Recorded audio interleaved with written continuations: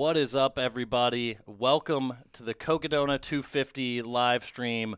I'm going to be your host, Matt Feldick. I'm joined by the great Vivian Camille Bobbitt, a.k.a. Viv, as she told me to call her. She's going to be my wonderful co-host for the next few hours. Viv, how are you doing? I am feeling fabulous. Pretty stoked for all the runners today. Thankful that I am not one of those runners today. I hear today is going to be a pretty toasty day, especially as the day carries on and the sun comes out even more. So happy to be here with you, chatting about the runners in the AC. Yeah, It's pretty nice. Sitting in the air-conditioned studio here is probably going to feel a little bit better than it is as the runners are moving along Prescott. There is a reroute this year because of the Crooks fire, which was actually on the course just south of Prescott. So the race is starting in Prescott this year as opposed to Black Canyon City. So in fairness, runners will get a little bit of reprieve from the Sufferfest that was the first 50K last year. But Right. I think that we're going to be in much better temperature conditions in the studio here. Yeah, for sure. And I understand that has cut, I could be wrong, but almost 15,000 feet of gain from that section. Yeah, it's definitely cut quite a bit of vert off of elevation gain off of the course. I'm not 100% sure on the exact number, but I think one of the bigger things that it cut off is just this long stretch being kind of exposed down still in the Sonoran Desert, right? Because in Prescott you're up closer to 5,000 feet, whereas the normal start would have been down closer to sea level, and it would be very hot. Yeah, absolutely. And so we are going to actually take a look at everything that's going on here at the start-finish line.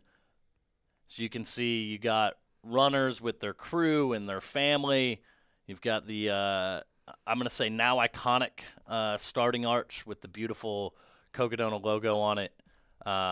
So people are starting to get ready for this, what's bound to be an epic adventure that's going to take, some folks a few days, some folks almost a week.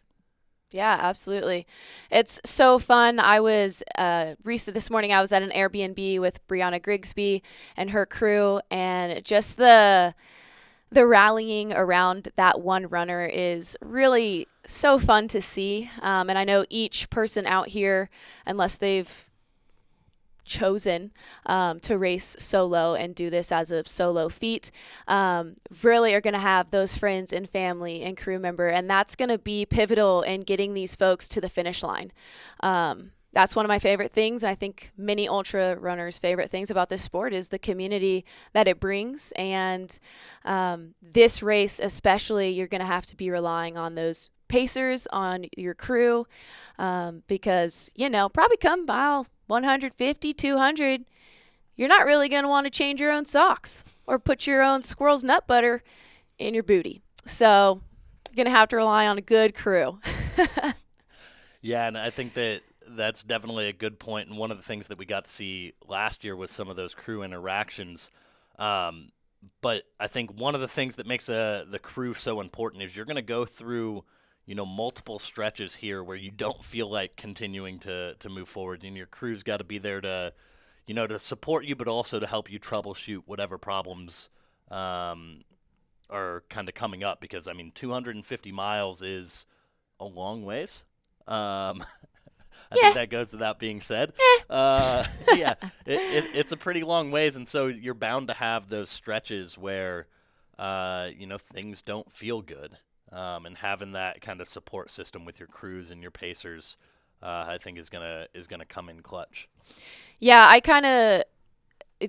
think the pacers and crew are your brain out there, especially when you start hallucinating or just you're super deprived of sugar or whatever it may be, and so they're going to be the ones that are making sure that you're getting enough fuel, and they're force feeding you and making sure you're drinking. And these folks are about to go live out on trail for the next couple of days. And so some things I didn't think about, but I realized are your medications that you have to take daily. Your crew's got to be on top of that. you know, making sure that you're showered and getting the salt off of you at the end of the day so you're not chafing extra on top of what you're already chafing. So they're really going to be your brain, I feel like, out there. And a lot of these folks, if they have a good crew, can just put one foot in front of the other and just truck along. I feel like that is what I look for when I choose my crew for any race. It's making sure that they're going to be thinking for me so I can just move forward. And that's really my only thought. Yeah, definitely. And we do have Jeff Garmeyer in the chat who's racing. When does the race start? So one of the interesting things is Jeff raced last year, finished, and didn't have a crew. Wow. And I think that was one of his maybe learnings, I would say, in the sense that he's coming back this year with a crew that I think is some of his family. So Jeff will actually hopefully be checking in with us from the course throughout the course of his adventure. But yeah, Jeff Garmeyer in the chat, just moments before embarking on what's bound to be this existential journey. Yeah. And we've talked a lot about crews, but absolutely this is something that can be done solo, and people have done it before, the Moab 240, things like that. It can certainly be done solo. You just have to be forward thinking on a lot of your drops, and you have to be your brain and your feet at that point, making sure that you're triaging yourself at all times and making sure everything's figured out. Yeah, I mean it comes down to preparation. Yeah. In a lot of ways, right? Is if you whether you're doing it with or without a crew, you have to be very prepared, but maybe in different kind of lanes. Absolutely. Yeah, I think that's the most exciting thing about this race to me, and what would draw me into this race. I am not super stoked about the 250 miles that I have to run, but I think I would be really excited to strategize on this race, because I think this race is really going to come down to who has a really great strategy and who sticks with that, or is able to go with the flow when the strategy or their plan doesn't go right. Because from what I understand in the interviews I've heard of from the previous runners, like, sleep is very important out here. And a lot of the women previously had said they should have slept the first night and didn't. And that would have helped actually shave off more time had they taken that time to just rest and stop, because down the road they were just too exhausted to run some of the very runnable parts. So it'll be interesting to see. Yeah. I'm really excited to watch my friends who have been planning and strategizing, to see them hopefully execute at least some of that plan. Yeah, and one of those being Aravaipa Racing Team member Brianna Grigsby, who this will be her first foray into this type of distance. She was fifth this year at Black Canyon 100K, so just missed out on a golden ticket there. She was also, I think, fifth at Bandera just the month prior as well. So she's another one of those people who it'll be really interesting to see how all of that fitness and everything translates as she moves up here. So Absolutely. Same with someone like Eric Sensman, who has won golden tickets at Black Canyon and has competed at Western States and things like that.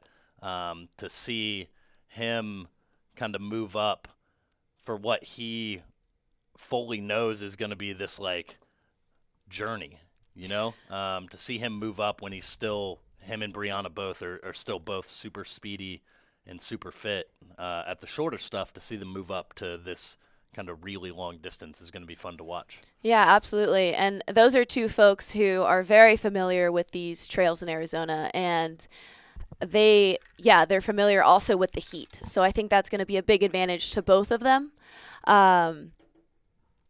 Though they might not have the wisdom of these longer races, I think they'll make up for that with their heat training and just their knowledge of these trails. Yeah, and I think that was something that we saw play out last year as well, especially on the men's side when Michael Versteeg ended up, kind of running away with the race late. I think a lot of that had to do with his knowledge of the trails. He's lives in Prescott. He's lived kind of all over the course here. He's run all of the trails, and he was another late entrant on the men's side to the race, signing up just, I think, 3 weeks ago Gotta love to that. come back and defend his crown. So we'll see if he toes the starting line, being such a late addition, and kind of see where his fitness is. But I do think that there's something to be said to having a little bit of course knowledge for a race like this, right? And races in Arizona kind of in general, because the elevation profile will say something, right? It will say one thing, but the course can run very differently just given the ruggedness of some of the terrain here. Yeah. And again, it comes down to strategy. And at least for me, being Arizona folk now, I'm very conscious of the sun and when it's going to be out, when it'll be the hottest, and when I'll be the most exposed on my runs. And so I think what's natural to Brianna to think about those things and think like, okay, well, I need to be past this section because I don't want to be running in the heat of the day, might not be so natural to those folks who aren't used to thinking of the sun and those sort of things. They'll be kind of forced to at this point. And again, that's all going to come down to kind of planning and then what happens out there. Sometimes you don't have a lot of control with that. But again, I think that'll just give her and those folks who do or have had the chance to heat train a little more advantage. But that is not to say those folks who are coming from Colorado, and really we have, a plethora of people from all over the nation, the world actually, I think. Yeah, Peter Ward just flew in from Antigua. Yeah. Which is cool. I think he may have been out here last year, was signed up and wasn't able to make it, one of those. But, yeah, we do have a bit of an international field this year, which is nice. And touching on how you said, giving some love to Colorado, Maggie Gutierrez last year, the ladies champion from Durango. So she didn't seem to mind all of the Arizona obstacles that were in front of her, and she likely just came very well prepared in addition to being, very fit. She probably had a really strong game plan. Yeah, absolutely. And Claire Gallagher is another prime example at Black Canyon. From Colorado, trains in Colorado, and it was a hot Black Canyon year. And she really didn't have much problem. Yeah, so no, she crushed it, and it was definitely a hot year out there this year as we got to witness, again, me being in the comfort of this beautiful studio air conditioning, got to witness all the carnage that was the Black Canyon 100K this year. And it looks like we may have Jamil at the finish line. I'm not sure if he is ready for us, but we are going to check in. Send it his way in just a second here. Hey, Jamil, can you hear us? I believe he's muted on his end, so once he might not be ready to check in with us, so we will bring it back to the start cam here for just a couple of minutes. And again, we are now 40 minutes away from the start of this race, and I think this actually is going to be a good time, since we were just talking about it a minute ago. We do have a little clip of Eric Sensman, courtesy of our own Dylan Harris, in partnership with the great folks at Discover Flagstaff. So let's go ahead and kind of listen to Eric and how he feels about training in what is, one of the nation's endurance meccas in Flagstaff, Arizona. My name is Eric Sensman. I'm an ultra runner based in Flagstaff, Arizona, and this is where I do the bulk of my training. Buffalo Park is iconic in Flagstaff for really people of all walks of life, not just runners. It's just a central place that allows you to access all these different trails and areas north of town. Buffalo Park's an iconic meeting point for runners and walkers and visitors alike. Because the trails are so accessible and so prevalent in Flagstaff, it makes it really easy to go for a run, be in the woods, get out of town, but be able to very quickly come back and finish in town and meet up with your friends, go to a brewery, get a beer. It just feels like the town has evolved to adapting to and welcoming in runners and outdoors people as it's grown.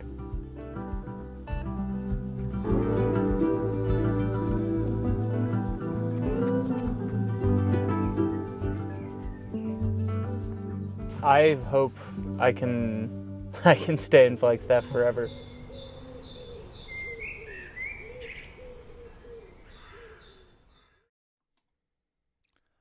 And there you heard about how much Eric Sensman, the Mensch himself, who was on the Black Canyon live stream commentary team, how much he loves training in Flagstaff. And I think that that's one of the really interesting things for Eric with a race like this is he's essentially going to be dropped off in Prescott and has to find his way home essentially via all these course markings. So There's some incentive. yeah, I think that was something that we actually thought about last year with Pete Mortimer, who I know was in the chat just a minute ago, was, a lot of these Flagstaff folks who are doing this race, it's like this unique journey for them, right? Because they're starting somewhere and their objective is basically to just traverse their way home by foot, which is, yeah, super, super interesting. Kind of poetic. Very cool. Now, is that Michael McKnight there? Yeah, and it looks like we do have Jamil's cam back up. Jamil, how are you doing, my friend?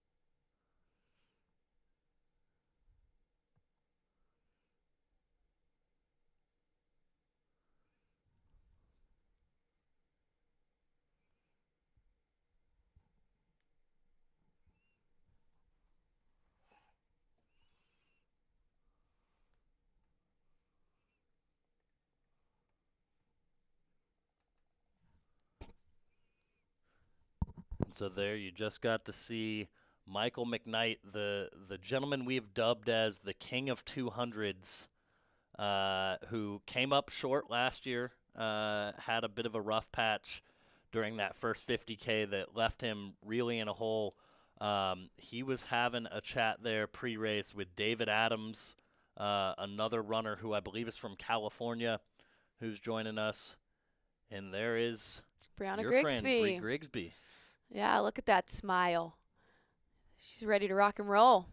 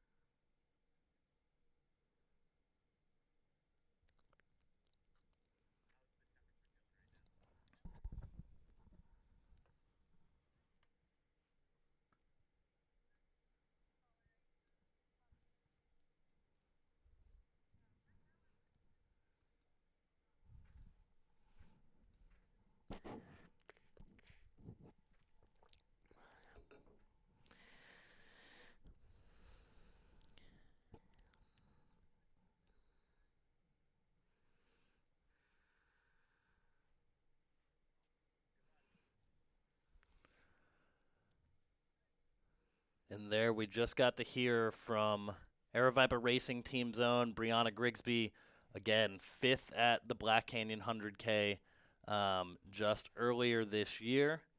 And there you got another look at all the happenings of the start-finish area here. Rock on.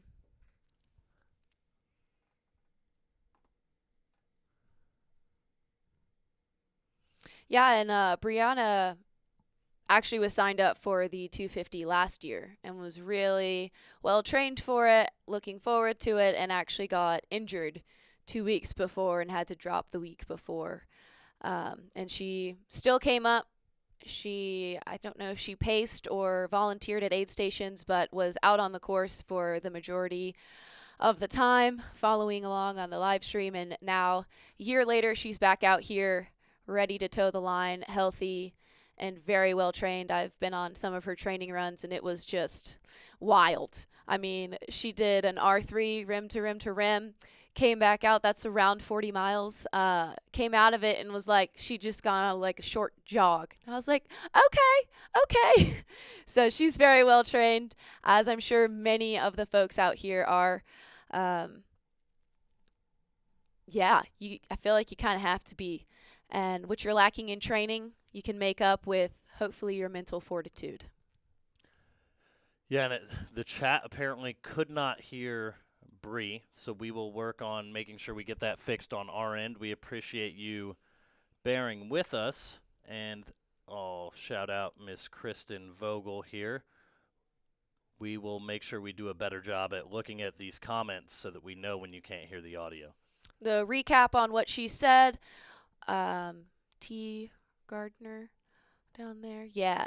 She basically just said she's really excited about the whole course. There's no part in particular she's looking forward to. Just she loves Arizona, thinks it's a beautiful state, and looks forward to seeing it. She's curious about this distance since it will be her first time. And she said one more thing that I thought was notable. She's from Tucson, so it was cold.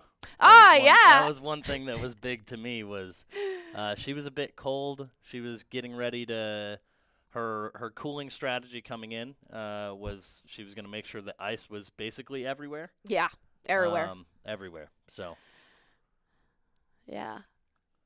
Yeah, my husband said, "Do guys have like a equivalent to the sports bra? Because I feel like that would be a really nice thing for guys too, to put the ice in their chests. But you don't wear a sports bra, so you kind of lose that. Yeah. So the women kind of have an advantage there. Yeah, that's true. I've never thought of that. He's a smart cookie, I tell you what. Yeah. That one. And so again, we are just over 30 minutes away from the start of the second running of the Cocodona 250. Again, for anyone who is just tuning in, this will be an alternate route this year due to the Crooks fire down on the Senator Highway. So the runners will be starting in Prescott. They will be venturing on a loop on the Prescott Circle Trail. That is a trail that kind of encapsulates or encircles the city of Prescott. There will be one out and back section out to Skull Valley before they then make their way back to Whiskey Row at about mile 61. So last year, Whiskey Row was at about mile 81, I believe. This year, it'll be about 20 miles sooner. And then they take an alternate route, I believe, to Fain Ranch as well. So they'll get to Fain Ranch a little bit sooner, but they will make up a lot of those miles later on in the course, so we are still looking at just over 250 miles this year. Well, thank goodness. Nobody wants to be gypped of their 250 miles. Yeah, it just wouldn't be the same if it was, 249.6 miles. You'd see a lot of runners in the parking lot doing loops. Well, we'd have to redo the race shirts probably. Yeah. Couldn't be the Cocodona 250 It'd be an absolute anymore. disaster. And congrats to Aravaipa for being able to reroute that, as well as Whiskey Basin. Yeah. I mean, having back-to-back races basically in the same area as there's a fire going on and being able to safely put on those events has been it took a small army to make it happen, but I can only imagine. we're obviously super grateful to be able to host these events, and obviously first and foremost our thoughts and our hearts go out to all those impacted by both the fire down near Prescott, but also the tunnel fire up near Flagstaff as well, which was a bit away from the course, so it had no impact on the course up near Flag. But that's the most important thing with situations like this, and putting on races kind of comes secondary to that, and we're just grateful that we're able to safely still showcase some of the beauty of Arizona this weekend. Absolutely. Well done. I'm seeing in the comments there is such a thing as a man bra. The term It's a brassiere, right? manzier. Oh, manzier. Manzier. That's right. I messed up Manzier. the Seinfeld reference. Somebody's KP Kelly sports bro. That's a good one. You could sell that. I think you could really market and sell that one. Yeah, there's so many things you could do with that, I guess, right? Gotta love that boob ice. Nothing like it. But the science really is there on that one as far as really keeping mostly your head cooled down.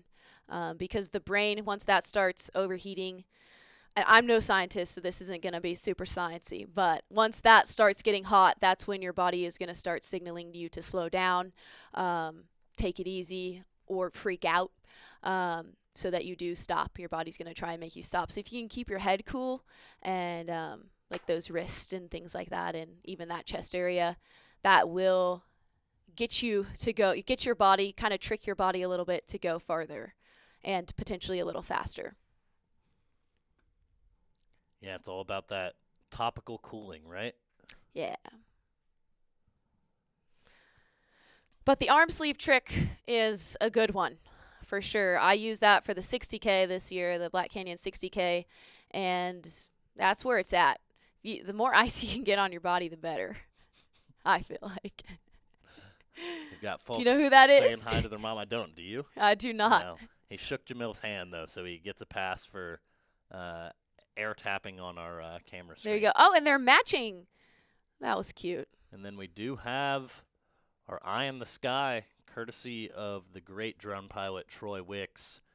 And so this is just a little bit up the road from the start area, but these are kind of the views that folks will be getting, as they start this race. So Prescott kind of sits down in a bit of a valley. So if we think of the old course, runners would start in Black Canyon City on kind of the northern edge of the Sonoran Desert there. They would climb up into the Bradshaw Mountains to Crown King before dropping down into kind of Prescott and the Prescott Valley area. And so you kind of see this expansive valley floor here with views of, I believe those are shots of probably the Black Mountains off in the distance. And then if the drone were turned 180-ish degrees, you would get a view of the beautiful Bradshaw Mountains. So hopefully we will be able to bring you all some of these amazing views that the runners will be experiencing throughout the course of the, I want to say day, but it's about next 5 days. 5 days and 2 hours. Is that correct? The cutoff? It's 5 Yeah. days, 2 hours. Yep. Yeah. So the final cutoff this year, because we have a 10 a.m. start versus a 5 a.m. start, the course is a little bit different. It's going to probably run a little bit quicker. The final cutoff is at noon on Saturday. Runners have till then to make it to the heart of downtown Flagstaff at Heritage Square. That sounds like a lot of time, but the ground they have to cover to get there is going to be no easy feat. And I think some folks will probably need every bit of that 5 days and 2 hours. And then that lead pack, what is the estimation on the first men and women coming in? About 3 days? Seven, The first men 70 hours for women? are projected to finish Wednesday night. Okay. Let me look at my little sheet here. And the first women are likely going to be finishing in the kind of early Thursday. So probably around 72-ish hours, I think, is what we have them projected. Okay. Again, at this point, especially on a new course, those are definitely just guesses. Yeah. It could be it could be anything, right? Like the women could run quite a bit faster.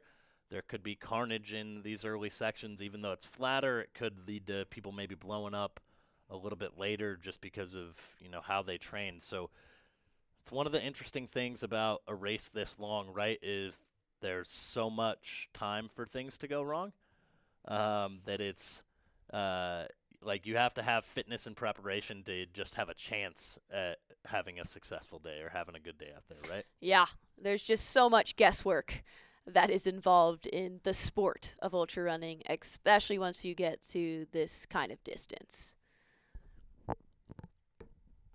I mean, even in a 50K, things can go wrong, but at least, you're not supposed to be out for 5 days. But, in 5 days, the flip side of that is because there's a lot that could go wrong in 5 days, but you also have a lot of time to recover. And the margins get a bit bigger when you're out for this long. So if you do make mistakes, you have time to fix them, catch up, maybe sleep at 2 hours, and get revived. Yeah, definitely. I mean, that's the interesting thing, right? Is things can definitely go wrong in shorter distance ultras, right? But if something goes wrong in a 50K, typically you just have a few hours to suffer through it, right? Whereas if something goes wrong at the 50-mile mark of a 250-mile race, you have to fix the problem, keep moving forward, and you're probably going to have something else happen again later, and you've got to get through these it's a race of peaks and valleys. Right? Absolutely. And they tend to just last a lot longer. Well, and they're also going to compound. So if you are negligent with your feet on the first day, and you get blisters the first day, well, guess what? Choices have consequences, and you're going to be dealing with those for the next 4 days. And those are not going to get better, generally speaking. Maybe you have superpowers or some special something or other, but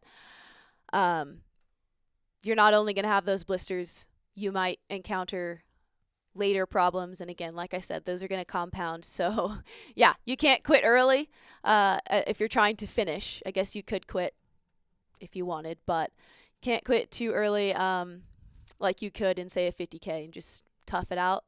You're going to be stuck with those consequences for quite some time.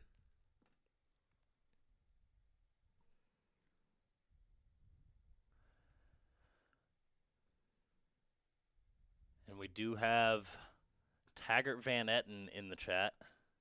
My, I want to say good friend. I don't even know if we've met in person, but Taggart went to the same university as I did, Eastern Illinois University, greatest academic institution in the country. And so huge shout out to Taggart, who is on a bit of a streak of not finishing trail races currently, but hopefully once Taggart realizes that the trails are where he needs to be, hopefully he'll come back and finish some 100-milers in the future. But he made the comment of 250-mile race, he'd probably DNF at mile 70.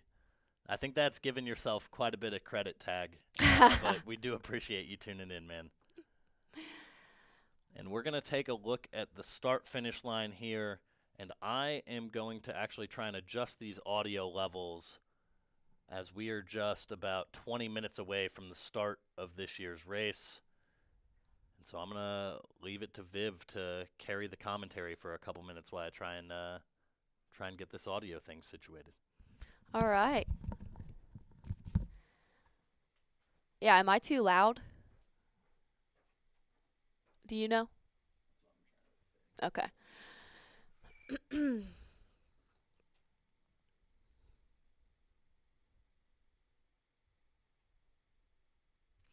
I just really can't imagine what's going through the runner's mind right now. After all the preparation and all the planning and packing and just getting things ready, purchasing things to make sure you have enough goo and tailwind and what have you, whatever nutrition you're using, to finally be here at the start line and with 20 minutes to go. I'm just not so sure what would be on my mind other than holy smokes, this is happening. Can we start? But I think for a lot of people, this is more than just a race. I don't like the word journey so much, but it certainly is an adventure and something that's going to be life-changing in the sense. I heard a saying, I don't know where it comes from. Not sure if it's accurate in the ultra running world, but somebody told me in 100K, you talk to God.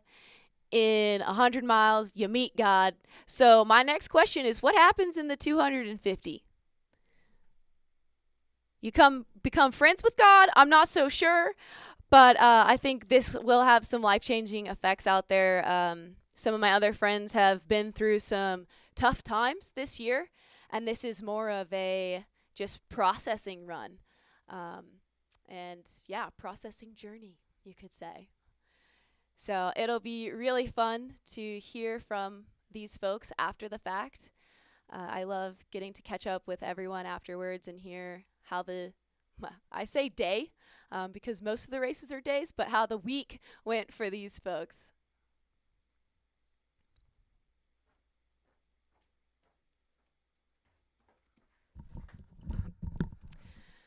All right, and I changed a few settings on our end here.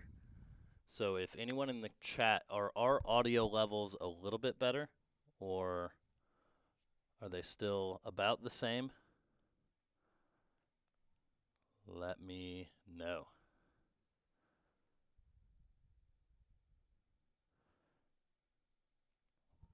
Lindsay McDonald in the chat says you die and are reborn. Okay, all right. Some people are saying you become God. Some people are saying you become God. Yeah.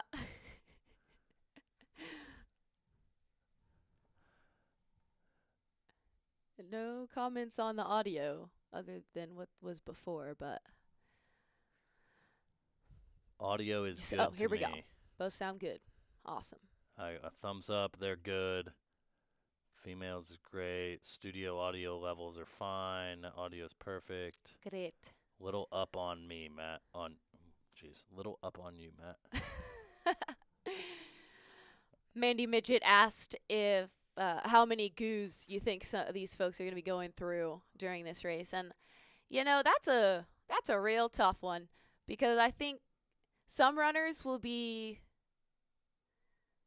using a lot of gels and goo and liquid nutrition, while others will be doing potatoes and ramen and more real food. So that's a hard thing to say, but watching Brianna get prepped, I mean, she's got some tubs of goo, tubs of liquid nutrition. I think you're going to be dropping some coin on what you're consuming out there. Yeah, well, you probably need a little bit of everything, Yeah. right? Just in preparation for like what you're going to feel like taking at various points, right? Yeah. Because you're going to be out there for so long. And that's something you've got to have the forethought on as far as prepping, but it's hard to say what you're going to want at mile 175. So you just have to have everything.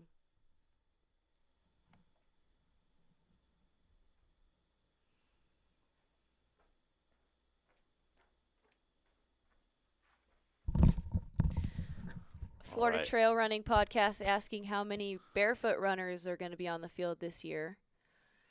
I do not know how to quantify that, but I will just say good luck to y'all folks running barefoot. This is the desert. The cholla are not kind. I did see some folks out at the expo yesterday who were barefoot. So I mean, more power to them. That's awesome. I just know that I have run in Hokas and been stabbed through the Hokas. And that to me that's like the high heel of running shoe. So if it can make it through a Hoka, yeah. Those spikes are no joke. But I feel like if you're running barefoot, then you have to have pretty good luck on your side. yeah, and let's see, we do have some questions coming in the chat. Is it all gnarly hydration at the aid stations? So Gnarly will be providing their Fuel 2.0 at our aid stations. There is also our good friends at Runner's Coffee who will be having coffee at the Whiskey Row aid station.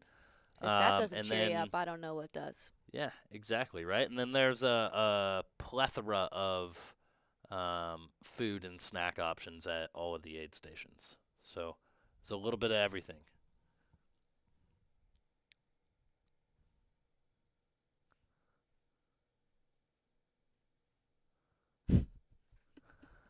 So many good questions in the chat. And we got to give a shout out to Margaret DeHess of the Rim Runners, integral partners for the Mogi and Monster 100 miler, which will be happening this fall in September. So got to see Margaret a few days ago and excited to have her out on course running there. And it looks like we have Jamil with our trusty race director. Nope, and that is gone, so we're going to go back there. That feed cut out. I believe Jamil was going to check in with race director Steve, but unfortunately that feed cut out there, so we'll see if we can get that back live. And here is a great question. What's the fueling strategy for the commentary team? So Yeah. what is your fueling strategy here, Viv? Eat when I'm hungry. Don't eat when I'm not. Drink when I'm thirsty. Pretty straightforward. I love it. I love that you have a dialed-in strategy. I'm over here just trying to make sure I eat today and make sure I drink something other than coffee today. Yeah, I probably need to lay off on the coffee at some point and switch over to water. But we have not reached that point. Oh. I'll let you know. People are asking about the front runners this year. Michael Versteeg, as we mentioned, we've got Michael McKnight, so Michael's squared again out there. I think I think this is a great time to get into that. I think on both sides the fields are incredibly loaded again because I think the fields were really strong last year. Obviously, Michael Versteeg, like you said, the defending champion. Michael McKnight, the king of 200s, who had a tough go last year in the heat, coming down with rhabdo. And then one person who I think hasn't been talked about enough is Joe McConaughey, the string bean himself. So he has held multiple through hiking FKT records, including the Arizona Trail. And he's also like a 14.0 100 miler at Javelina. Wow. And so he can run really fast, and he has this experience at these super epic, multi-day adventure type things, which I think is really cool. So he would be someone on the men's side to look out for as well. On the women's side, who are you thinking? Who do you like in this race on the ladies' side? Well, obviously, I'm biased to my friend Brianna Grigsby because I've been training with her, and here she is. I believe in that bucket hat. It could also be Annie Hughes because Annie Hughes will probably be wearing her bucket hat as well. Those are two of the women that I think will be vying for a top position. Yeah, I mean, I think Annie Hughes is interesting because she has had some pretty good success at 200 plus mile races, right? Absolutely. But she's coming down from Colorado to the hot desert. And So, Leadville has been pretty cold this year. yep. She does have that altitude training to her advantage, probably. That's I always call Colorado folks cheaters, though they're not. But like, yeah, I have such an advantage. Um, but yeah, I think she is also a little concerned about the heat. But with Maggie last year, she crushed it, and so it's anyone's game out there for sure. Another really strong runner is Kylie Aldaz. She hasn't been mentioned, and I'd say maybe she's a dark horse runner, but she has also had some really solid training runs and put in a very strong block of training. And so I think, if things go right for her over the next few days, we could see her certainly in the top 10 and maybe even higher up there. Um, Yeah, I think a couple others to point out. Sarah Ostaszewski, yeah. who ran last year, has now moved to Flagstaff, Arizona. She won the Muggy and Monster 100 miler and absolutely crushed it. And she's been out on the course. She's gotten a lot of heat training in. So I think she would be another person to watch out for. And then Jody Seminel, I believe, who also raced last year. And she had, I feel like she had a pretty strong, a really strong race. Um, yeah, she finished ninth last year. So Awesome. she was the ninth female last year. So she's back. Um, yeah, and so it'll be, I think there's just a lot of really strong ladies out there, which is always fun to see. And it's going to be fun to kind of follow along and watch. Most definitely.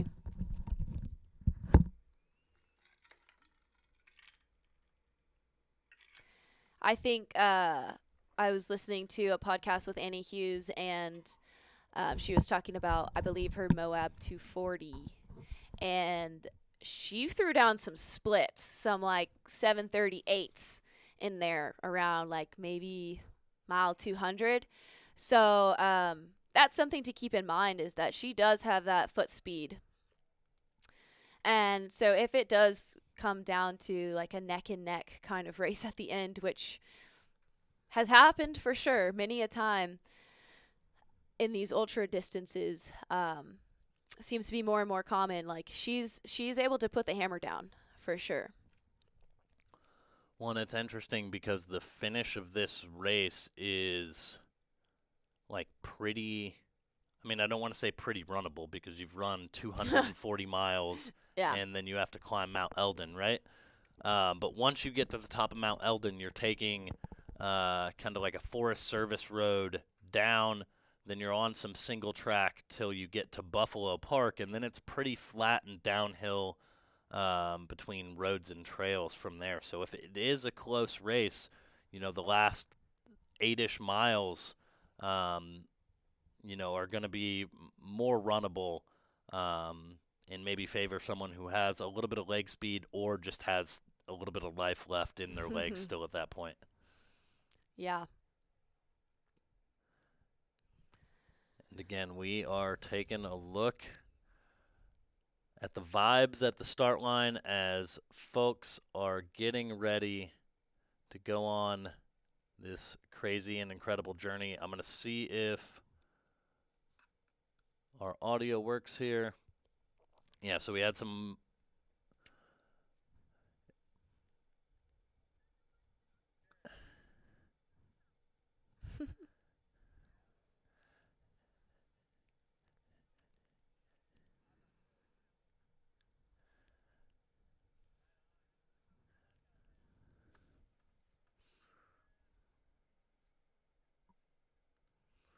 and while we are looking at this, I'm going to see if I can fix the audio stuff here.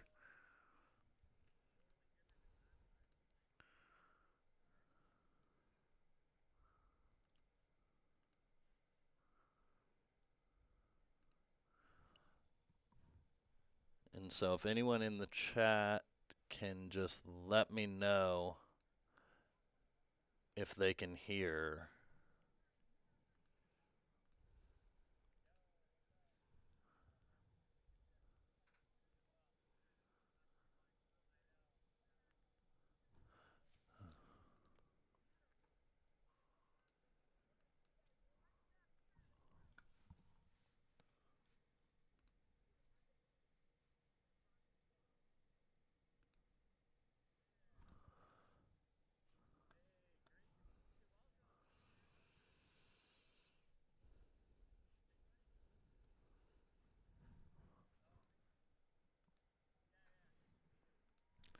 Yeah, and I know you guys can't hear Jamil's audio. I am trying to see if I can fix that on our end here.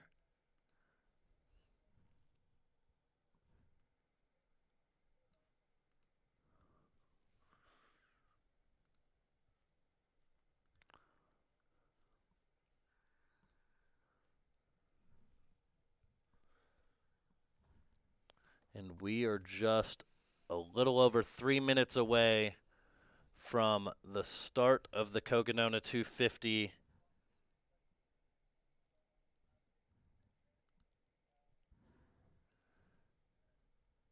And everyone in the chat, we are currently working on the start line sound. We appreciate you bearing with us here.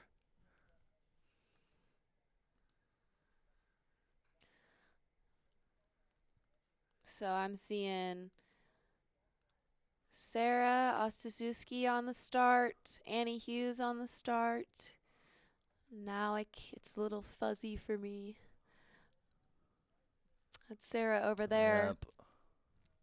Everybody's getting their watches ready. Is that Annie right there? There's Yeah. Annie.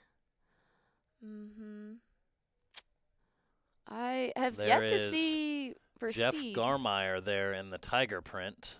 Okay. The classic tiger print. There he is. The legend himself. Another Arizona Trail FKT record holder.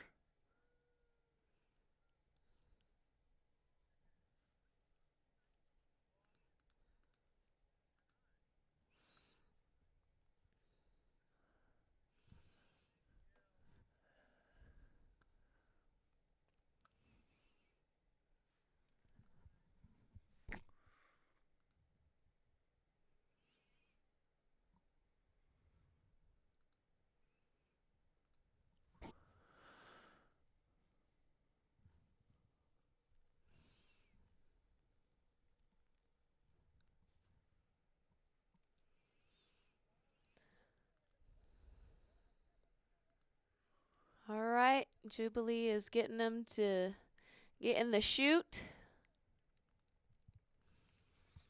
Lining them up. 1 minute to the start.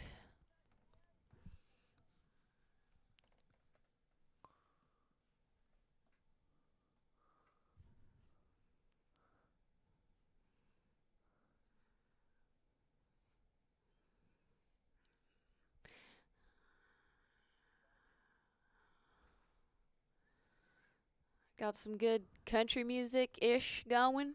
Some good trail music, I'd say. I should.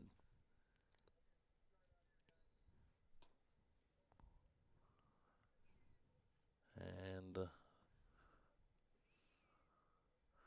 let's see if we can switch.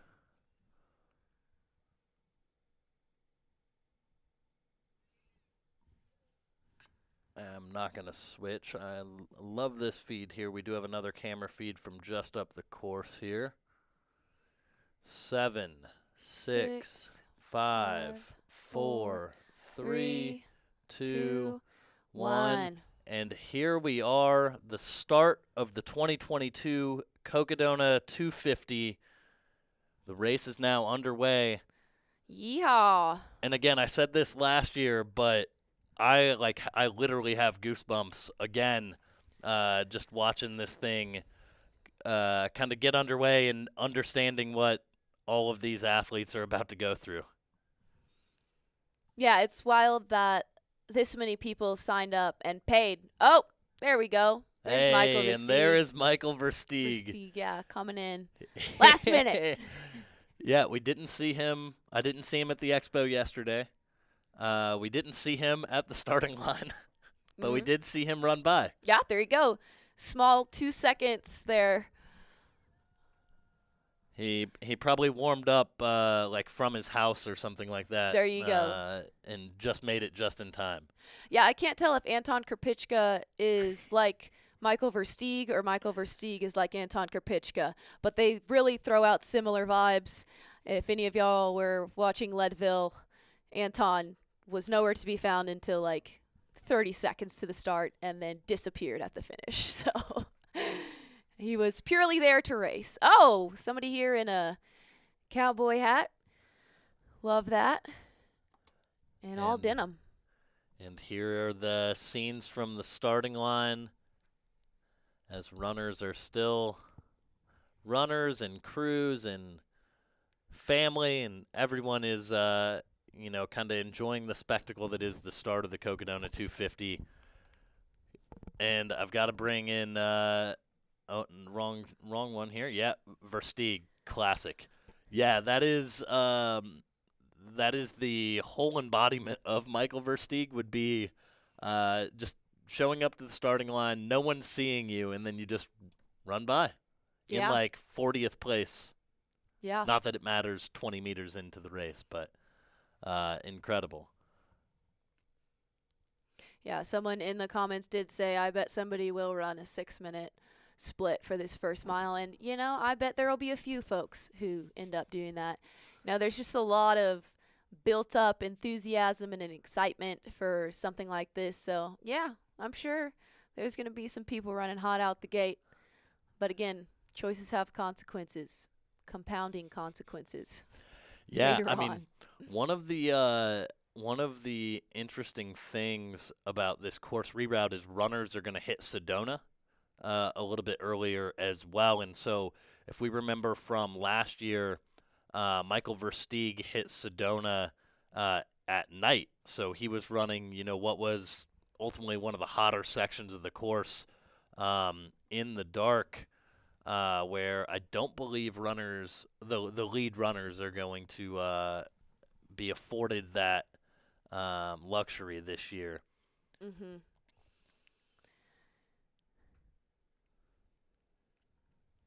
And so we are taking a look overhead. The Running University in the chat. Will any of us get any work done this week?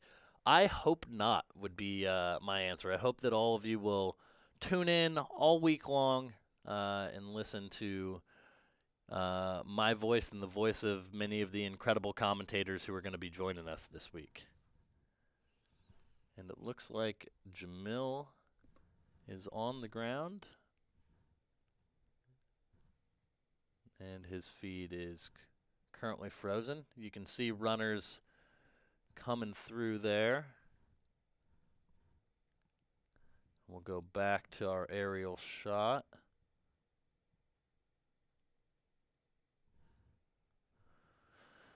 Yeah, it's always funny watching these starts, all this build up and like excitement, and then you have folks like walking off the start line. And that's just the nature of ultra running, I feel like. A lot of those folks who are walking these climbs right now, you might see later on at the front of the pack. I think And that's do have a bit of a follow cam here, courtesy of the great Bryce Brooks, marketing and outreach coordinator here at Aravaipa. So huge shout out to Bryce here. And is he running? Is he with Bree? yeah. Yep. That's Brianna right there. And Bryce will actually be a part of Brianna's crew and pacing team, I believe. So he's helping us film. Then he's gonna, help crew, help pace. Then hopefully he'll hop back on and help us film some more stuff. There you go. So huge shout out to him. Yeah, shout out to everybody who's making the live stream happen today and every day moving forward. It's, again, not easy to coordinate all of this, and y'all have done such a fantastic job with so many of the races of getting the media out there, and I think it's much appreciated by the viewers. I know I sure love going back even and watching a lot of these. Yeah, and I guess in a sense, our journey has now just begun as well. Oh man, You know? get the goose out. Tailwind. We need to start hydrating. Yeah. Well, shout out to my former co-host, who I know everyone misses dearly, Rob Ricardo, who was on last year's live stream and basically just fueled as if he were running and ate basically nothing but goose for 3 days. So, and let's see, we're probably going to lose it through the tunnel here. So let's go back to our drone shot here. The Iron Eagle.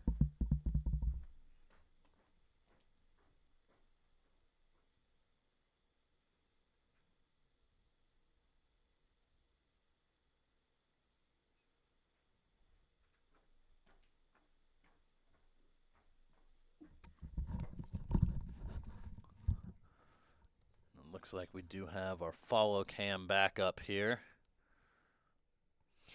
So, Matt, do you know final count how many folks are running today? That's what I was going. I don't know how many started. Okay. But as of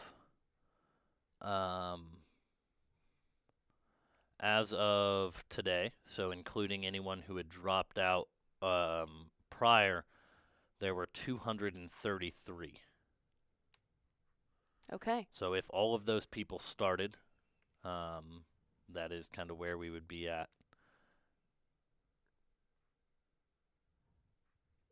Which is quite a bit more, I believe, than last year.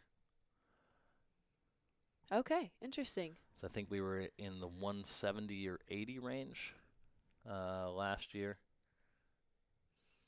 Well, it seems like it is gaining traction, and with the media coverage and things like that, I think there's a lot more interest in these kind of distances, and the beautiful videos that Dylan has put out also just kind of hype people up and inspire folks to try something like this.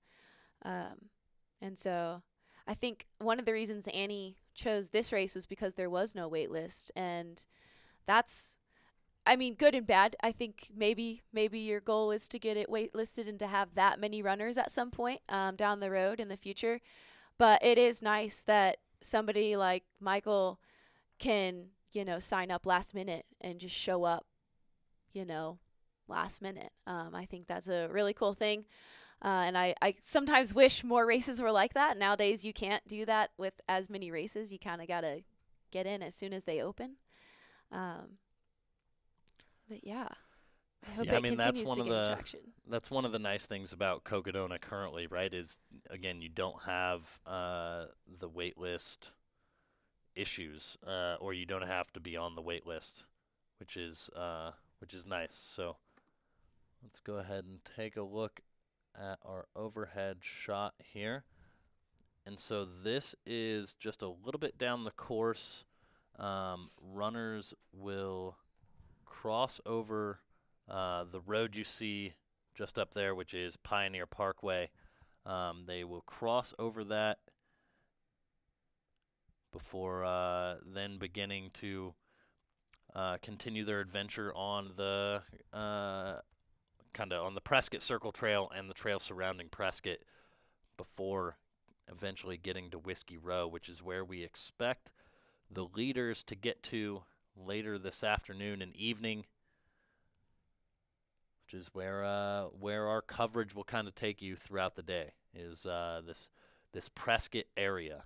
So we started at a park just outside Prescott, and our stream later this evening, our day will conclude in downtown Prescott at the iconic Whiskey Row.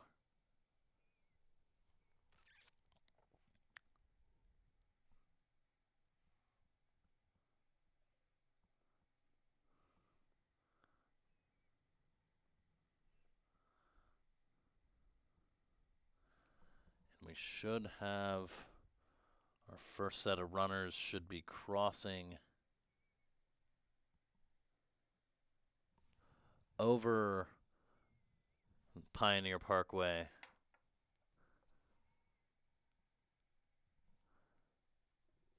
Let's go ahead and check in on the Bryce cam.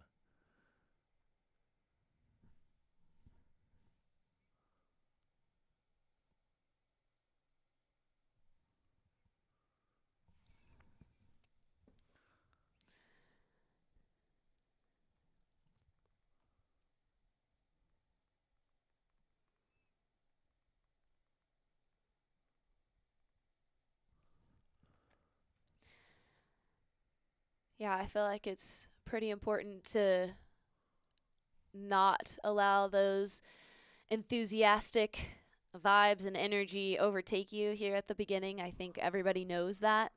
But the folks who can take action on that and chill out, I think will reap the harvest later on down the road.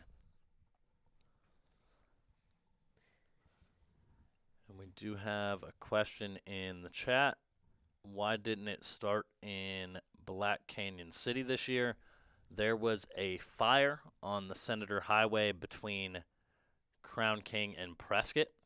And so there was a big portion of the forest that was closed, and including the Senator Highway, which is actually on the course. So we had to reroute due to the fire, and the alternate route started in Prescott here, so that we could avoid the fire areas.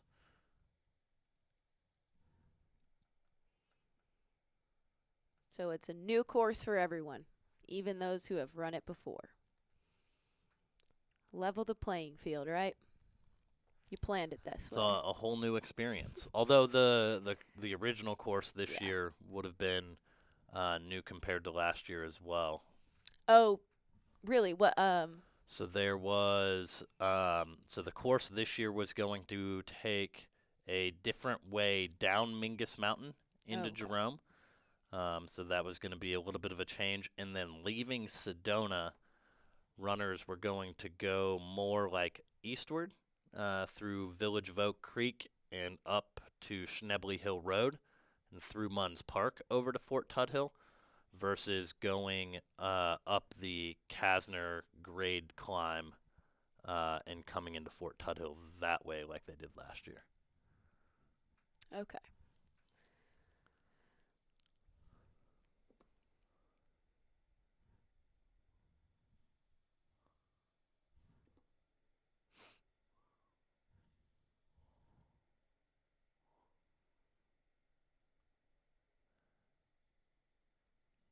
So it looks like our drone is still looking for the leaders here.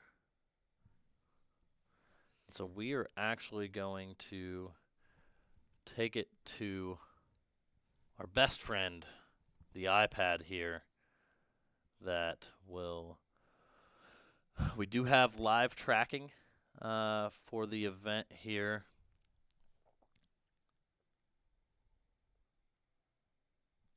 Oh, I think the drone Oh, may and it have looks like found the the drone leaders. found the leaders. Here, as the footage gets a bit choppy here.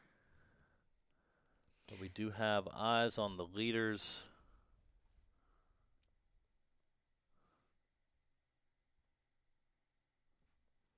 Nice And little there's a nice little group. pace line going there.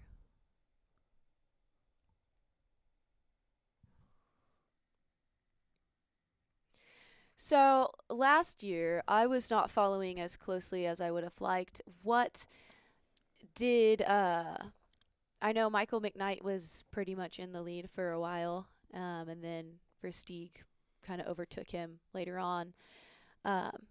Is that how you think this will go? The leaders will start out leading and finish leading, or what are your thoughts there? I would. That's a good question. I don't know. I think on the old course or the original course, I would have said that I think people who are maybe a little bit more conservative early on would probably be setting themselves up a little bit better for success. But with this new course, I think that it's possible that you're able to kind of run from the front a little bit more. And we'll pull it back to the iPad to see if that feed cleans up. And so again, we had a kind of conga line of runners here, and you can see just how close most of those runners are. Again, these exact locations may not be 100%, as it will depend on when your spot tracker kind of pings the satellite a little bit more. But we do have eyes on runners right here as we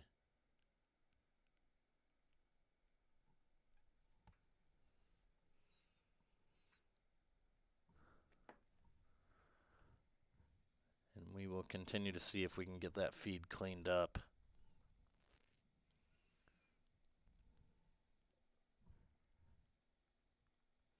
Yeah, it is hard to tell who is in that lead pack. From what I can tell, it looks like a lot of guys.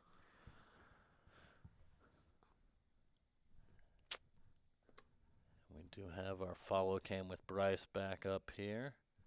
Very nice.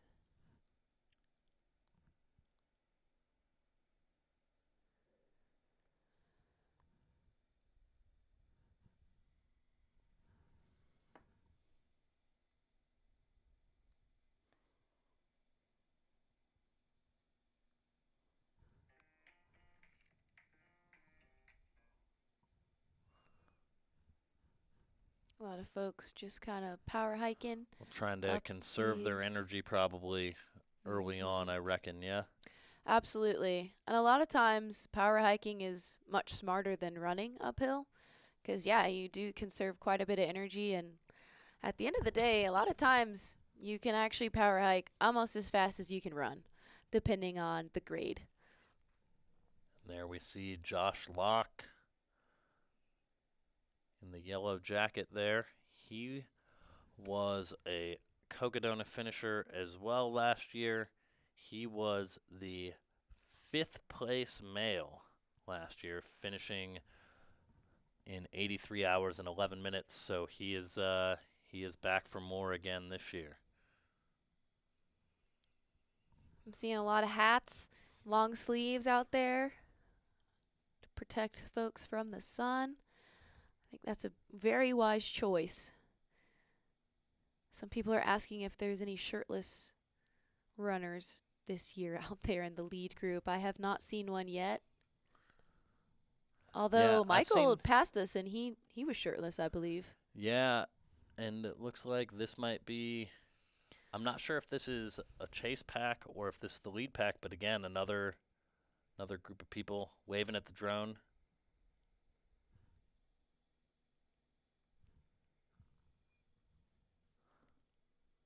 And so again, it will take just a little bit for this tracking system to kind of update there. So we will check in on that from time to time, especially as some of our feeds cut out early on in the race.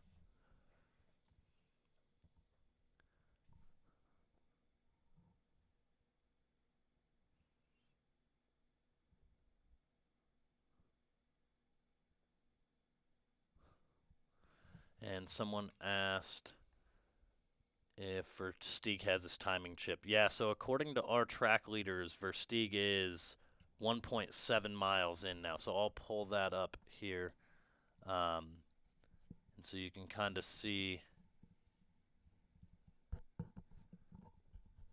that he has moved along the course. So his GPS tracker just hadn't pinged very frequently. So yeah, he is moving forward.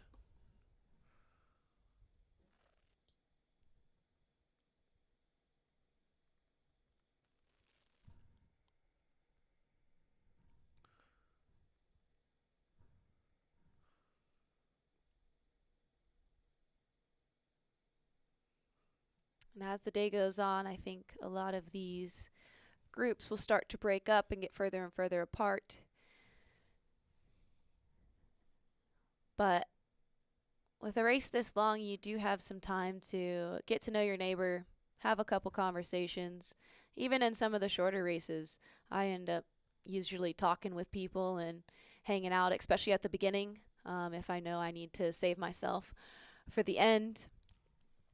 It's nice to have some conversation out there, especially if you're going to be out there for a couple days, to break up some of the just monotony. Yeah, I mean, I think there's definitely going to be plenty of time to make new friends, I imagine, on a multi-day adventure that is the Cocodona 250. Absolutely. My mom has done a couple of these, and every time, without fail, she finishes and she's like, meet my new group of friends. It's not just one. It's like, and this person I'm going to go to Costa Rica with. And then I'm over here. We're going to go visit her in Germany. And it's always hilarious to meet all the folks she meets out on trail and becomes best friends with. I think that is what connects a lot of the running community is our runs together. Because a lot of time you maybe not skip out, but you jump forward, and you kind of quickly get through the small talk and get into real conversation because you're out for so long. And so that's, I think, what bonds a lot of us together is just those training runs and even racing runs where you meet new people. Because you're suffering together, and that brings people together.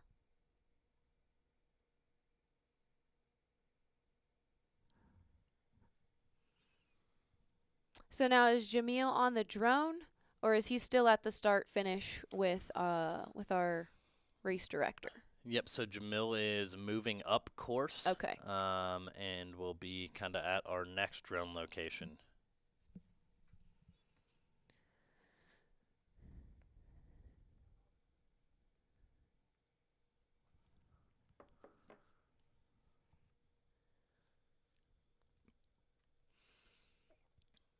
These runners are moving pretty swiftly, in my opinion, especially knowing what they have ahead. But I think a lot of them are going to be covering ground as quickly as they can on the sections that are runnable, so that when they do come to Mount Eldon and some of the bigger climbs, their pace will average out. I think Maggie last year, her average pace was around 18-minute miles.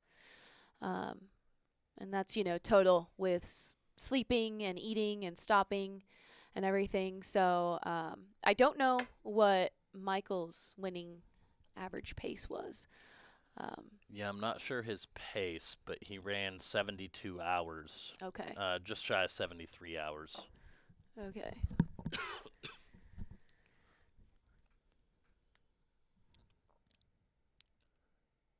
We believe this is our race leader here.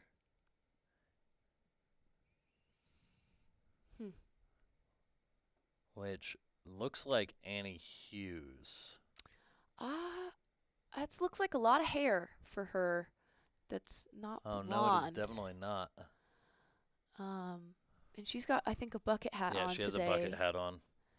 I'm not. That was definitely not. Maybe it's Sarah. Could have been. Could be Sarah. She had maybe a visor on.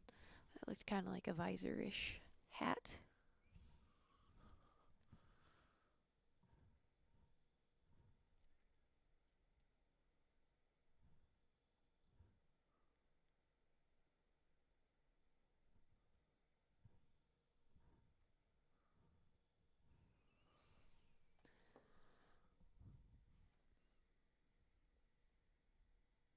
I think even though this is a 250-mile race, every minute does still count. And I think a lot of people can get bogged down in those aid stations and spend too long in there, which one, you might get stove up from sitting too long or what have you. And I do understand that at some point these runners are probably going to have to sleep. But if I were to race this, I would definitely be thinking and keeping on the forefront of my mind that the clock is running, and to get in and out of the aid stations as methodically, but also as quickly as possible.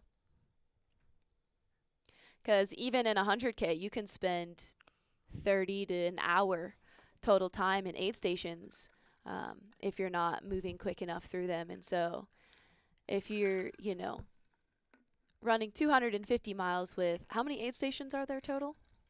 A lot.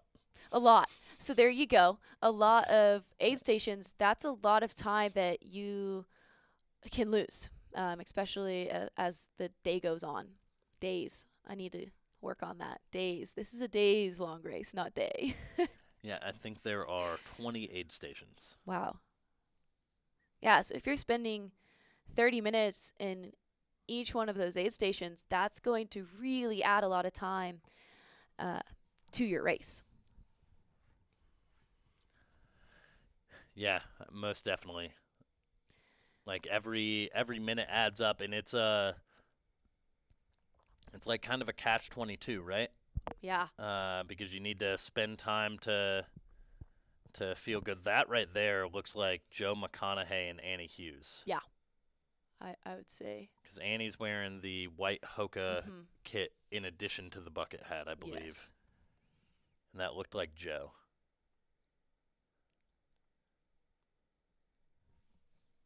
And so that could be our leaders. That looks like that could be kind of our lead group right there. Yeah. So that looked like that might have girl. been Sarah Ostaszewski. And then Joe. And then that looks like Annie Hughes. Because Sarah Ostaszewski's tracker hasn't pinged yet. Okay. And so it's showing her has moved 0 feet. Okay. So that's, I think, maybe why it's showing Annie and Joe in the top 2.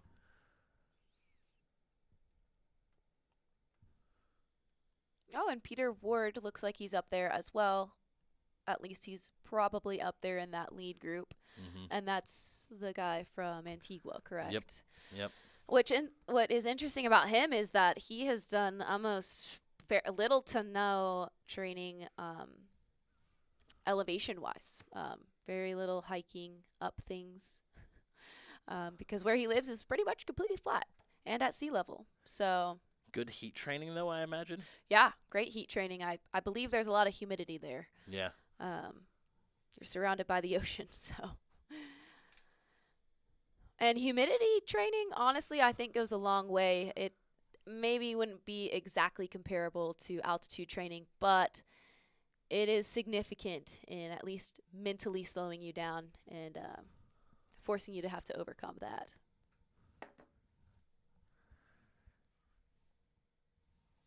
Yeah, for sure. And I want to say that he came out last year or was signed up and couldn't make it. But it's good to have him. Good to have him back. Yeah. It's just fun that there is an international showing for this, and not to mention just the runners, but I know a lot of the crew members who are out here are from all over the place as well. Some folks from Hawaii, which though that's not international, it's still a long way to travel to Arizona to crew somebody. So it's very neat to just have that showing, and to see just the commitment of everyone to their runners, to see the running community come together and support the runners out there today.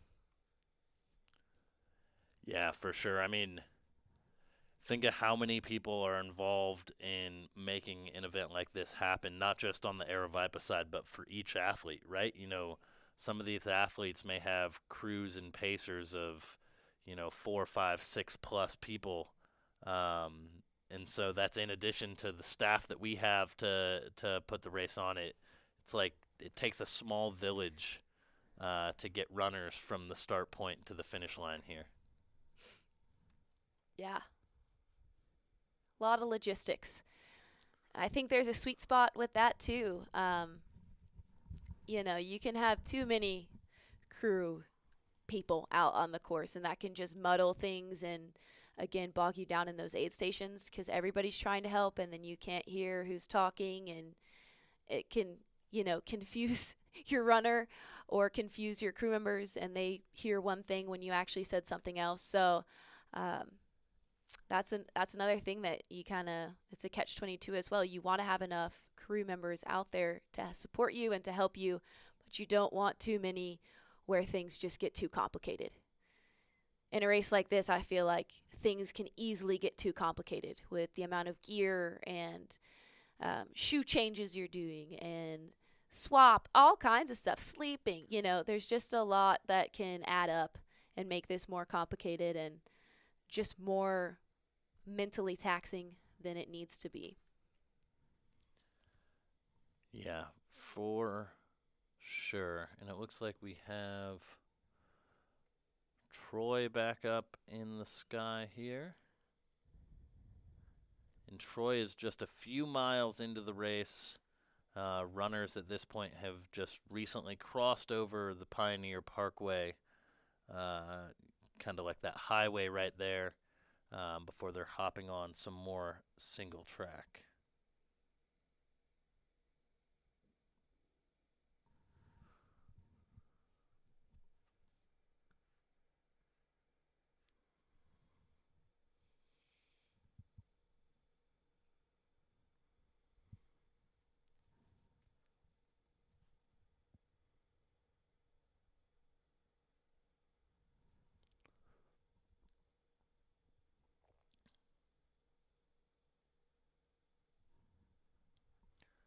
And Dave Smith in the chat. Humidity is a different beast than altitude. They're both challenging, but can't be compared to each other.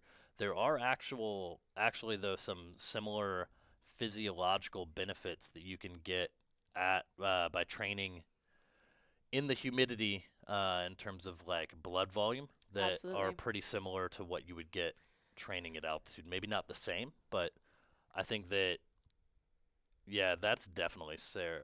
I don't want to say definitely because I couldn't really see. That looked like Sarah Ostaszewski. Yeah, definitely maybe. Yeah, there have been studies that have compared them, and though they're not probably equivalent, I know that it is an alternative to altitude training, heat training or humidity training.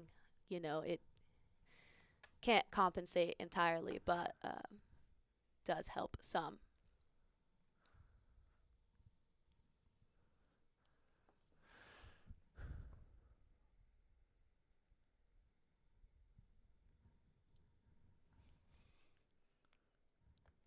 All right, some more people coming through. That might be a bucket hat. Another bucket hat. That's a bucket hat or bucket. A straw hat. That's a big hat. It's a big one. I think there was 2 more men coming through. Here we're getting...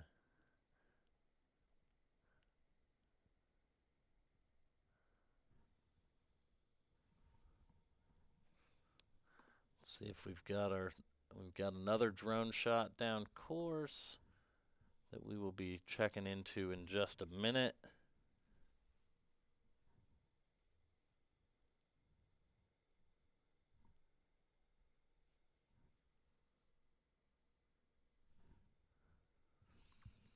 I'm loving our Florida Trail Running podcast and Clint, who appears to be a Texas native, commenting about the humidity. I myself grew up in Houston, Texas, so I do know all about the humidity. And I'd just say it is much easier to run at altitude and or in Arizona here with this kind of heat. I would choose that any day of the week over humidity. But that's my preference. That is certainly not everyone's, and there have been no scientific studies done on me in that regard. Someone was asking about the new elevation change, and I'm actively trying to find that for you. So I will get that in just a minute.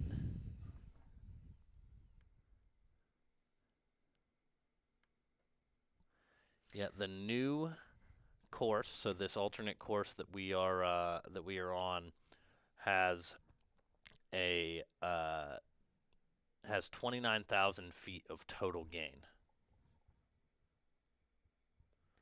And how does that compare? Yeah, I think it was originally 45, I thought it 42. was 35 Oh, okay. or 30. I want to say it's about a 10,000 foot difference. Okay.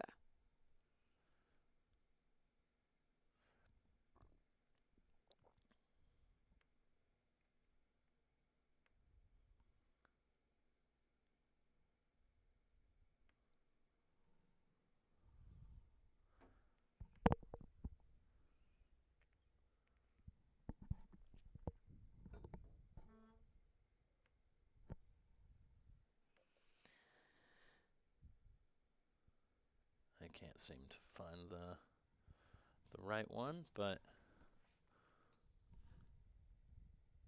Yeah, I think at least in a lot of the race briefings, a lot of the runners were concerned about that first 50K and the climbing and the exposure that's involved in that. And I think some of the veterans from last year had said that day was one of the toughest, that and the Sedona day. That was really warm last year. it And looks like we've got, sorry to interrupt, oh, looks no, like go we for do have our leaders here as well. So it does look like those three have bunched up now it. Okay. as our Lead pack. drone feed cuts out, so we'll go back to the middle of the pack there.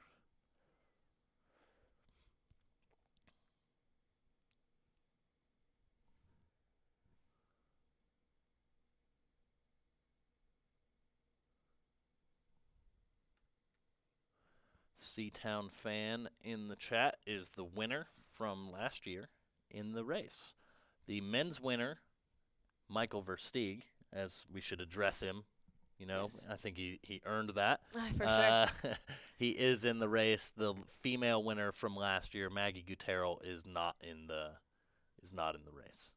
So hopefully Maggie at some point will be sitting at home on her couch in Durango, drinking a Topo Chico while she watches the live stream. Absolutely. And it does look like we got the drone on the lead pack back up here.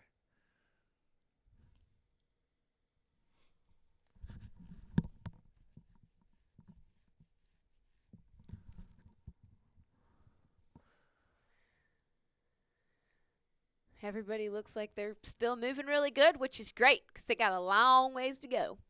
If you're not moving good here, bless your heart. Yeah.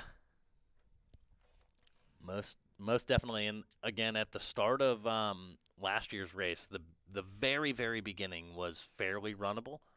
They hop on the Black Canyon Trail for a little bit. But it was after about 10 or 11 miles that it started to get really gnarly. And so I think this year you're going to have like just a much longer section of pretty runnable terrain as you're on like the Prescott Circle Trail and the kind of the trail surrounding the city of Prescott there. And so I believe, runners are going to cross this road here, and I believe we're going to be graced with a little follow cam action from Jamil on the other side. So, and again, while these places and these trails are on the outskirts of the city of Prescott, Prescott itself is pretty remote, I guess would be a good way to put it. It's a good 45-minute drive off the interstate, kind of deep in this valley. So some of the service can be a little spotty still, just because of where we're at.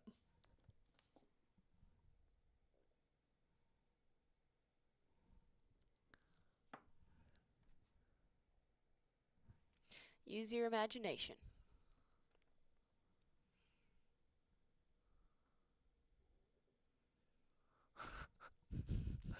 John in the chat, only 79.6 more 5Ks to go.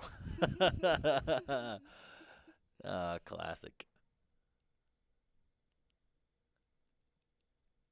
And we're we're going to send it to the jam cam here. Oh, and that's Jason Koop with Sarah Ostaszewski and Annie Hughes.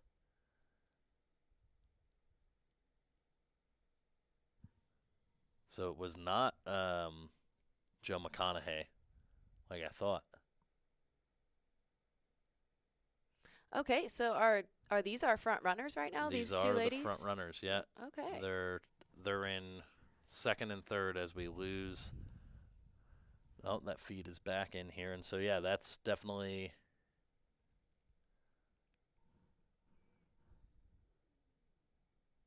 Yeah, that's definitely Jason Koop, Sarah O. There you see race director Steve in the yellow shirt.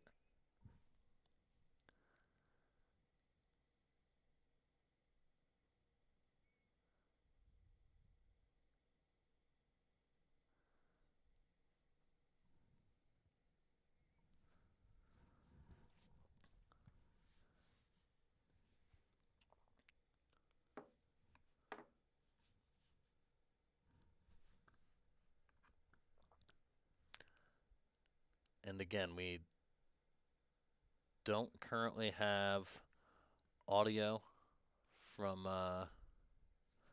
the field. However, I am still actively trying to fix that.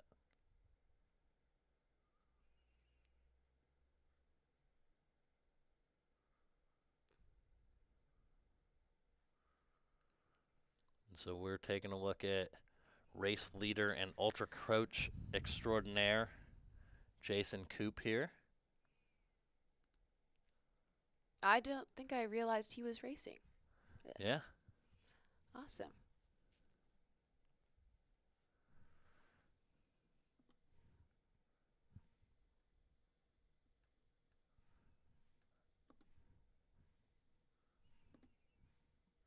And we will bring it back to the studio here until we can get a bit of a cleaner feed. It looks like Jamil's feed is... Yeah, Jamil's feed is cutting out, as is our drone feed. And so, here we are. Here we are. So we just got a bit of a look at our overall race leaders. Again, they are less than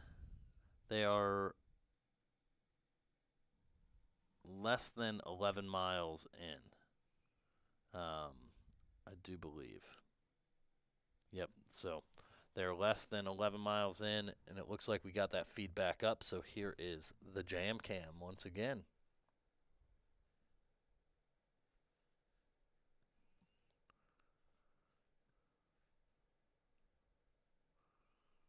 Looks like Sarah is either drinking or eating, maybe? Yeah, and you see Annie there with also eating a spring energy gel, it looks like. Mm-hmm.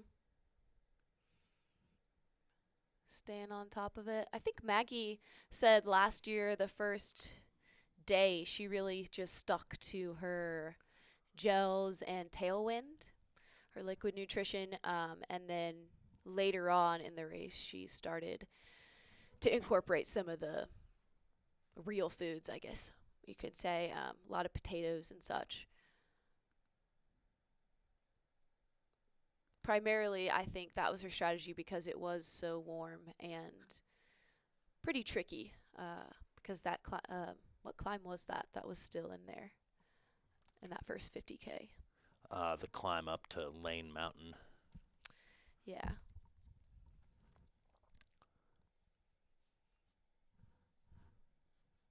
Yeah, these runners up here are really taking advantage of all this runnable terrain, which I'm sure will serve them well as long as they're staying in their comfort zone. Annie Hughes has done this, as has Sarah. I'm not sure Jason's history in these longer distances. Tour de France, okay, which is over in Europe, and that is a long race as well. I'm gonna find the exact distance here so that okay. I'm not misquoting.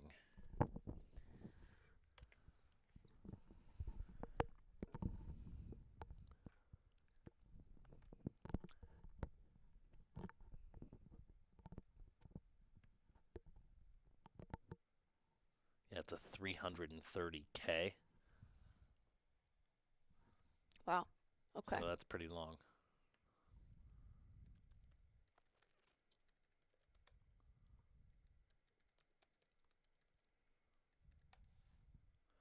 Yeah, which is just over 200 miles.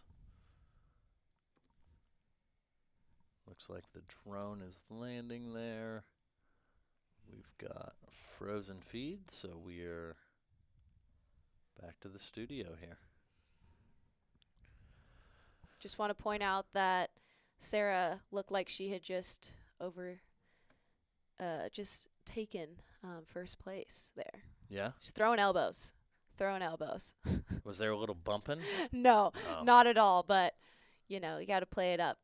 Get some excitement going. But she is actually in front of Jason Koop right now. Yeah. There's going to be a lot of that, I'm sure, throughout the course of this week.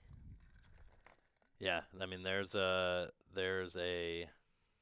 long there's a long ways to go still. You don't say. I think a lot of these runners here at the front have their pace charts figured out, at least somewhat, that they're trying to stick to, and so she's probably just sticking with her splits that she's predetermined. And I'm sure Jason also is doing the same. So that's why we'll see some back and forth. But it's kind of like when you're hiking and you stop for a snack, and then the person behind you passes you, you leapfrog. It just kind of gets awkward. But in this case, I don't think it's going to be awkward. That's the nature of this race. And I'm sure there will be a lot of moments shared around the campfire. I believe that a lot of these aid stations through the night will start making pancakes, hot food, and having fires and such. Yeah, it will be interesting on like where any fire bans might be in play. Didn't even think about that. Because that was a highlight of the nighttime last year was our campfire cams, where we got to indulge in a little campfire view just as the runners would, and we could talk in, maybe different voices to make it sound like it was a little bit more exciting being around the campfire.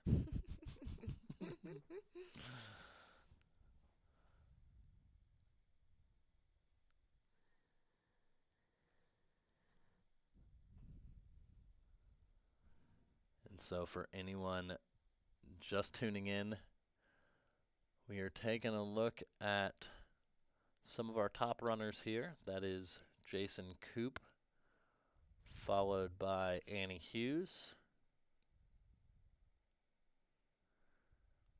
And Sarah Ostaszewski is just ahead there. She's breaking away from the currently pack. in the lead. She's making her move early.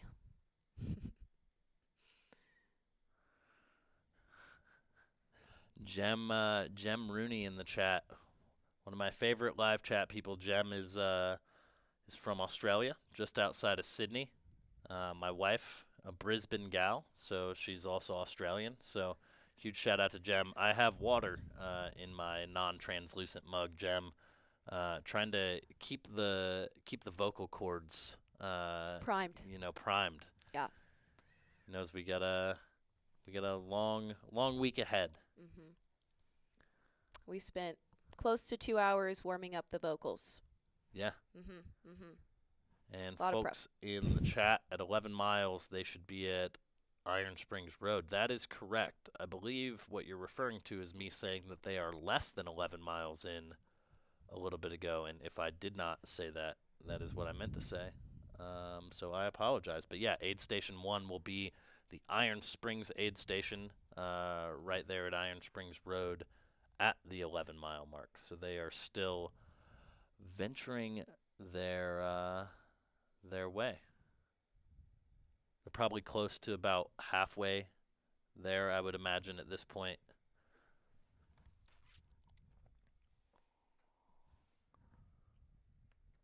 John is saying we have 4 to 5 campfires out on the course this year. Oh, yeah, huge shout out to John Moroshik, the originally a fellow Midwesterner who now lives here in Phoenix. He is our, amongst many things, he makes sure all the things that we need at races gets out there. So, huge shout out to John, who's probably sitting downstairs right now, watching the stream. And so we will pull this back in studio here. 4 or 5 campfires on course. I'm excited for them. That's all I know. That would be my downfall if I raced this. I would spend a lot of time around the campfire. It's really just tantalizing to watch the fire dance, and it's also warm. I like the heat. That's why I moved to Tucson. So, yeah, that would definitely add a lot of time to my race And if I was out there. Who do we have? We got Joe McConaughey on the right there. We've got the beautiful mustache of the great Dom Grossman in the middle. And I'm not sure who. Yeah, I don't know. Oh, is that Peter Ward? I can't tell. It is very hard to tell. I I don't think it so. is. I don't think so.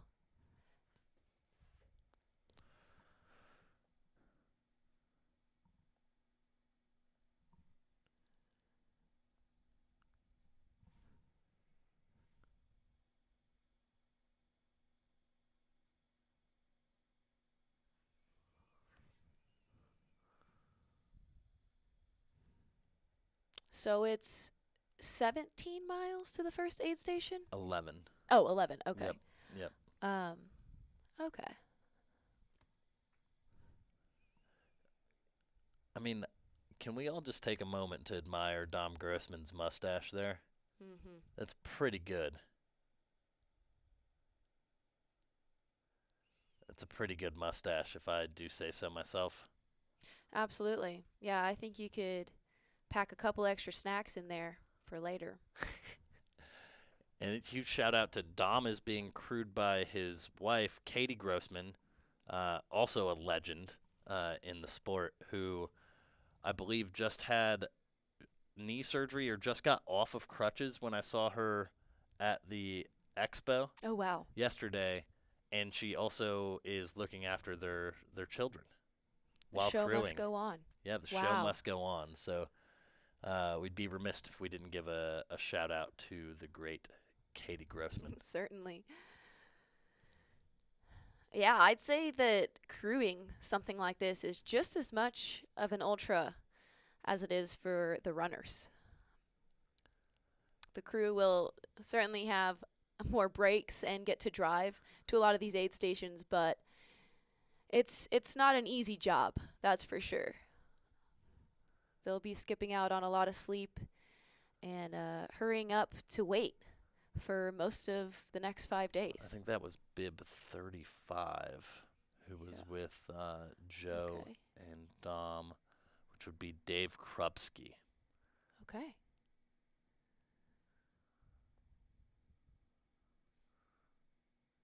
Yeah. Yep, so that is Dave Krupski, who is with Dom Grossman, Joe McConaughey. Bold strategy going no shirt from the rip. Bold.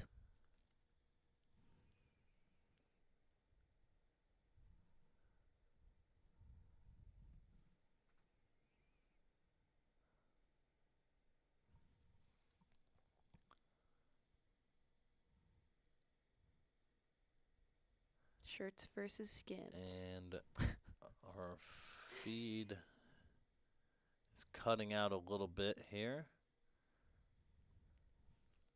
See if we can send it. No, it is frozen. We can see it on our end, but Josh Locke has just gone by there as well. So it is. He would be our 7th runner, I think, at this very, very early stage in the race. Again, the 5th place male finisher from last year at the Coconino 250. Well, it certainly is a strong start.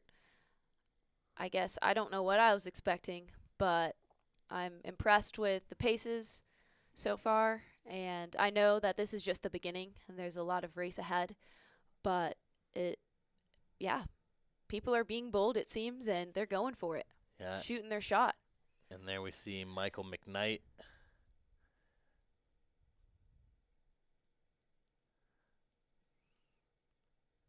Again, super stoked for Mike McKnight to be back this year after not having the day he wanted last year. For him to be back, giving it a go.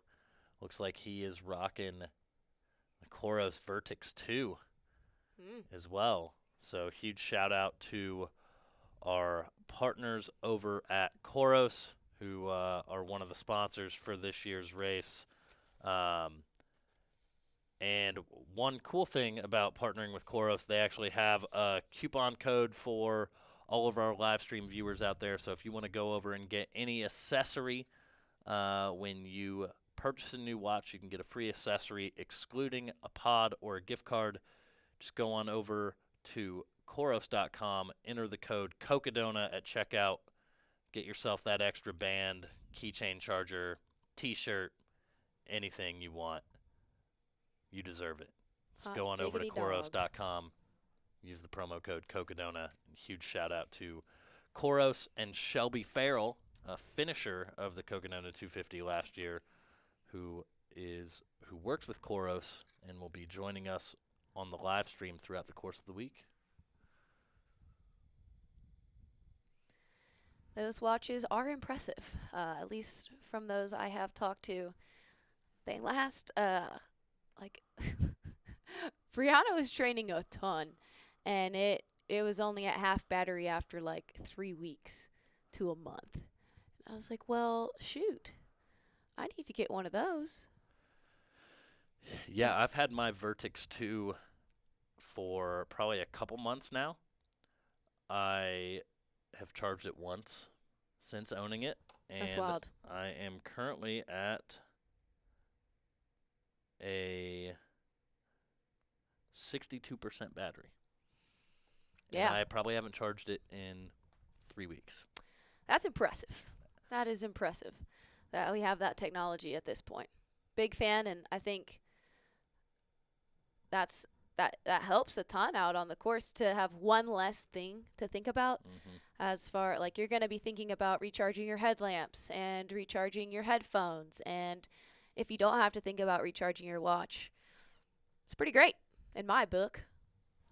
Yeah, and there we just saw Eric Sensman passing through, the people's champion, the Now, great Eric Sensman. Is he also rocking the mustache this year? Eric does indeed. Okay. Does indeed have a decent mustache. I would rate it below Dom Grossman's. Okay. But you know, Dom Grossman also a father, so that gives the mustache a little bit more pizzazz, I think. Oomph. Yep, Yeah. Exactly. We'll have to start a poll. We can rank them. Rank all the mustaches out on course. Yeah. Yeah, maybe we should put that up for like a fan vote sometime by the maybe by the end of this thing. Let's see here. It looks like Jamil is back on trail.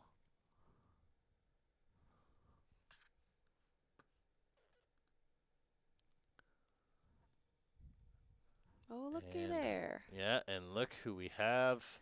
He is not in downtown Prescott having some brews like someone in the chat may have said earlier. It's the great Michael Versteeg in the sandals this year. We will see how that strategy works out for him, but you can see his feet there. Yeah, and I mean, if you look at him compared to the other runners, most of the runners have on some more clothes. To each its own. This is what he does, it appears. But they also have on packs, and some folks have poles. And Michael is just out there by himself. with not. I don't even think does he have a handheld? It's hard to tell. No, it doesn't look like he has anything. I'm gonna guess probably not. Which is just lovely. I love it. I think everybody else really gets a kick out of it too. Yeah, 11 miles in the desert. He doesn't need no stinking water. Yeah. I mean, he might, if assuming that he finishes the race, he might be the highest positioned finisher in like the least amount of gear.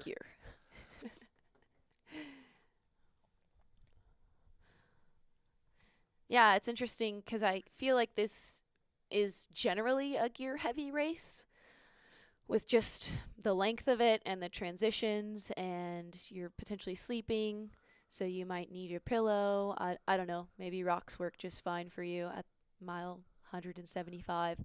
You don't care, I don't know, but he just doesn't seem like he's going to go with the flow on that one. Yeah, But he made us crawl up wherever. Ah! And yeah, we'll work on getting those feeds back. But again, you did say that Michael is really familiar with this terrain and with Arizona in general. And it appears that he's very familiar and wise to what his body needs and what it doesn't need. And I mean, he is the champion from last year. So he obviously knows what he's doing to some extent. I just think it's fun to see all these folks with so much gear and hats and clothes flowing off of them. And then there's Michael doing his own thing.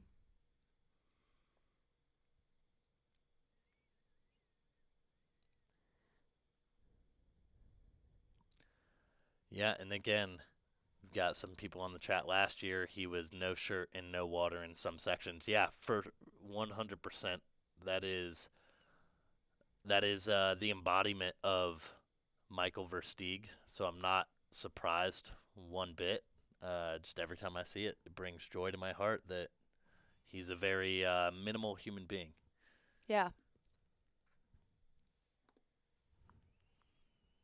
I think that there is some appeal. There's definitely appeal to this type of runner, but it is important to note that like he does know what he's doing, and for somebody who is less experienced with the desert or the heat or these trails, that could be really dangerous, actually.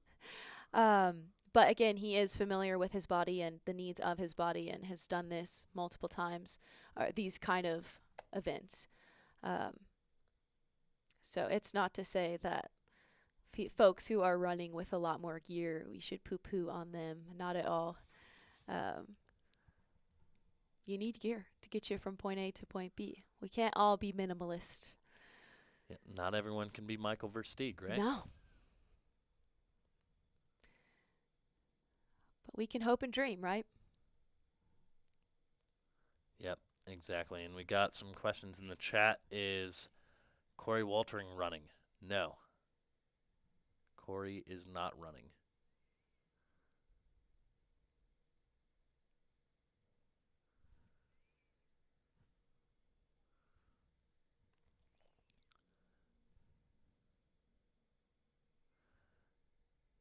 And let's go ahead over to Troy's drone shot here, as he is a little bit further up course. As again, we await the race leaders as they are kind of making their way on this this loop around Prescott before kind of going through the heart of downtown, hitting the aid station at Whiskey Row.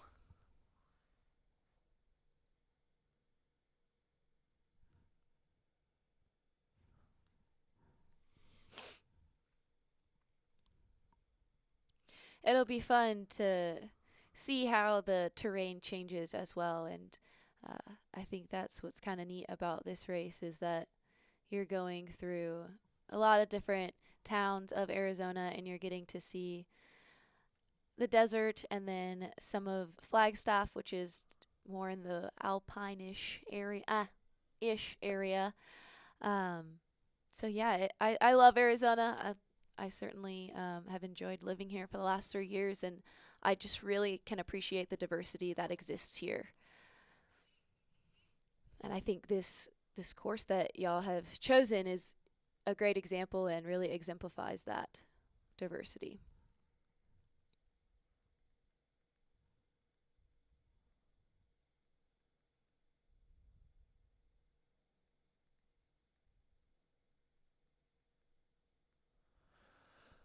And so this drone shot is out near the Iron Springs aid station, where runners will be traversing to. That'll be the first aid station on course this year at mile 11.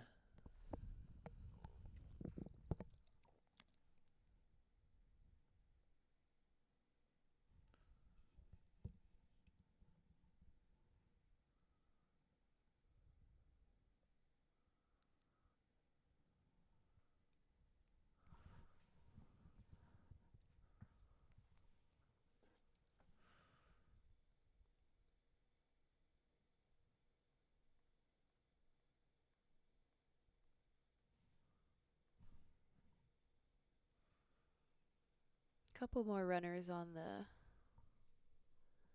follow cam coming through. Again, a little hard to tell to make out faces, just a bunch of hats. But I think that was just Brianna Grigsby that passed by.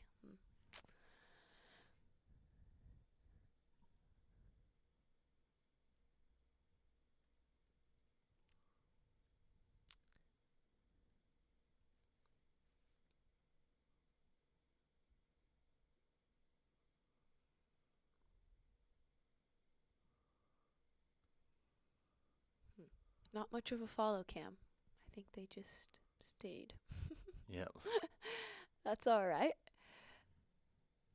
Oh, somebody else coming in. Who do we have here?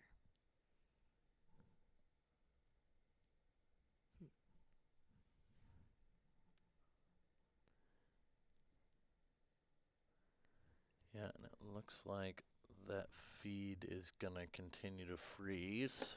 And you said that just because right now it's pretty remote, it'll be this way, but as the day goes on, it'll probably clear up some, huh? Yeah. It should.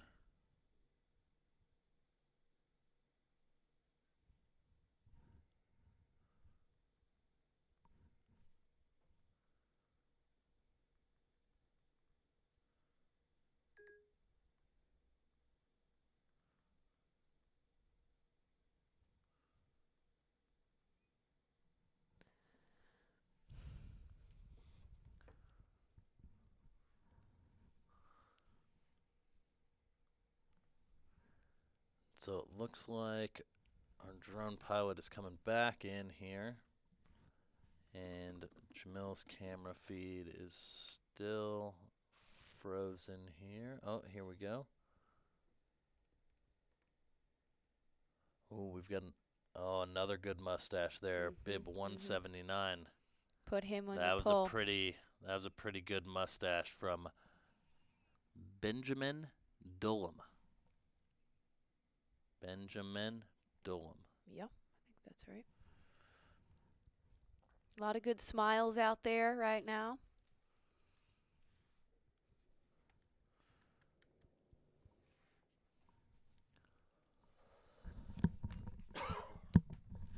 Again, with the packs, a lot of these runners do have packs, and a lot of the packs are going to be pretty heavy because they will have gear, and they'll probably be carrying quite a bit of water as well, just to be safe, as well as nutrition.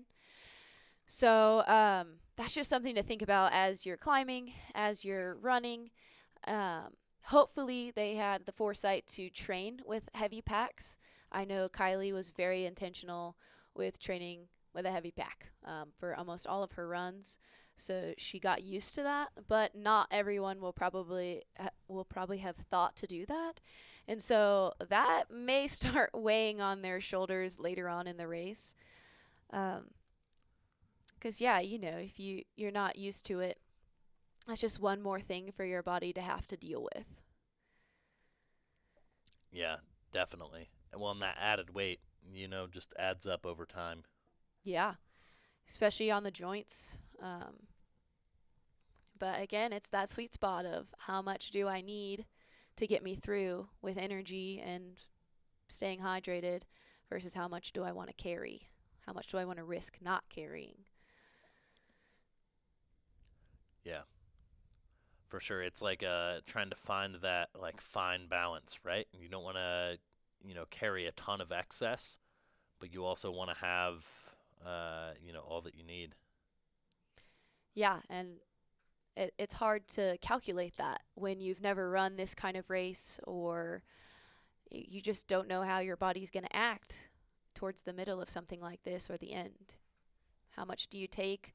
You could take a bad fall and, be a couple hours behind where you thought you were coming into an aid station. And so you're going to need to compensate and have enough energy stores to get you there or a jacket if night falls. Yeah.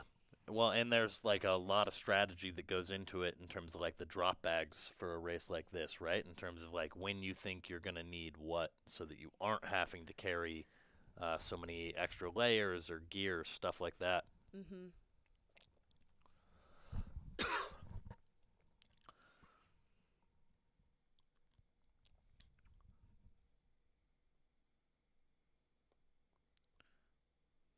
Yeah, it's interesting because I, in the past, have been a just wing it kind of person.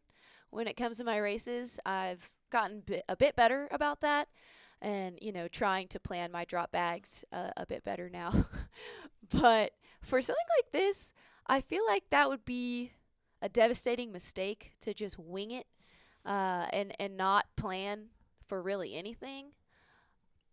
Yeah, I'm just not sure how you'd recover from that if you didn't have your drops. I guess if you had a crew, they could do everything for you. But I feel like most people who are running this have put at least some prep work into their strategy and drop bags and briefing their crew members. Yeah, it's like a lengthy process, right? Like there's the training side of things Hmm. um that you have to take care of. But there's also like the planning side of things and the logistical side of things that can be, its own ball game in a way. Yeah, that's what's interesting about this race is that it's really anyone's race, male, female. I mean, and everyone in between, because you want to have a good day. Or again, not just a day, man. Get it through my head. 5 days or more. Um, and that's certainly not guaranteed over that length of time. And then you have to have the training to back up what your plan is suggested to be, and then your nutrition's got to be right. That's another discipline of this sport is figuring out how many calories you can get in each hour to maximize the energy that you're intaking, consuming, intaking. Not sure that's the right use of that word. Yeah, for sure. You definitely have to have a really good plan for all of your caloric needs for a race this long, right? Hmm. Yeah, and I think for the 100 mile and below, the carbs are king for the most part, minus Michael McKnight because he's not super into the carbs. But for a race like this, I think you're probably going to want some more protein and fat and really try to get all the macros in Hmm. because it is so long and your body does need that protein to try and rebuild the muscles and just keep you moving. It's not just, I'm not sure you can rely strictly on carbs. Yeah, I mean, for something this long, you have to, probably be taking in a balanced diet just because of, how long you're going to be out there for. Mhm. And that was part of training too. For those who are really well trained up, their stomachs are also trained for something like this. Again, I keep talking about Brianna because I was with her for a lot of the training and got to talk with her a lot. We are friends, and so she told me a ton, and I know on her Instagram she shares almost everything, which is so fun that she's an open book and has no secrets. But she was consuming 300 to 500 calories an hour on some of her training runs. And I think that is very impressive. Like, I want to be her when I grow up because that kind of energy intake is going to be significant, especially if you can stockpile some of that for later on when maybe you can't get in enough calories or your stomach is just rejecting everything. So her body is well trained for not only the distance and the time on the feet, but her stomach is there. And it seems like Annie Hughes has also done a good job of that since she has raced these distances before and seemingly doesn't have any stomach issues that I have heard of. Some ultra runners, that's their thing. Like, it's always a puke fest. So, yeah. I don't know about Sarah on that front. Yeah, I don't know of Sarah having had too many problems. I think her big problem, especially during last year's race, was like sun protection. Mm. Yeah.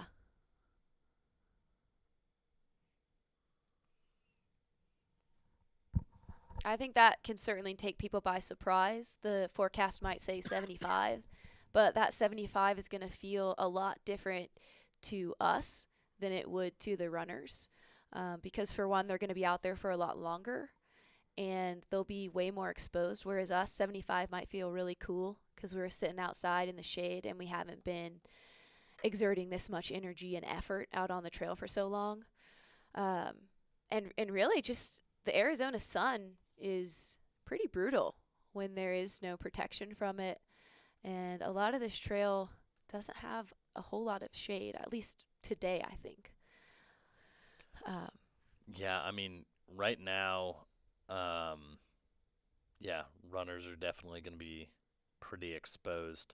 And I think while we're waiting on camera feeds to populate, and while we're on the topic of nutrition, let's go ahead and queue up a video from our good friends over at Gnarly on what they're going to have out on course for all the runners today.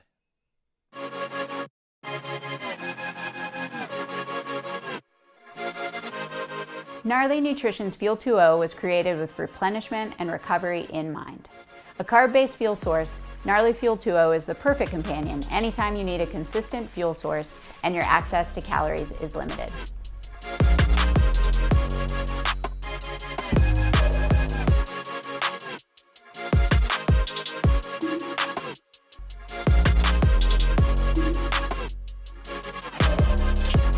Fuel 2.0 delivers 250 milligrams of sodium and 100 calories of easy-to-digest, fast-acting carbs that won't cause stomach upset. Fuel 2.0 also contains HMB to help your body gear itself towards recovery, even while you're still on the move.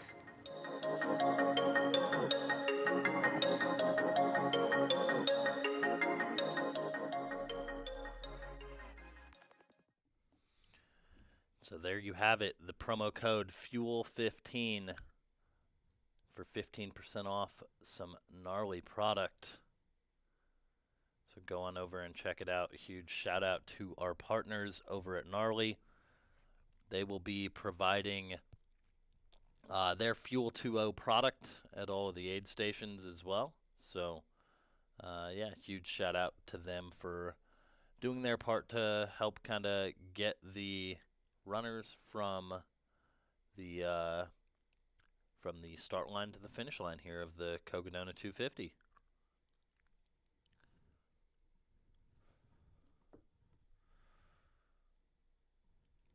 And so while we await the leaders here. Why don't we go ahead and take a look at our live tracker. So again, these will not necessarily be the most accurate, as it will, take a little bit of time for your GPS signal to ping, but it looks like Sarah Ostaszewski, Annie Hughes still both up there. Again, the order could be a little bit more determined on whose tracker pings when. And then it looks like Jason Mosel, Peter Ward from Anguilla, and Chad Trumbo is up there as well. So huge shout out to all of them.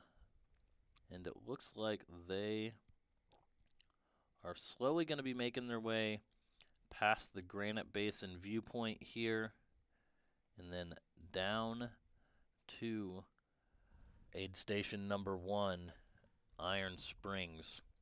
So it looks like they probably have, according to this, about 2.5 miles until they're at that aid station.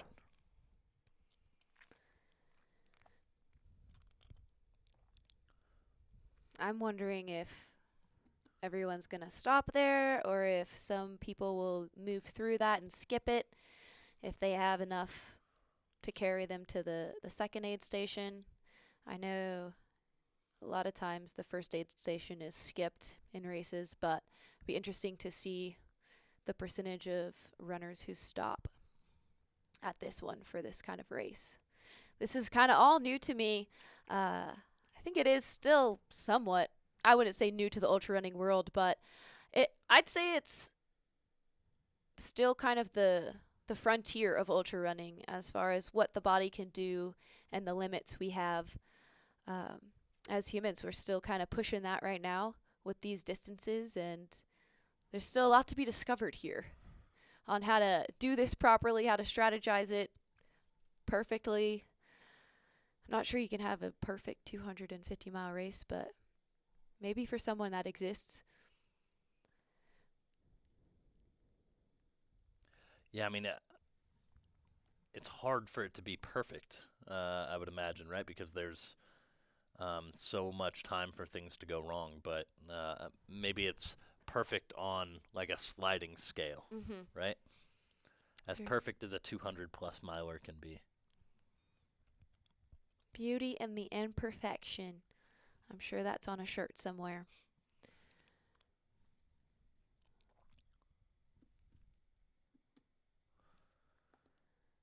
We still have a couple runners coming in on this follow cam.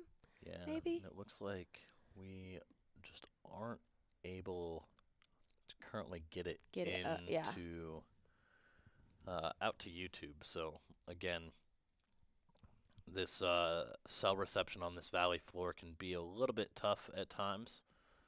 And so, yeah, sometimes we can see feeds that we aren't able to actually pull in due to the actual coverage there. Yeah, and ultra running history says that 200 milers are not new.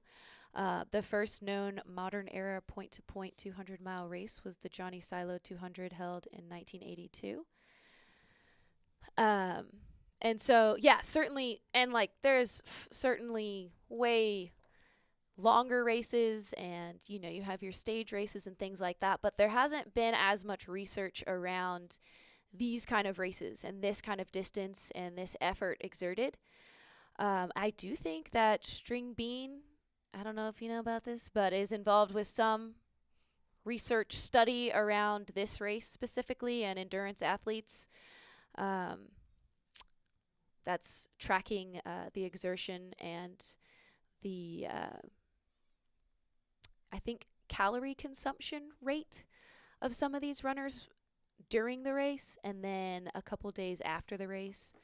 I'm not sure what they're measuring, but I know that study exists because Brianna was peeing in cups this morning. So she is part of that, along with a couple other runners. So it'll be really fun to see the results of that study and to have more information on this kind of distance and this kind of effort.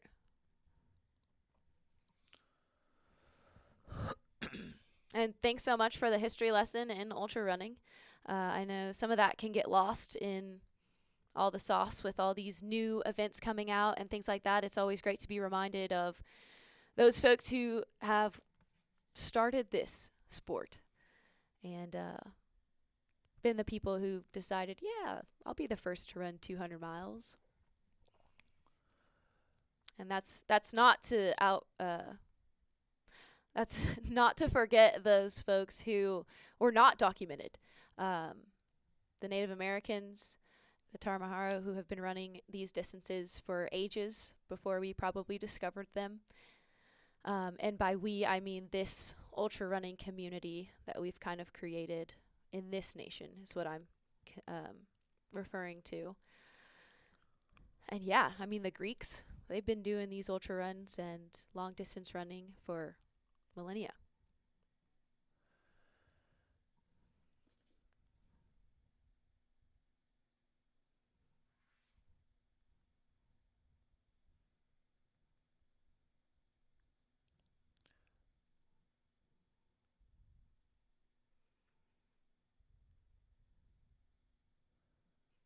And it looks like Diane in the chat says that there's a bunch of third graders watching the event from Flagstaff. They are studying the terrain and biomes in the different regions of Arizona. Well, hopefully we make it as entertaining as possible for you. And here we have the Jam Cam back up.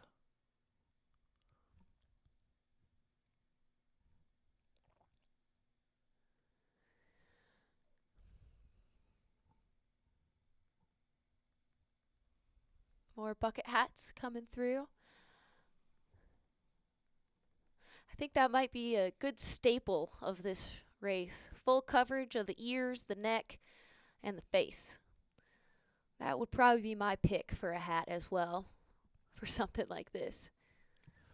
Well, yeah, I mean the sun protection is critical, right? Mm-hmm.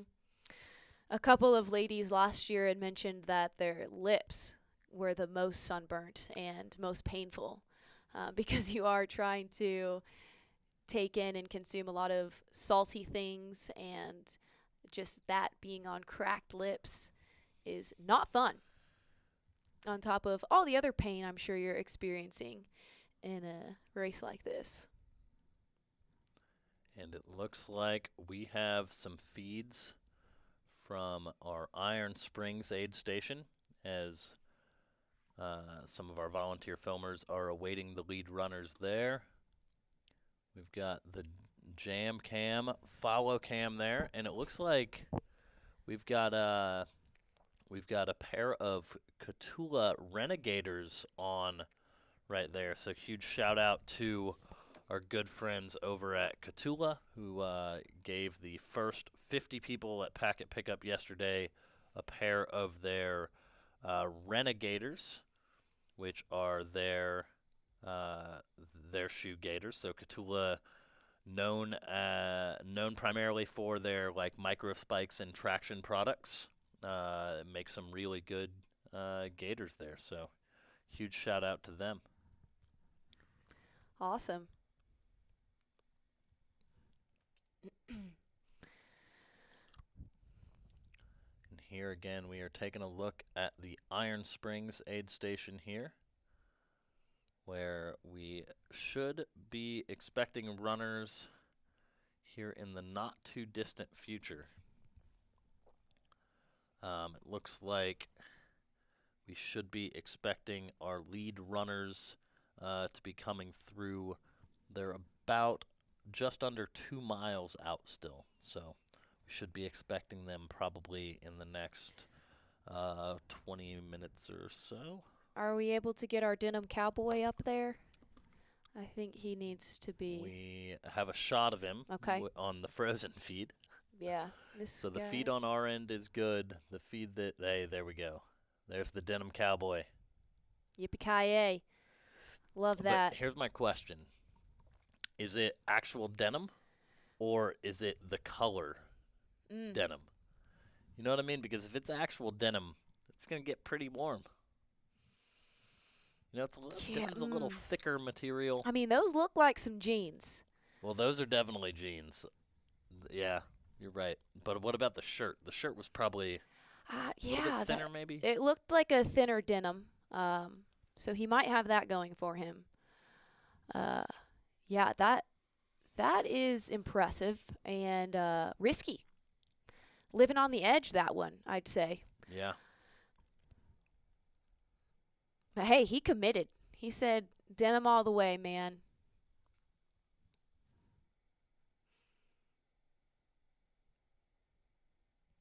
You know, we've talked about a lot about people, what they're wearing, what they have on their backs as far as packs go, or lack thereof. And, you know, lots of people coming from all around the world for this race with all kinds of training philosophies, nutrition philosophies.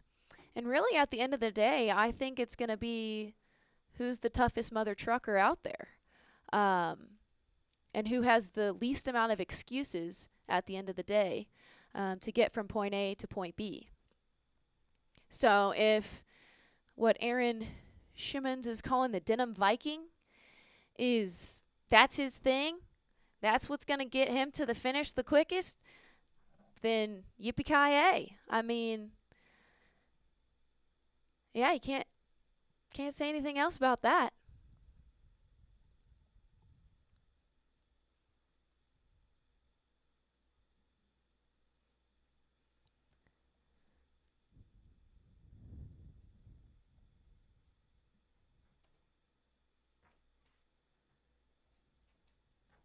Somebody mentioned that he might also be wearing cowboy boots.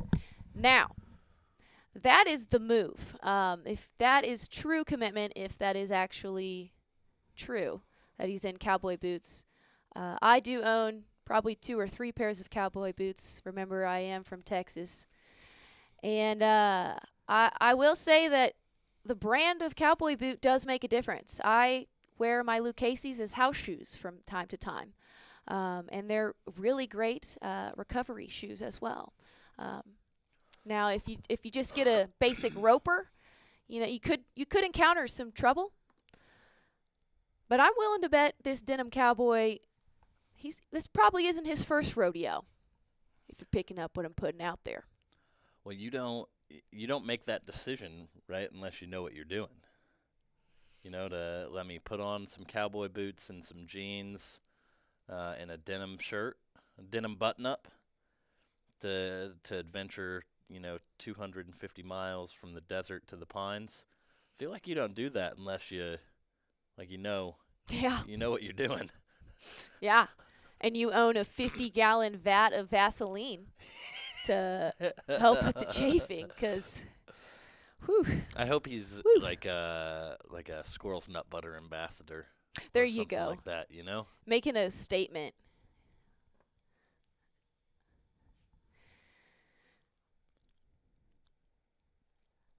Well, I mean, if he did want to make a statement and get talked about on the live stream, he has accomplished that, as well as in the live chat room. He's been noticed, and he will continue to get noticed, I'm sure, by those who are spectating and this live stream. Yeah, I mean, do you think we're important enough to where, that's what he did it for? He wanted, the few minutes of fame on the live stream? Probably not that important, are we? It's hard to say. It's hard to say. Oh, is that Annie Hughes, maybe? We might have some follow cam of Annie in her blue shorts and bucket hat. And that looks like Coop in front of her. Yep. And no sign of Sarah. She kind of broke away probably 30 minutes ago, slightly on that road. I wonder if she's still out ahead or if she's been past or? Yeah. Oh, okay. Oh. Mm. Those gimbals can be a Yeah. little sassy. Kind of have a Sometimes they mind got a of their mind. own. That's exactly what I was going for. It only took us 2 hours and 35 minutes to start finishing each other's sentences here go. on the live stream.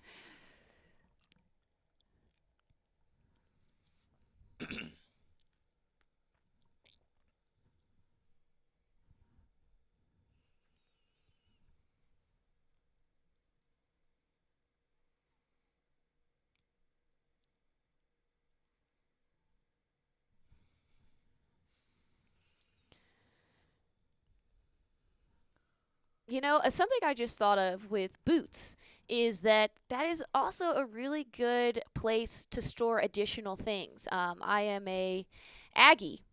I went to Texas A&M, and we love our football games, but we also love our alcohol. And a lot of the college students would wear their boots and sneak in alcohol. So he might not have alcohol stored in his boot. But, I wouldn't put it past a denim cowboy. You got to have your whiskey along the trail to get you through if you're going to do it in that kind of fashion. But he also might just have Cliff Bars or some gels, maybe. Some gels. You never know. But the boot is another good location to store things. It's kind of sneaky.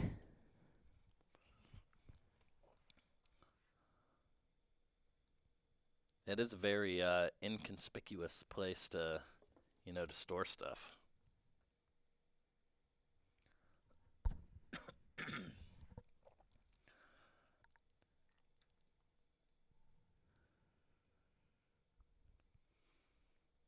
So these lead runners are still moving at a great clip.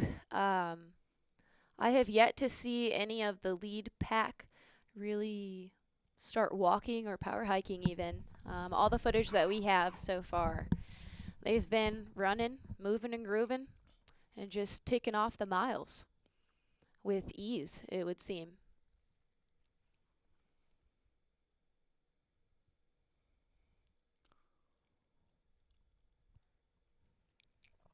Looks like we froze up there. Let's see.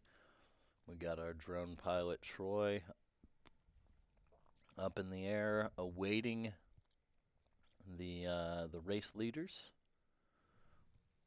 Somebody's asking about the current temperature on the course.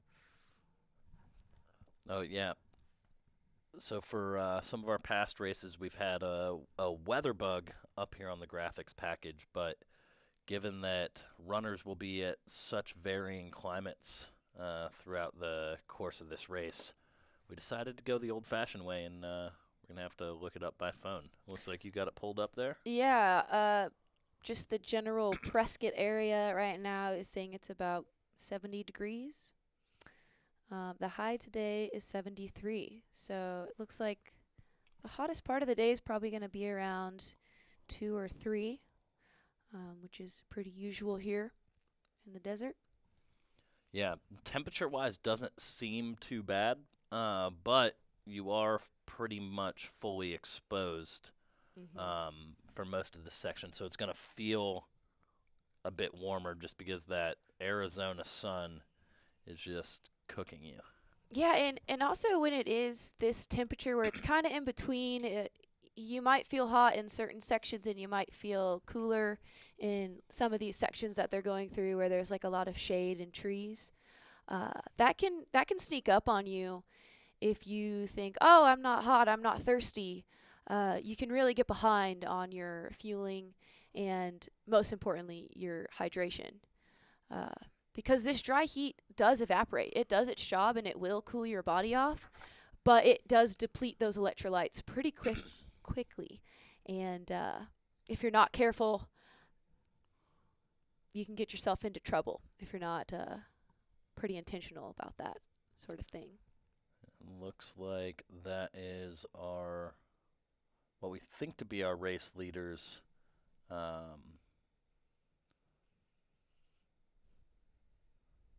Is that person racing? No. The one behind is one of our filming cameras. Okay. That is our Bryce cam right there. So that is who we are seeing in that drone shot there. It looks like that is still Jason Koop and Annie Hughes. Then the third person in that shot is our trusty filmer and marketing extraordinaire, Bryce Brooks.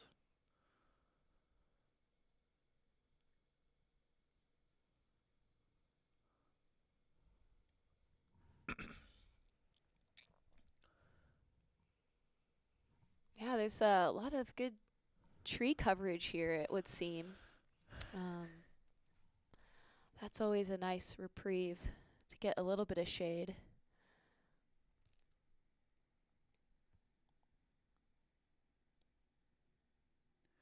Yeah, I mean, they're up a little bit higher, probably around 6,000 feet now. Maybe just under. So you will, once you get up a little bit higher, you'll start to see some more of the pines, a little bit more vegetation than you do when you're a little bit further down, even just in like the General Prescott area there.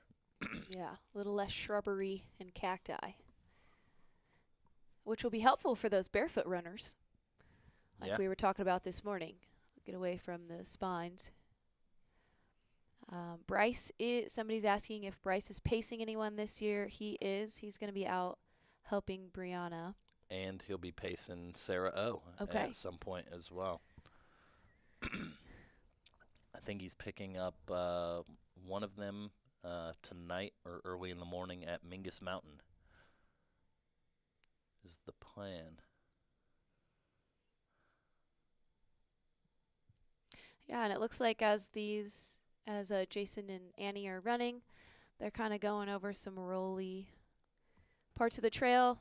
No big climbs or anything quite yet, but they're still running all of those. And that's kind of the difference I'm noticing right now between the leaders and some of the folks who are a little farther back.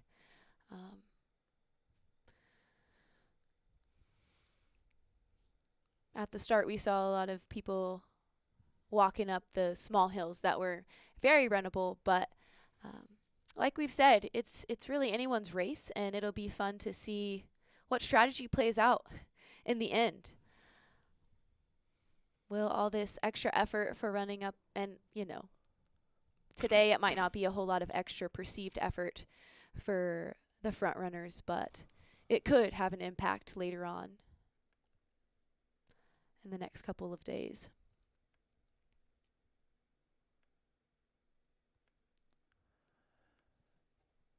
Yeah, I mean, that's one of the super interesting things, right? Is this effort early on probably doesn't feel too much because the course is, a little bit more runnable.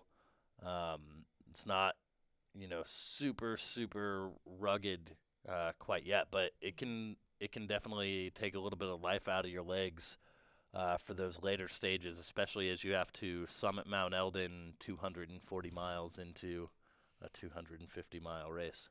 Yeah.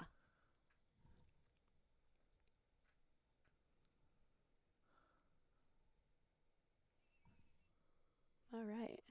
These some spectators out here. Looks like.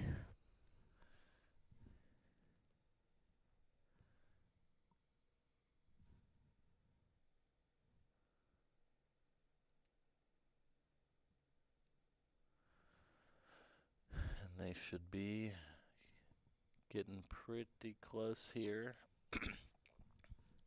to the first aid station at mile 11.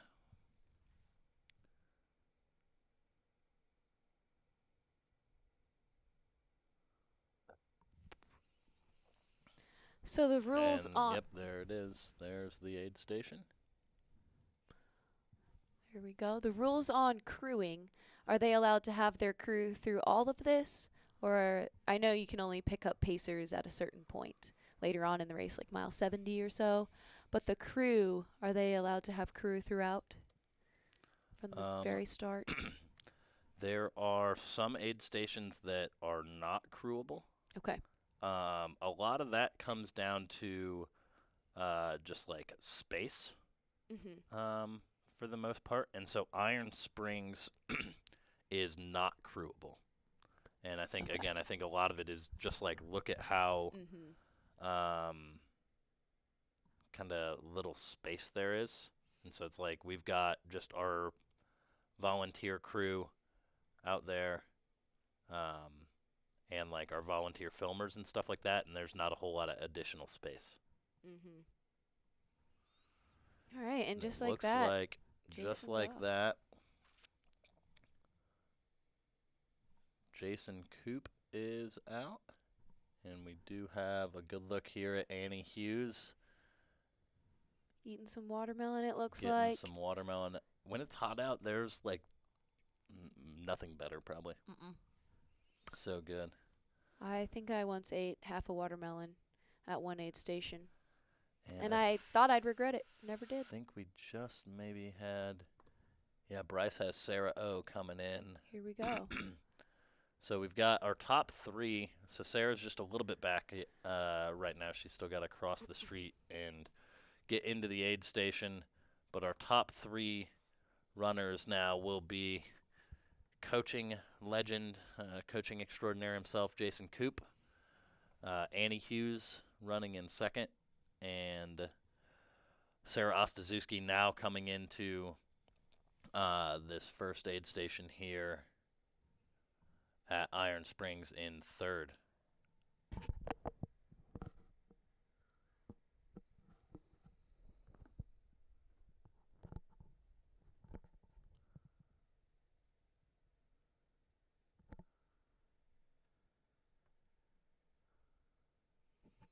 Is Annie still here? No, Annie she's off. did Okay. go out. Yeah, and All so right. Annie, now we see on the drone our leaders there. Not too far behind. Yep. Jason.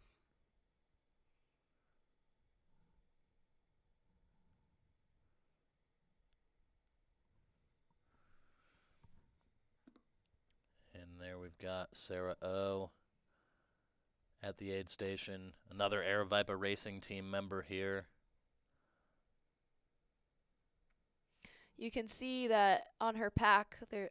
You might not be able to see, but we can see that there's a lot of salt on her black pack, and so that just is a testament to the fact they're only 11 miles in, and these runners are sweating a lot and losing a lot of electrolytes, a lot of sodium, and that's why they really have to stay on top of it. Yeah, most definitely. And it looks like she's getting some nutrition into a flask. And so, yeah, I mean, even though, again, when we looked up the temperature, it said, oh, the high is only 73, you can you can tell that it's hot. It feels hot. The sun is, Beating down. it's beating down, causing people to sweat. And so that's why, this hydration strategy is going to be so critical in making sure you're fueling. And it looks like we have our kind of next pack of runners here. That was definite. I should never say definitely. That looked like Joe McConaughey at the front there. That is 100% Josh Locke in the bright yellow hooded sweat long sleeve Hard to miss that. there. Yeah. I remember getting a clear look at his bib on his pack earlier, and it's hard to miss that bright yellow. I appreciate Josh wearing that just so that we can, easily identify him in the live stream. Again, Josh had a great run last year, finishing as the 5th male. And I think we're going to get some follow cam footage here. That's definitely, I can now say that's definitely Joe McConaughey. Josh Locke. And that looks like our 3rd female. I couldn't get a good read on the bib. And then, is that Jose Sosa?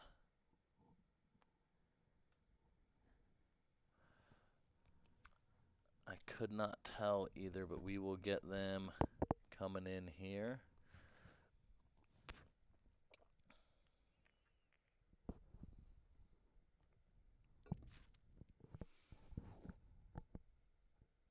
So there's Joe McConaughey.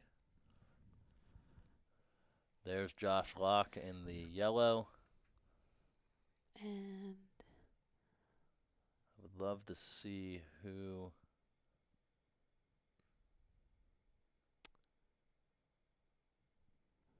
That's definitely Jose Sosa.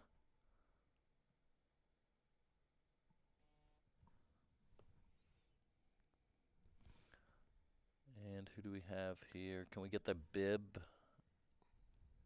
64, 69. I think it said 69. Oh, I think we have. Yeah. Mark DeFalco right there. 108. I'm almost positive that was Jose Sosa. Yeah.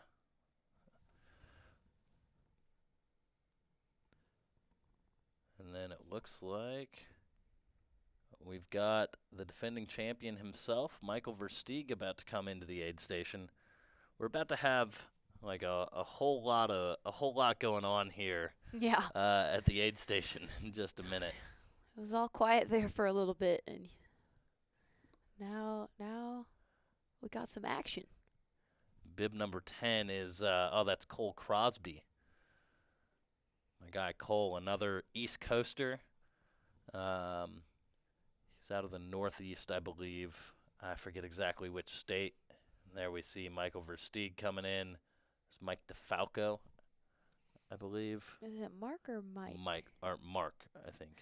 Yeah. Mark DeFalco, sorry. Yeah, he I believe he lives in Tucson now. He's been training quite a bit with the Tucson Trail Runners. And there's Mike McKnight and Mike Versteeg.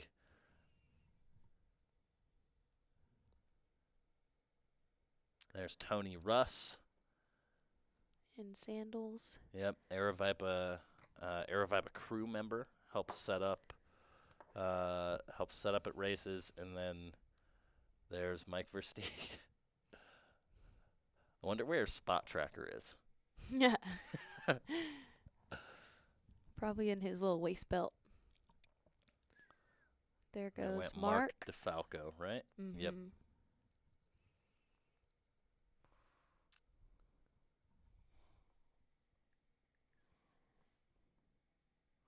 Then you see Andre Lee helping volunteer there. He's one of the more, right there he is, one of the more iconic photos from last year's Cocodona 250 was Andre finishing as the final finisher with minutes to spare, Wow. coming through a cheer tunnel. Love it. Which was wonderful.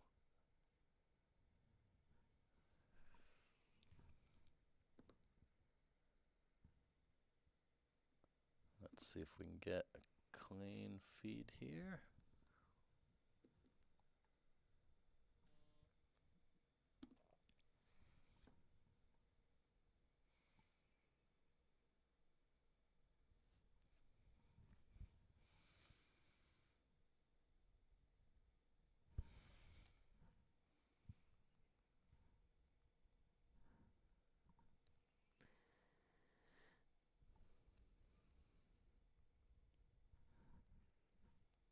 It looks like everybody's kind of taken off, and they'll probably stick together for a while longer.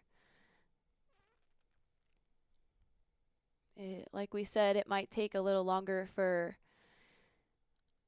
all these runners to get more spread out, since the course is a bit easier this first day than it was last year. I think we have another group coming in. Like Hot on their tail. Well, there's Dom Grossman and Eric Sensman. And is that a third mustache or nope? No mustache. But Dom Grossman and Eric Sensman, two candidates for mustache of the race. You know, I think if we have like a mustache of the race for the men, like we should have something for the ladies too. Yeah. You know, I don't know what it would be. That's a hard one, but we'll keep thinking on it. We'll keep thinking on it. I'm sure there's something. There's got to be. There's got to be. That mustache is going to be tough to beat. I'm just. It's got a lot of girth. It's like full. It's got good shape.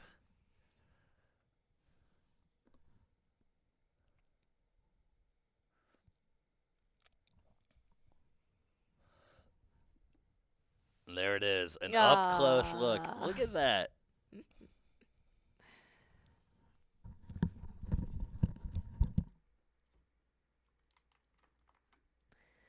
Yeah, everybody that's come through looks pretty calm, cool, and collected.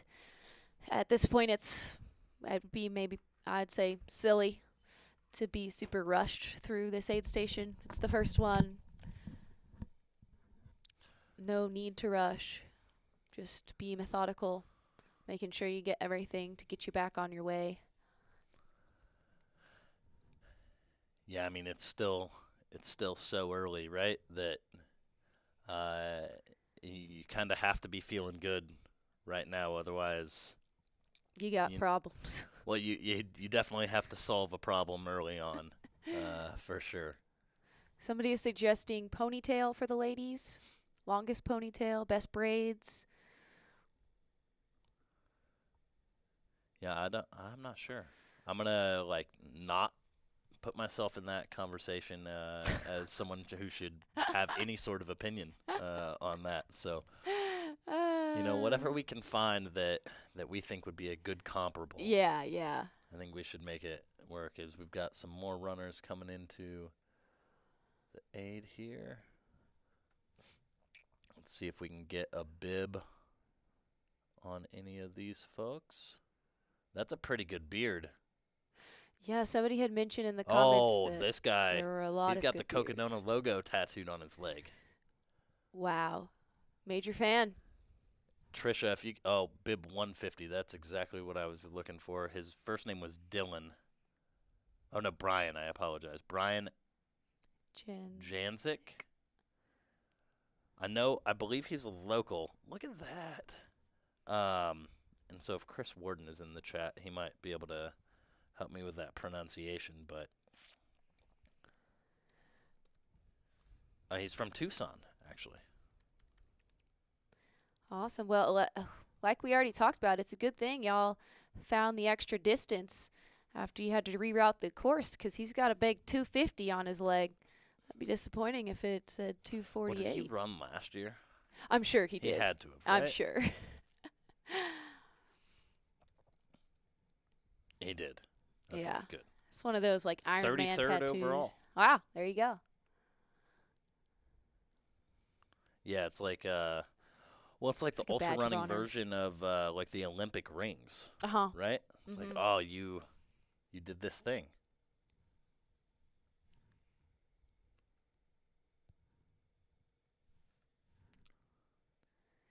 Yeah, that's something to certainly wear as a badge of honor and take pride in because this is no joke. There are very few people who have completed this distance in the grand scheme of things. Being surrounded by this community and living in Tucson and Arizona in general, just kind of the West, there are a lot of runners and ultra runners, and this kind of becomes normalized within the groups that you hang out with. But in reality, 99% of the population doesn't even know this sport exists, really. Who do we have here?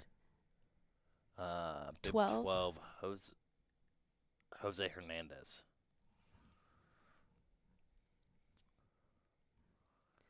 Yeah, it is crazy. Yeah. Like even as niche as ultra running is, right?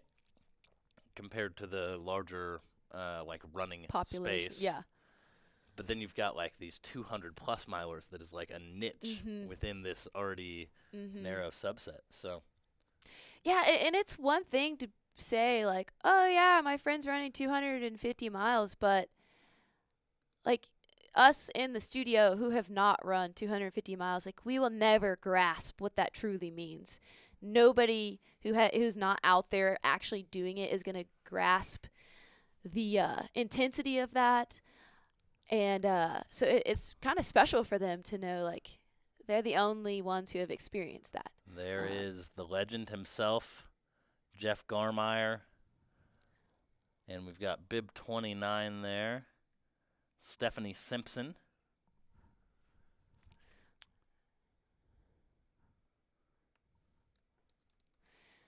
Some cool glasses out there today as well.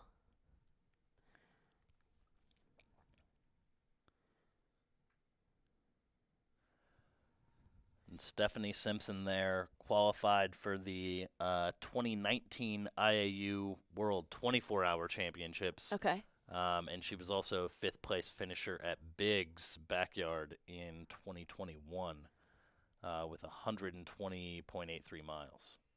So she's familiar with time on her feet. Fifth female, I apologize. Awesome. At Biggs. So, yeah, she's no stranger to doing hard things.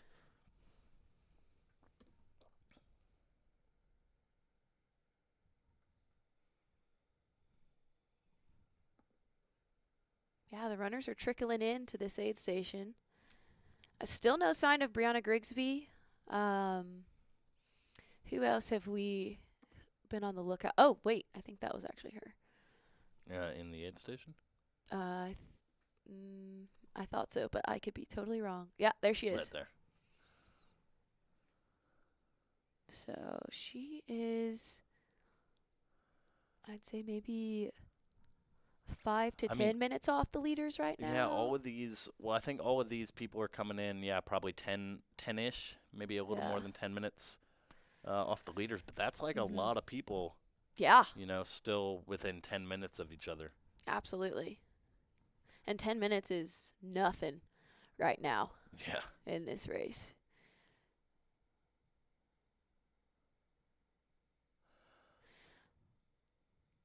A lot of great volunteers out there, it looks like, helping everybody fill up, recharge. More runners crossing the road to come in here. And is this back to the leaders? Don't think so. Yeah, I don't think so. I think it might be some of the Yeah, chase pack chase back, okay. going out. And let's go back in here. We got bib 73. I can't read it there. Oh, Jiri Hollick. European, I believe. From the Czech Republic.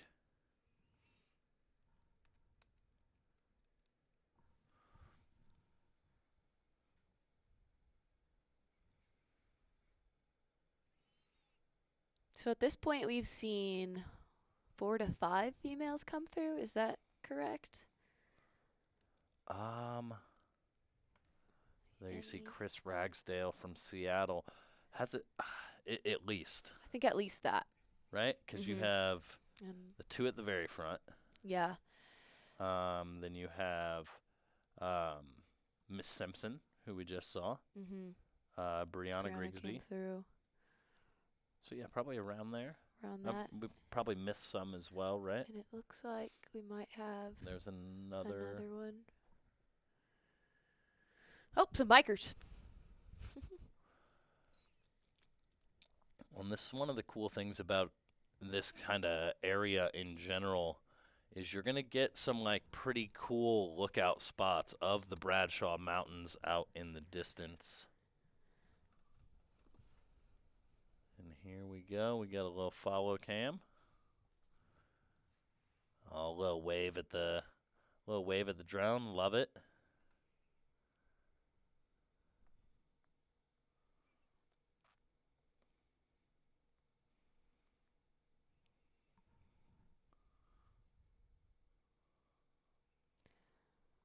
Awesome. Yeah, lots of people taking their time through this aid station, taking off packs, refueling. A lot of watermelon being eaten, as it should be. 7 women is what Allison is saying in the Okay. chat here. Alrighty.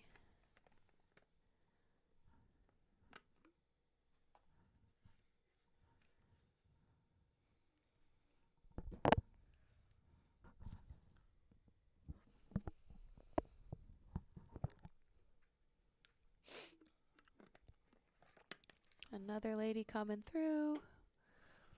What bib is that there? Is that 59? 58 or 58? 59? Looks like, 59. Aaron Drasler? Or Drasler?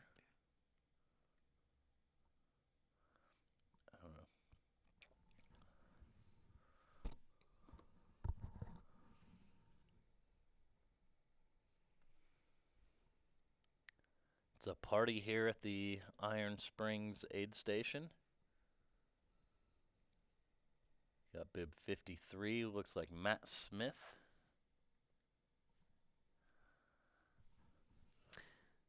Somebody's asking about Eric Sinsman, and yes, he did start. He just came through a couple minutes ago. Not too far off the leaders. Bib 179 there. Benjamin Dolam. Oh yeah, we saw him earlier as well. He's in the mustache competition. Absolutely.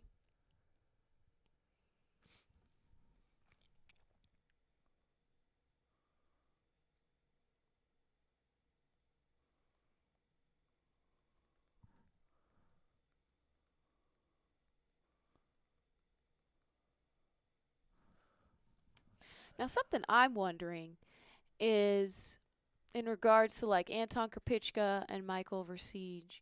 Yeah, like if you're extra tan, does that just fight off the sun naturally for you? That's why you don't have to wear a shirt. Can you just train that? Can you just tan previously to the prior to the race? I don't Be know. good to go. I don't know. As someone like to pointed know. out in the chat, I got sunburnt just being out at the expo yesterday. So I need to wear like a shirt that is just sunscreen. Yeah, I wonder.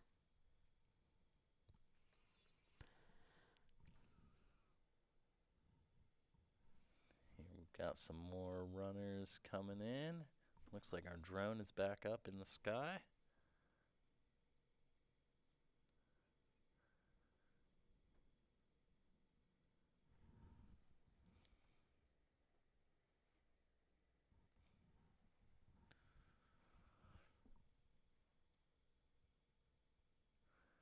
And Maxwell in the chat, will the live stream show any of Iron King? I don't believe so. I think some of it depends on when the leaders are going to get to Iron King. We have them projected to get there around 11:30, and we plan on staying live today until about 11 p.m. And so, yeah, if you want to send me an email at matt@airviperrunning.com, feel free to do so, and I can get you a live stream link if you want to have one just in case they do come through. But otherwise, I think we are going to ultimately end up cutting off prior to runners reaching Iron King tonight.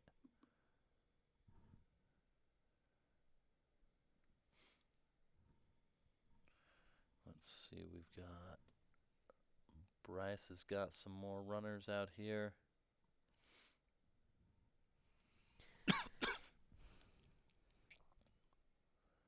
I'm seeing a lot of these long sleeve white hooded shirts. Seems like that could be pretty helpful. Yeah. Well, especially if the shirt has some some sun protection built into it or anything like that, right? Where, maybe you've got your sunscreen on, you've got your shirt that has some sun protection. Yeah. That's probably what I would need. I need like a sun protected bubble.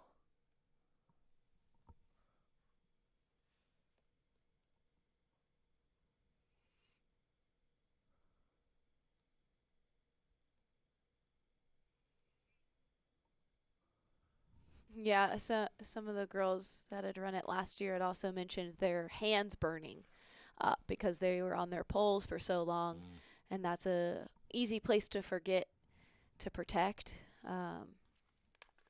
Yeah, no part of being sunburnt is fun, no matter where it is.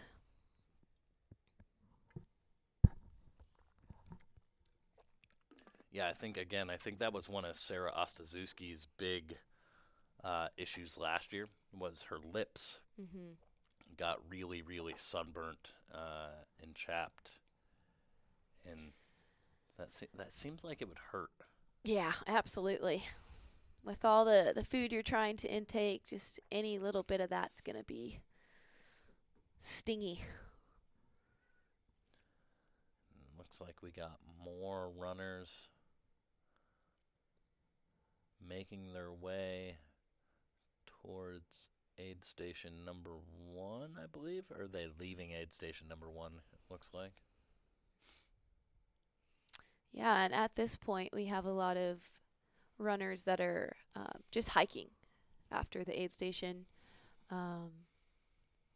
Just to contrast that with the leaders currently, they took off from the aid station, moving at a good clip. I'm not sure who this is. Another female coming in. I did not catch the bib. Oh, yeah, it is Kylie. Okay. I thought it looked like her running gait.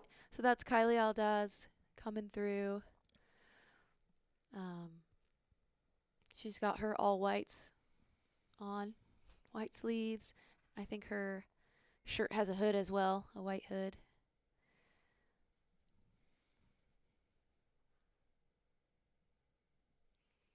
So we're probably approaching 10 ladies that have come through at this point.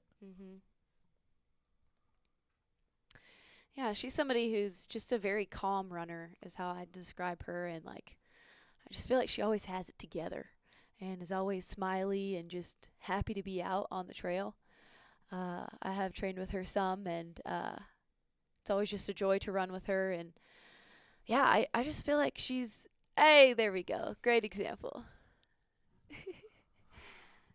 Just very collected and wise about how she runs and races. She did Leadville last year and was unfazed when she ran into some problems towards the end, and still finished like a champion. And so she's just kind of, unfazed by most things is how I'd say it. Along for the ride and a grinder, just willing to put her head down and keep moving forward. I think that'll be really helpful for her in this race. Yeah, I mean, I think races of this distance, you have to be able to grind through some tough patches there. And so if she can do that, I think she's going to have herself a pretty good week. Yeah, absolutely.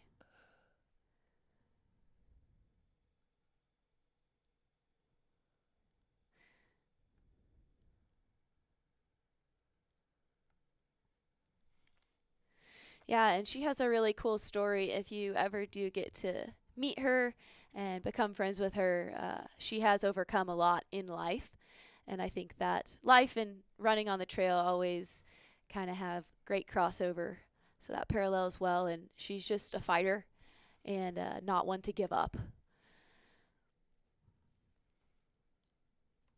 So I think we'll definitely see that this week as she races. And like I said, she's kind of under the radar, but I believe she's a very strong runner, and we'll see her in this top 10 for the women's field.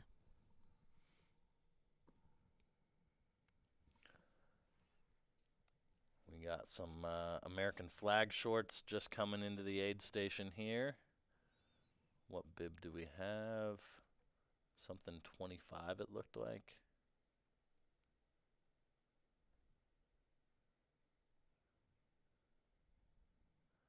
$225. That is David Adams from the People's Republic of California. There you go. God bless America. And that's bib 124. Sean Nakamura, the Run Streak King himself, joining us again after a tough run last year among a myriad of other or a number of other folks who had tough goes last year. One thing I admired about Michael McKnight, though he did have a tough go last year, he took full responsibility for it and really didn't make any excuses. Was like, this year I'm gonna be smarter and wiser about what I do and get back after it.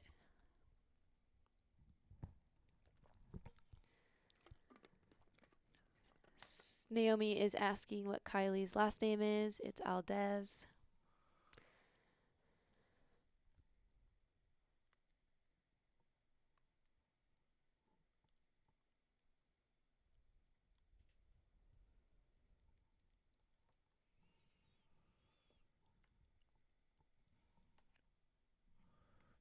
we have another streaker out on the course.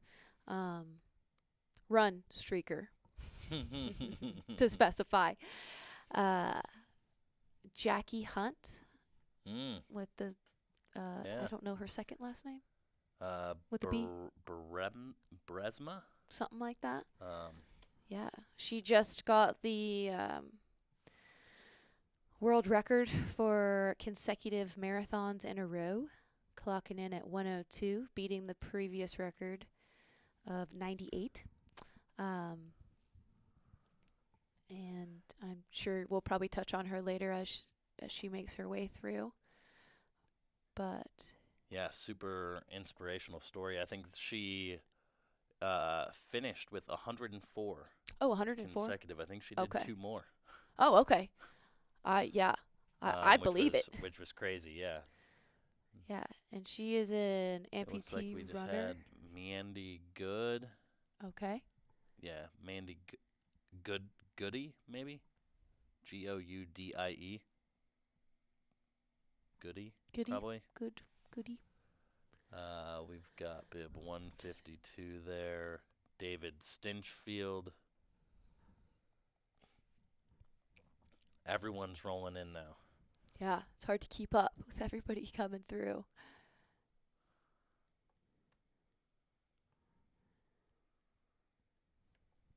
I'm really happy to say that I've yet to see somebody come in just devastated. Everybody seems to still be in good spirits, which is fabulous considering we're about 11 miles in to a 250-mile race.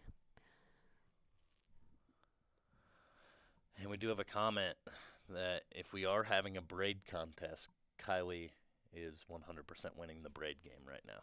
Yes. Yeah, I think that's accurate. Got bib 55 there. Erica Sargent.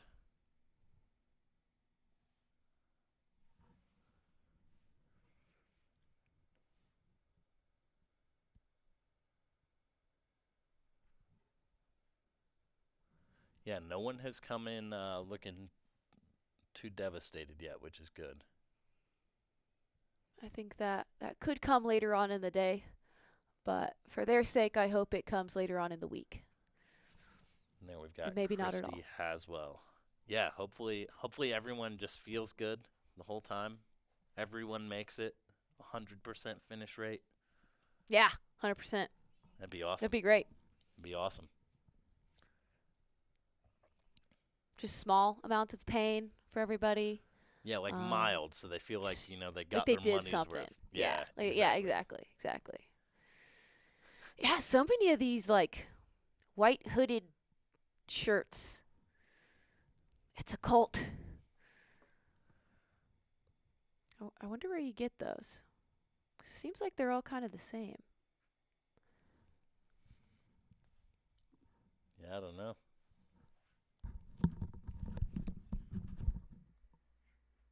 Yeah, Matt Halverson in the chat also wanted me to mention that Kylie is 34 today. It's her birthday, and this is what she decided to do for her 34th birthday, which I think is super rad.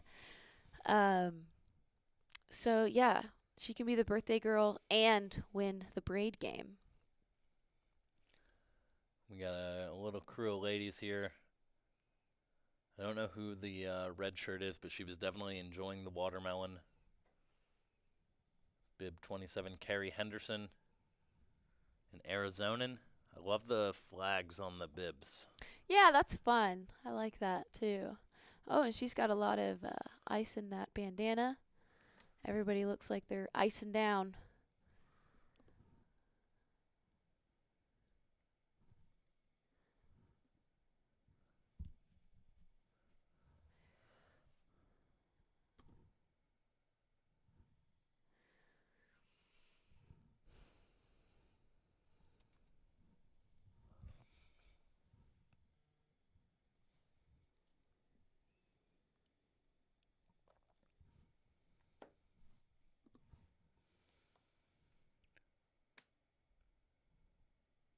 Bib number 105 there.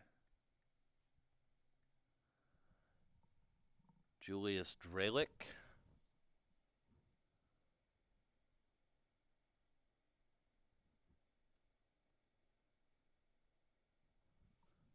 So it's Kylie's 34th birthday today. Yeah, What a way to celebrate. I know. Oh, there's a good dog. The trend is usually to run like as many miles as the year you're turning, but Kylie was like, nah, I'll just do 250. Why not?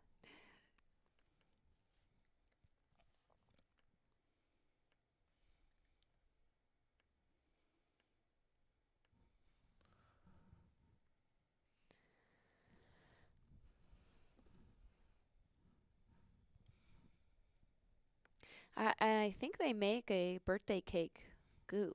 Do they not? I think that exists. That exists for I, sure. I'm not sure she's using that today, but if she wanted to, she could have. Or maybe your crew can have one ready at the finish line, or like at the next crew point. There you go.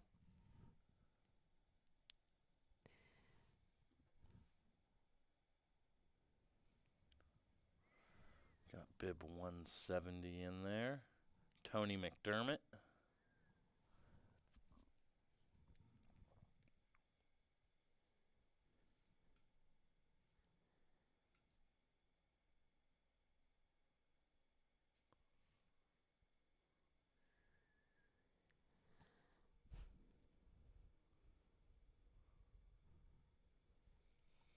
More Hood showing up. 182.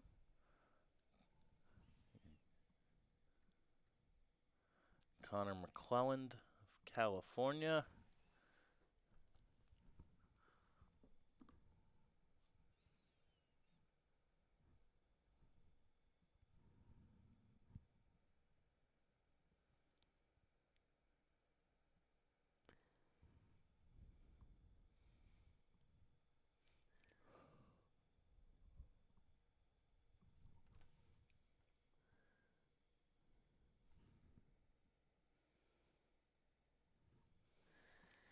It's just interesting to me to think about the training that has gone into this race for each individual. I think it's looked different for everyone, banking on the fact that everyone's from different places across the nation and the globe. But, you know, you have some runners out here who have put in 150 to 200 mile weeks, and you have others who have really just kind of maintained 50-mile weeks. And so I'm not sure what are you familiar with Michael Versteeg's training, or is it kind of just No, whatever I think he just runs yeah. when he feels like it? Okay, Yeah, I mean, I think he's the type of guy who's like training and not telling anyone, Yeah. and then he registers for a 250-mile race 3 days before. and you're like, Oh. whoa, Oh, wow. look out, Mackie. And then he shows up in sandals for it. Mm-hmm. I think it's Okay. perfect. Yeah. I think it's a perfect contrast of like the ends of the spectrum, right? Like you'll have some people who take a lot of gear and that makes them feel comfortable, right? And then you'll have Versteeg who takes no gear and that makes him feel comfortable. There you go.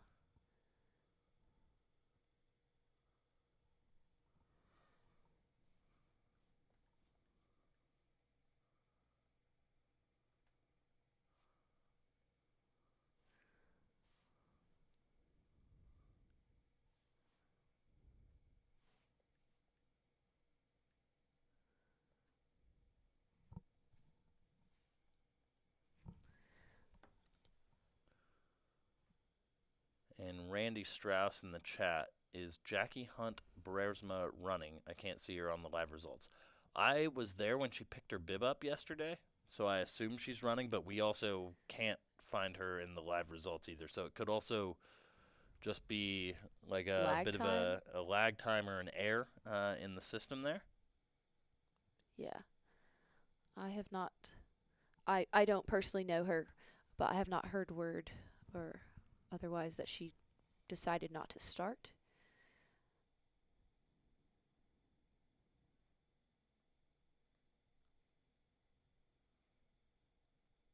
I think a lot of people are following Jackie She is an amputee runner, and like we were talking about, just completed 104 consecutive marathons, taking the world record and raising money for amputee Blade Runners, I believe. Yep.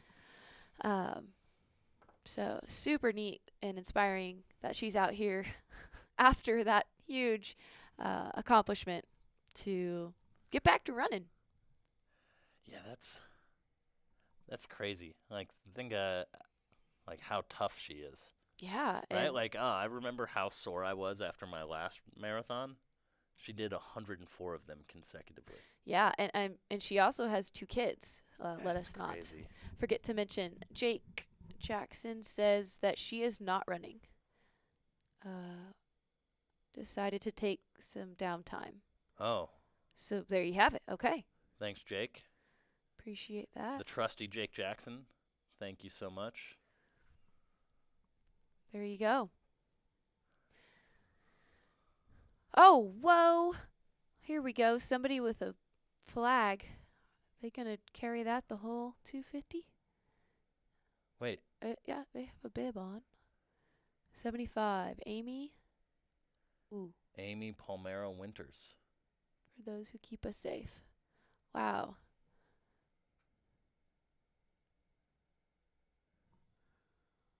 Amazing.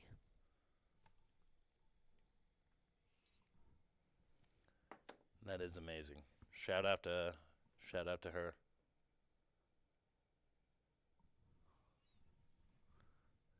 Looks like we've got some more runners making their way in here. And we will be expecting the leaders to come through the White Rock aid station at mile 17.9, probably in 30 to 40-ish minutes is the projection. And they were pretty close on the Iron Springs projection. Okay. So I don't know where they're at on the live tracker relative to. Yeah, so it looks like they're, according to the live tracker, about 4 or 5 miles out. But who knows when that last updated. Yeah, and so probably a little after 1 o'clock, we probably will see our first runners over at White Rock. Awesome.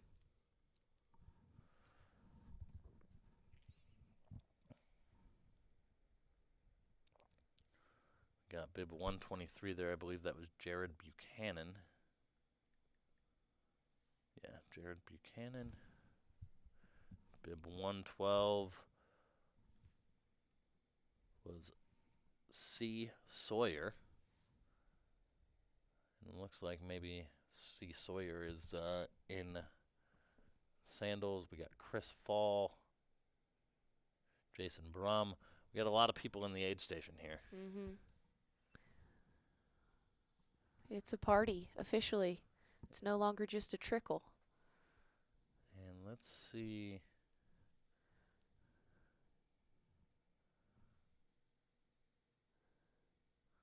We're going to have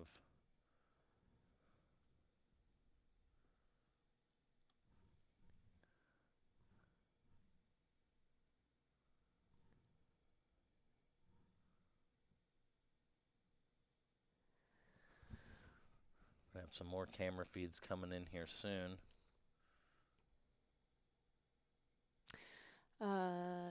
Daniel McDonald is curious about our denim cowboy. So I'm being told that is Anthony Tadajewski. Okay. I was told how to pronounce his last name here as well. Tadajewski Tadajewski. is who I'm being told that is. Okay. We have not seen him Heard come it in here, yet, folks. though. But we'll keep an eye out on the Denim Cowboy. Yeah, I have not seen him come through. But that is not to say he hasn't, and we have just missed him. He's kind of hard to miss, but there is a lot of people here, a lot of action at this first aid station.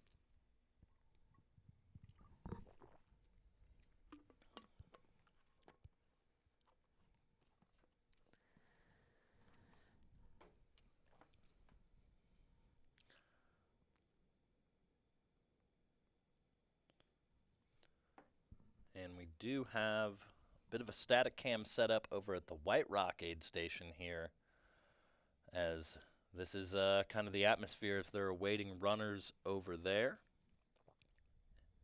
But in the meantime, we will check out the runners coming in to the Iron Springs aid station.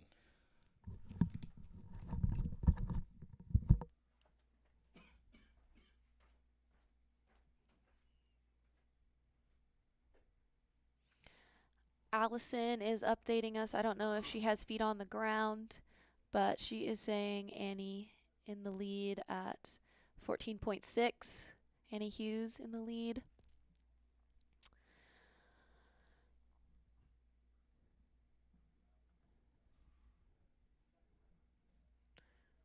And that's really no surprise to me.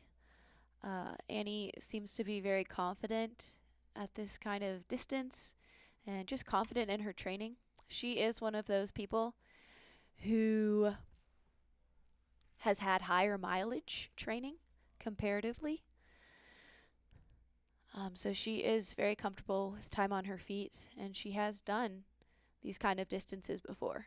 So she does have a leg up on those runners who are trying out the 250 distance for the first time.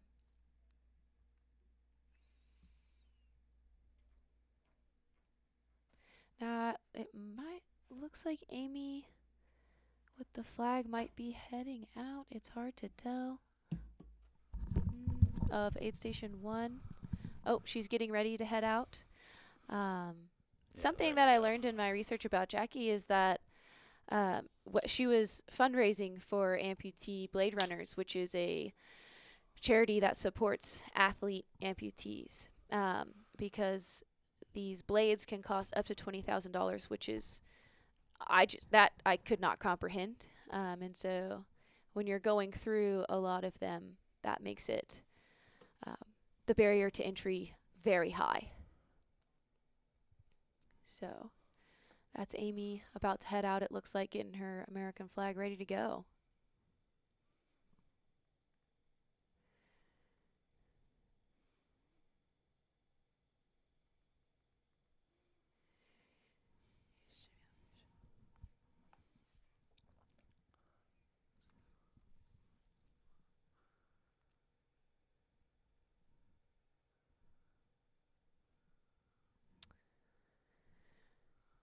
Still nobody coming through that second aid station, but we still have some time there before we expect anybody. Yeah, my guess is that we're probably about a half hour away here from seeing our first runners. And I've unmuted this. Can anyone in the chat? Yes. I can hear you. I don't know that the chat can. I'm still not seeing any audio levels here, so my guess is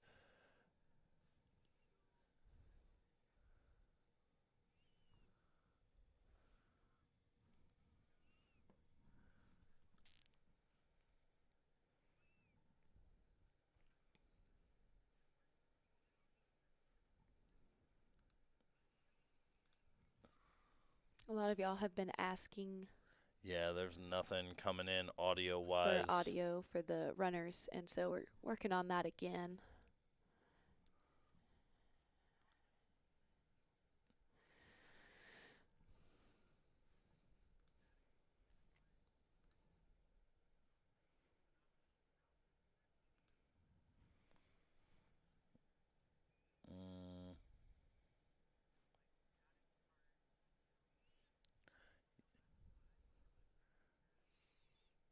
Yeah, so I see the browser, or I see that, Jamil.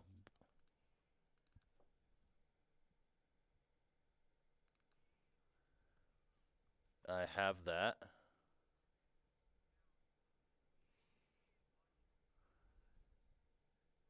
Yeah, that is clicked as well. Yep.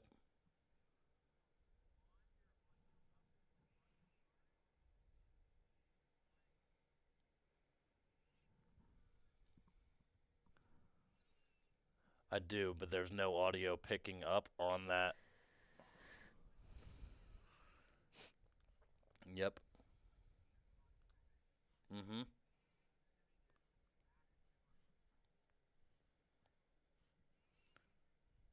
Well, on the static start video, it is mono is not clicked and monitor is off. Then there's 2 tracks selected. Yeah. Oh, there are 6 tracks selected. Correct. Yes, we can hear you. Sorry, everyone. We are trying to get audio from the field still. Sounds good. And so we have now sent Jamil off to do some research to see if he can solve the world's problem of how to get us audio. I appreciate you all bearing with me. And Gregory brings up a great point. Was one of his favorite moments was listening to Maggie and her crew while she freshened up her feet. I believe that was at the Sedona aid station, and that was actually one of my favorite moments as well. Just getting to sit here and listen to, the women's race leader who is crushing it, walk her crew through like how she wants to solve the problems that she's facing. And so, Yeah, I think for a lot of people, myself included, you kind of get to vicariously live through each one of these runners who are out here. And a lot of this is still, maybe not unheard of, but I'm not familiar with what it looks like to be completely exhausted at mile 175 and how people are moving through this. So I think, yeah, hearing the runners gives you a little look into the reality.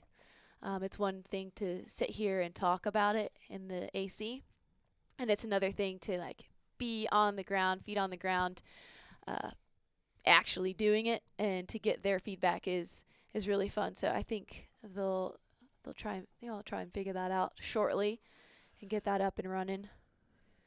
yeah, and we do have plans for some of the crews to check in with us from time to time throughout the course of the race here as well. So we have a variety of crews who are planning to hop into the live stream, give us some of those insights, which will be really awesome. And which aid station is this? This is the Iron Springs aid station, which is number 1. The aid station number 1 at about mile 11. And again, we should have our race leaders probably within the next 30 minutes coming into aid station 2, which is White Rock, and that is where we have our trusty static cam set up. And we have some volunteer filmers out there. And the setup out there, which is right here, looks like it's going to be a bit of a party. Yeah. Looks like it's going to be a lot of fun. Absolutely. Now, is this one that crew can, do they have access to this? I think that's where the real fun is going to be, when we can get audio and have crew out there. Yep, this like is you the mentioned. first crewable aid station. Okay. Wonderful.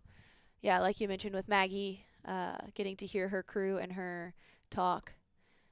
It's really fun to see how people interact with their crew members, their pacers. You can get a real feel for how they're actually doing.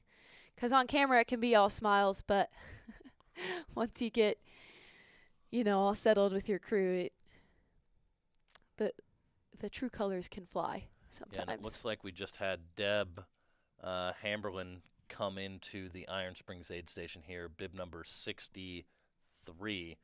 I saw her come in across the screen just a few minutes ago. So then we've got Krista Wilhelmsen. And we recently had a Nicola. I didn't catch the last name. Oh, nice. But that's a fairly unique name. Probably Nicola Grice. Probably so. Still got a lot of runners coming into the Iron Springs aid station here.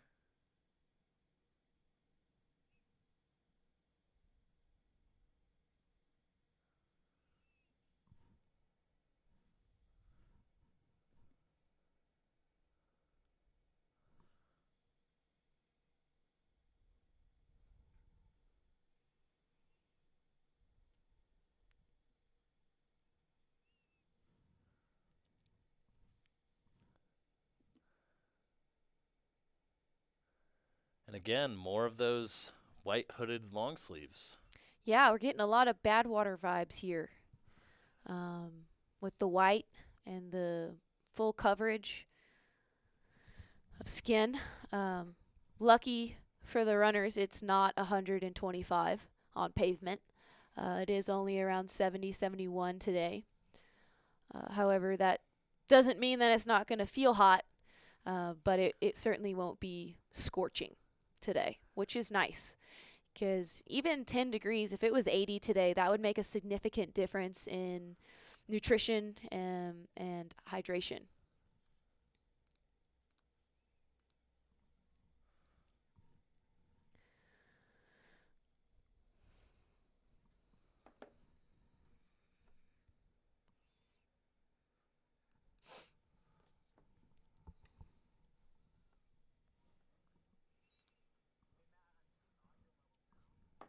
And we are going to send it. So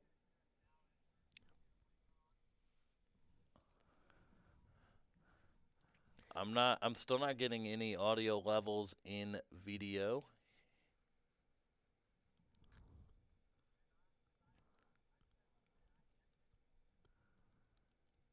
So I see it in the room, but not in the like OBS.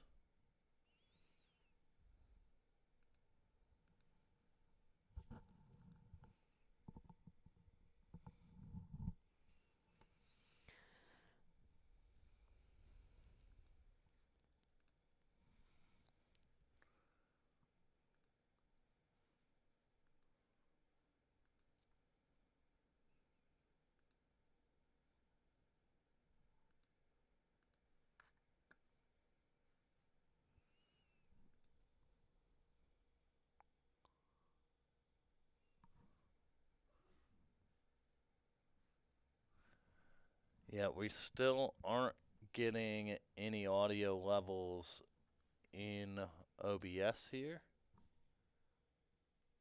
but we can definitely hear you.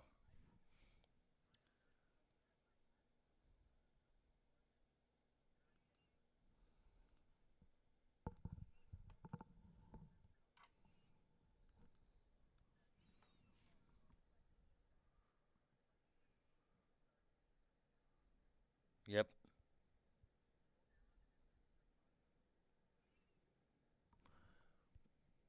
Yeah, that is selected.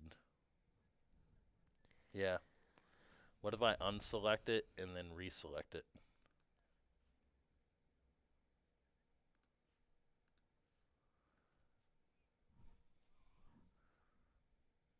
Still nothing. And it Yeah.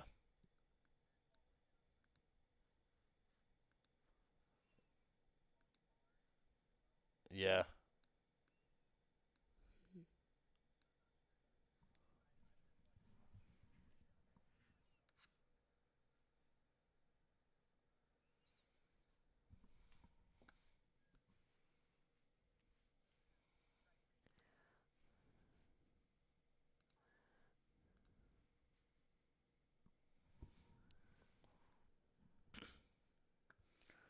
All right.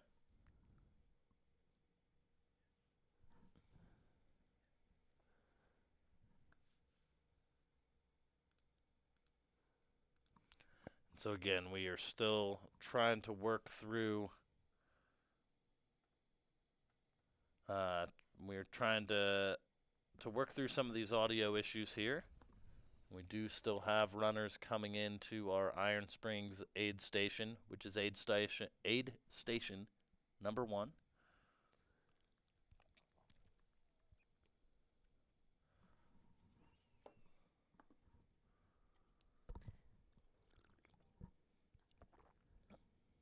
Don't know who he is. Nobody waved. That was nice of him. 83. So that mic aux is not a thing to turn up on the volume level. I don't know what that does, but I just noticed that it's down. Maybe.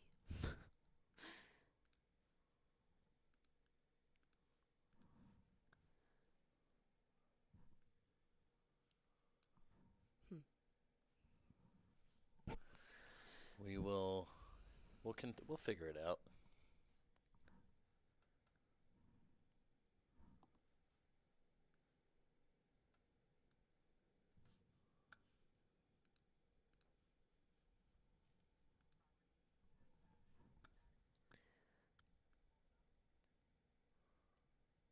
What's that, Jamil?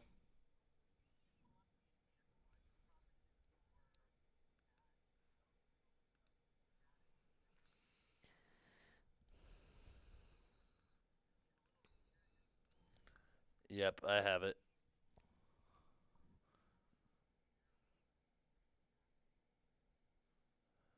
Yeah, so audio input capture, active, -2 dB, mono, balanced, monitor, off, and then 6 tracks.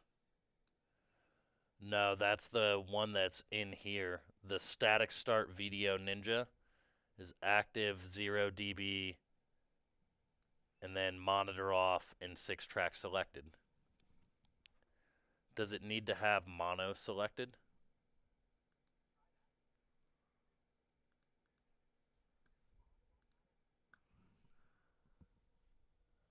All right, I tried that. I'm not seeing anything still.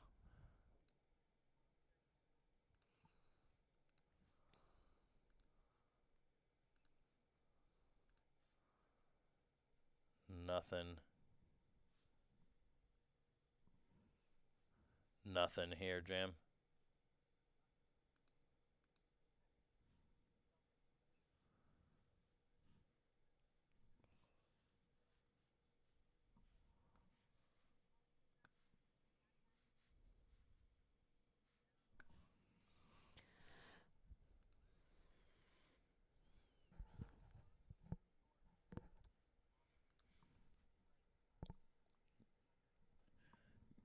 Yep.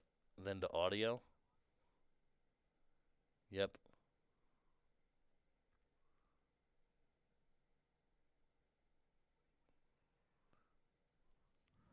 I've got the sample rate and channels. Then I've got global audio devices. All of them are disabled. Then I've got decay rate and peak meter type. Monitoring device is default. And then I've got all the hotkeys. No.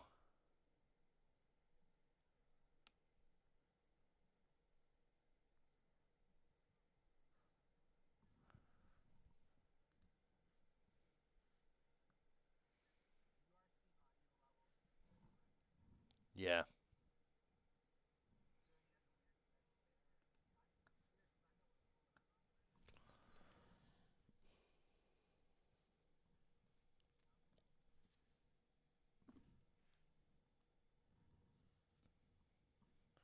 And so for our live viewers, we are taking a look at aid station 1, Iron Springs here.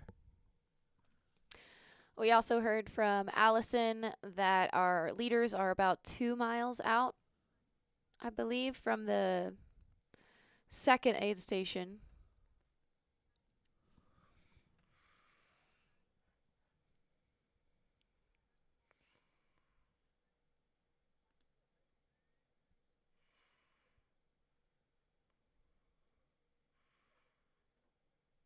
All right. Matt O'Brien is saying leaders 1 mile out from aid station 2 now. That's our latest update.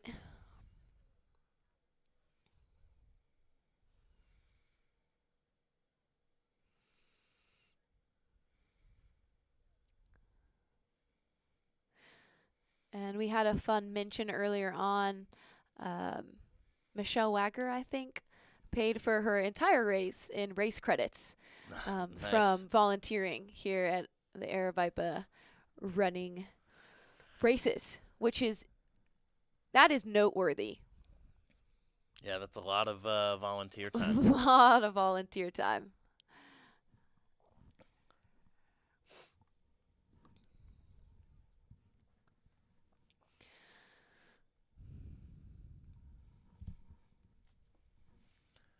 So again, we are back at aid station number 1 here, Iron Springs.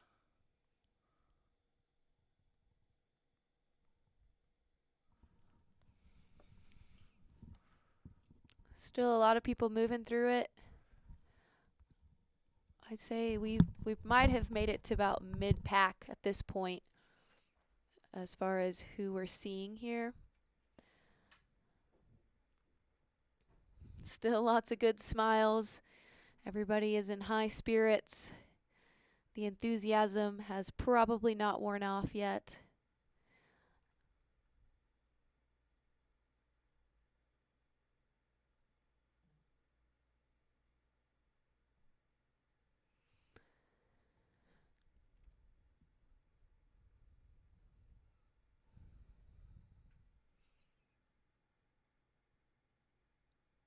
Okay, we have bib 240 coming in. Sam Salvin. We got 101.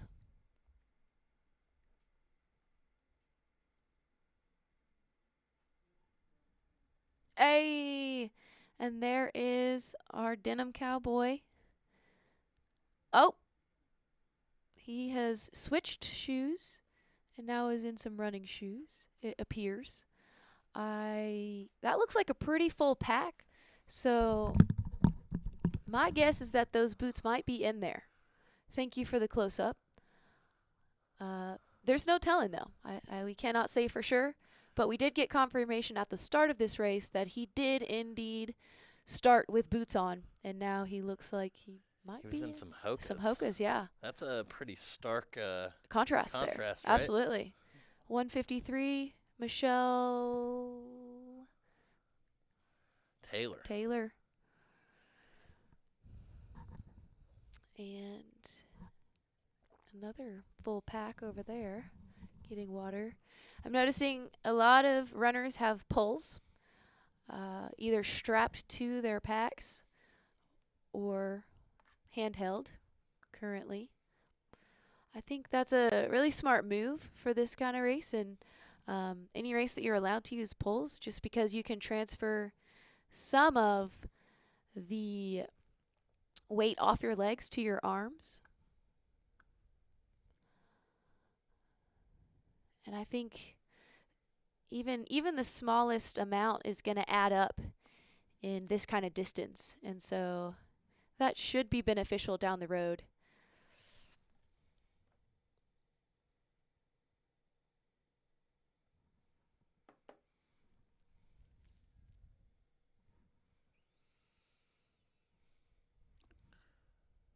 Here we are just outside of the White Rock aid station.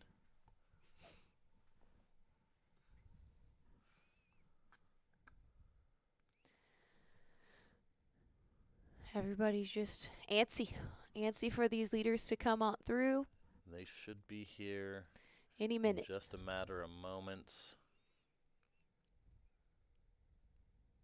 In the meantime, we will keep our eye on that, but we will send it back here to see what's happening over at Iron Springs. It is looking pretty windy at aid station 2 as well. I was curious about that yesterday. I believe there were 40-mile-an-hour winds in Flagstaff. I think that's Here we what I got heard. bib 150. 54, it looks like. Yeah, Jody Halverson coming into the first aid station there at Iron Springs.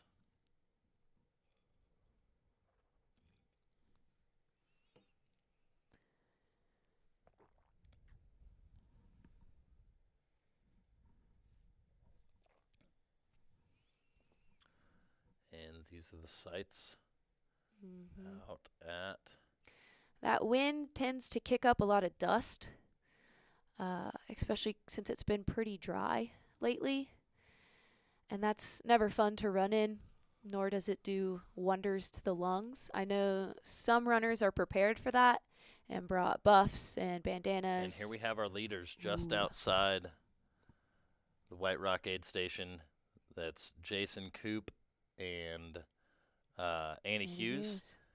And our weather correspondent is saying that there are 50-mile-an-hour winds. Currently? At this aid station? That's what our weather correspondent, a.k.a. my lovely wife, who is sitting at home watching the live stream while she works. Wow. She's our new weather correspondent for Love the it. time being. So Good intel. you said that it looked windy. And, Certainly is. Yeah, Those we must got be the some confirmation. beefy steaks on those aid station tents, because they're not moving. But Annie Hughes and Jason Coop are moving very well still. Very smooth. I'd say their pace really has not wavered since the beginning. As far as turnover goes, they look like they're moving with ease. I stand corrected. The 50-mile-an-hour winds were yesterday. Yeah, that was yesterday. I was like, wow, that's impressive. Like those tents are just fortresses. The tents and the trees aren't moving at all. I mean, they were moving. There was a gust of wind, but I was like, wow, it must be something I'm not seeing yet. I mean, I'd believe it, and I believe that we might encounter some of that on this course at some point. Well, I mean, I feel like later on, when you get up on the Coconino Plateau and make your way to Flagstaff, you're bound to be hit with wind at some point. Mm-hmm.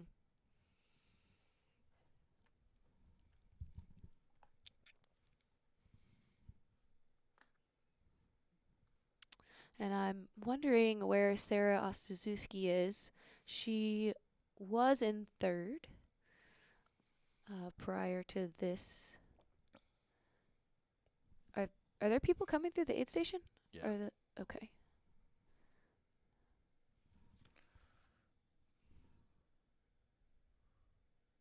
Remember, this is the first place they can get crew. So I think you're going to see maybe more activity away from the central aid station area. Mm-hmm. And so if any of our filmers can capture any of those interactions, that would be great. Yeah, because I think this being the first crewable spot, it looks like Julie just had our next person. Third place. Oh, there's Sarah coming in. Yep. I mean, seconds after this group here. And there we've got. That's Annie Hughes with her crew.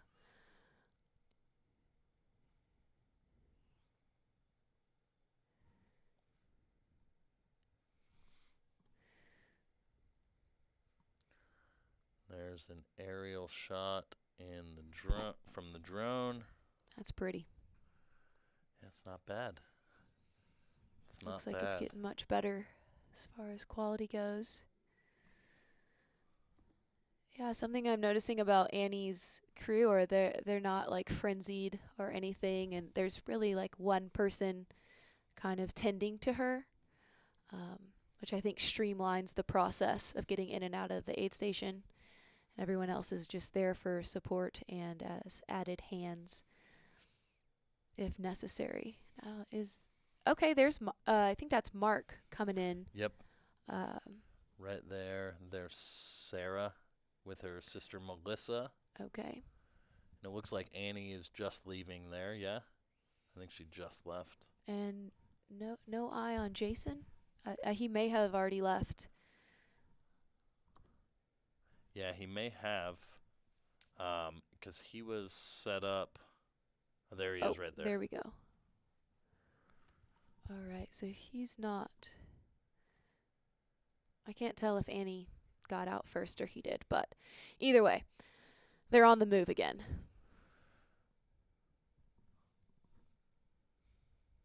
And it looked like Coop had like a setup in the back of his vehicle.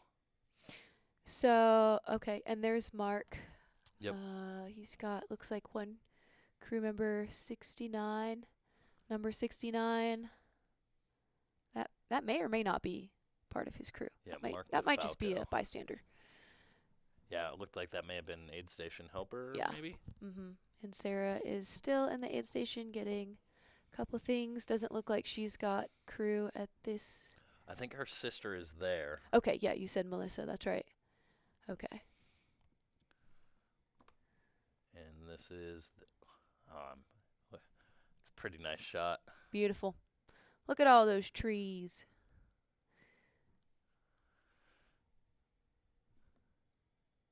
And here we see Sarah O.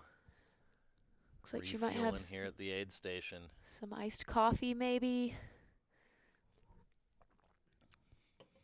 That- Sounds like it would be pretty nice. Yeah, I think that'd be lovely. I've always thought like a frappuccino would be like the ultra runner's dream in a hot race because there's so much sugar in those drinks Yeah. and it's icy cold.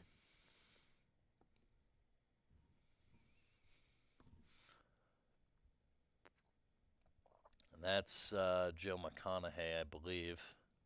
Okay. Joe's pretty tall, so he's a little bit easier to identify sometimes. And Okay. he is just straight through it. Look up. Mm-hmm.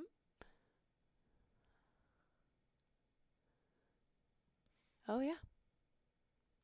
Straight through. Yep, straight through. Through the trees. And he's off. So he's number 3 out of the aid station Yep. then? Unless Mark took off and we missed him, but No, it looks Mark's right like there. he's still there, as is Sarah. And we had one more person coming through. I believe they're at the end. Yeah, I think we should have a group that's about to come in. Yeah, and you can see from the overhead winding through the trees.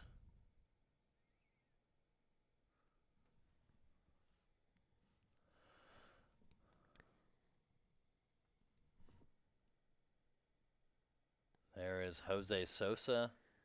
All right. So he's made his way up a couple He's places. through. Yeah. Well, I Yep. think he may have just run straight through it, looks like. Mm-hmm.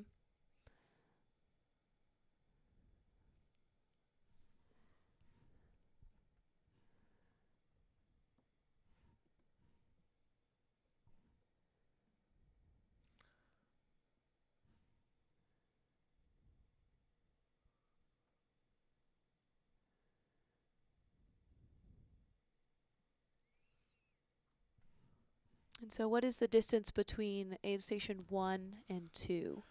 It was 6.7 miles. Okay. So this is 17.9. That aid station was 11.2. There's Cole Crosby, the East Coast runner. Wait, I need to find out which state Cole is from. I should know this. I want to say it's like New Hampshire. Rhode Island.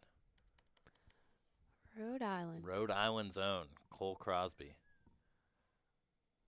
Looks like Mark and Sarah, who came in as 3rd and 4th, are still in the aid station, really getting stocked up and ready to go back out. But they're just taking their time, making sure they have everything.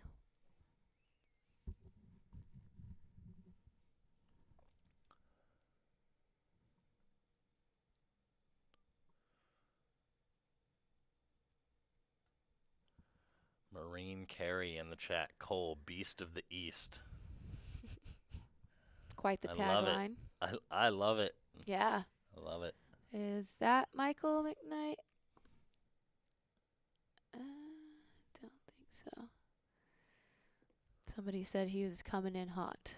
That was bib 79. So that was Jason Mosel leaving Okay. on your screen right there. Yeah, we're having a lot more runners skip this aid station than aid station 1.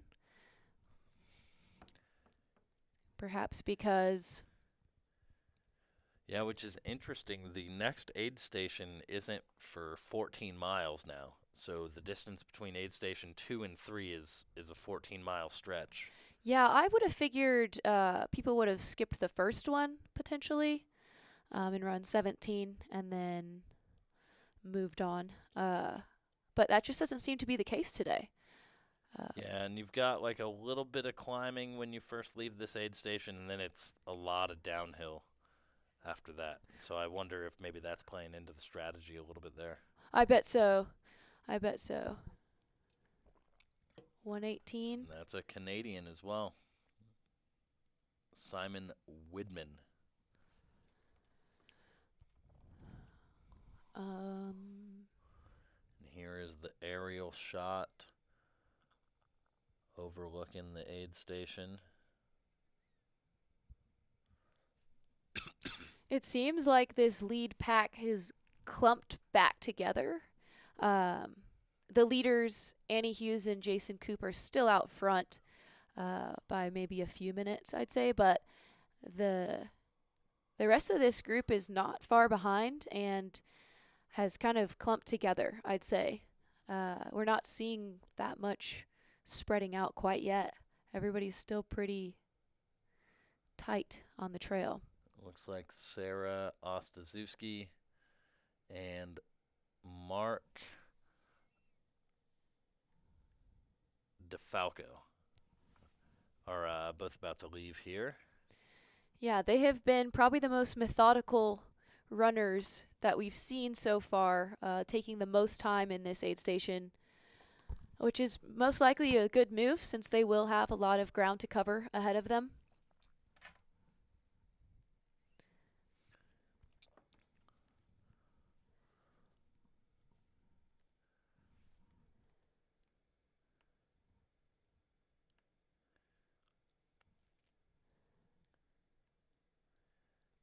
And Is he coming?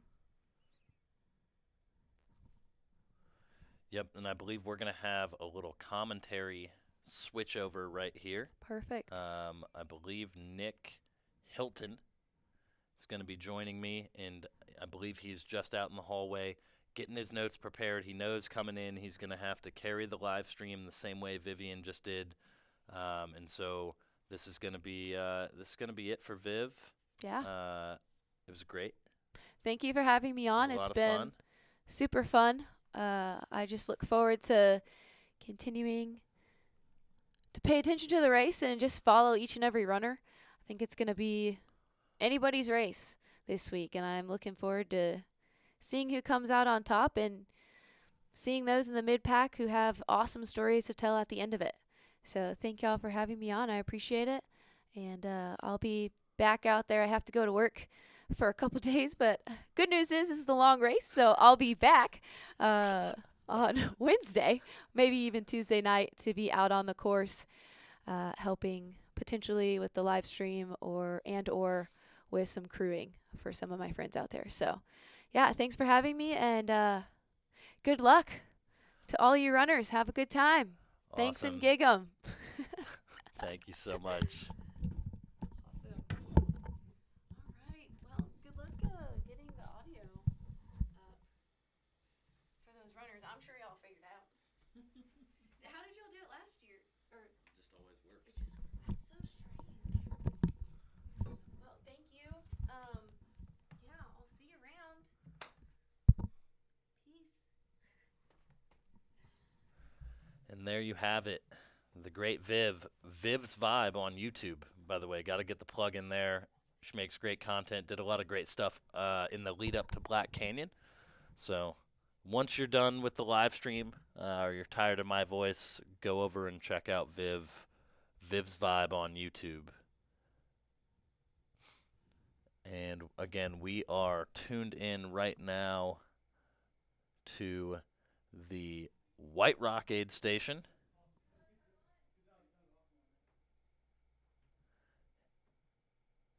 As we have a lot of our lead runners coming in here. And here's the aerial shot, and it looks like Mike Versteeg maybe putting on a shirt. You know, that might be the interesting thing right now. Versteeg coming into Aid Station 2, White Rock, the defending champion. I wonder if he's going to remain in the sandals or if he's gonna put some shoes on. But who am I to say anything? Versteeg has won the race, obviously, and lives in the Prescott area.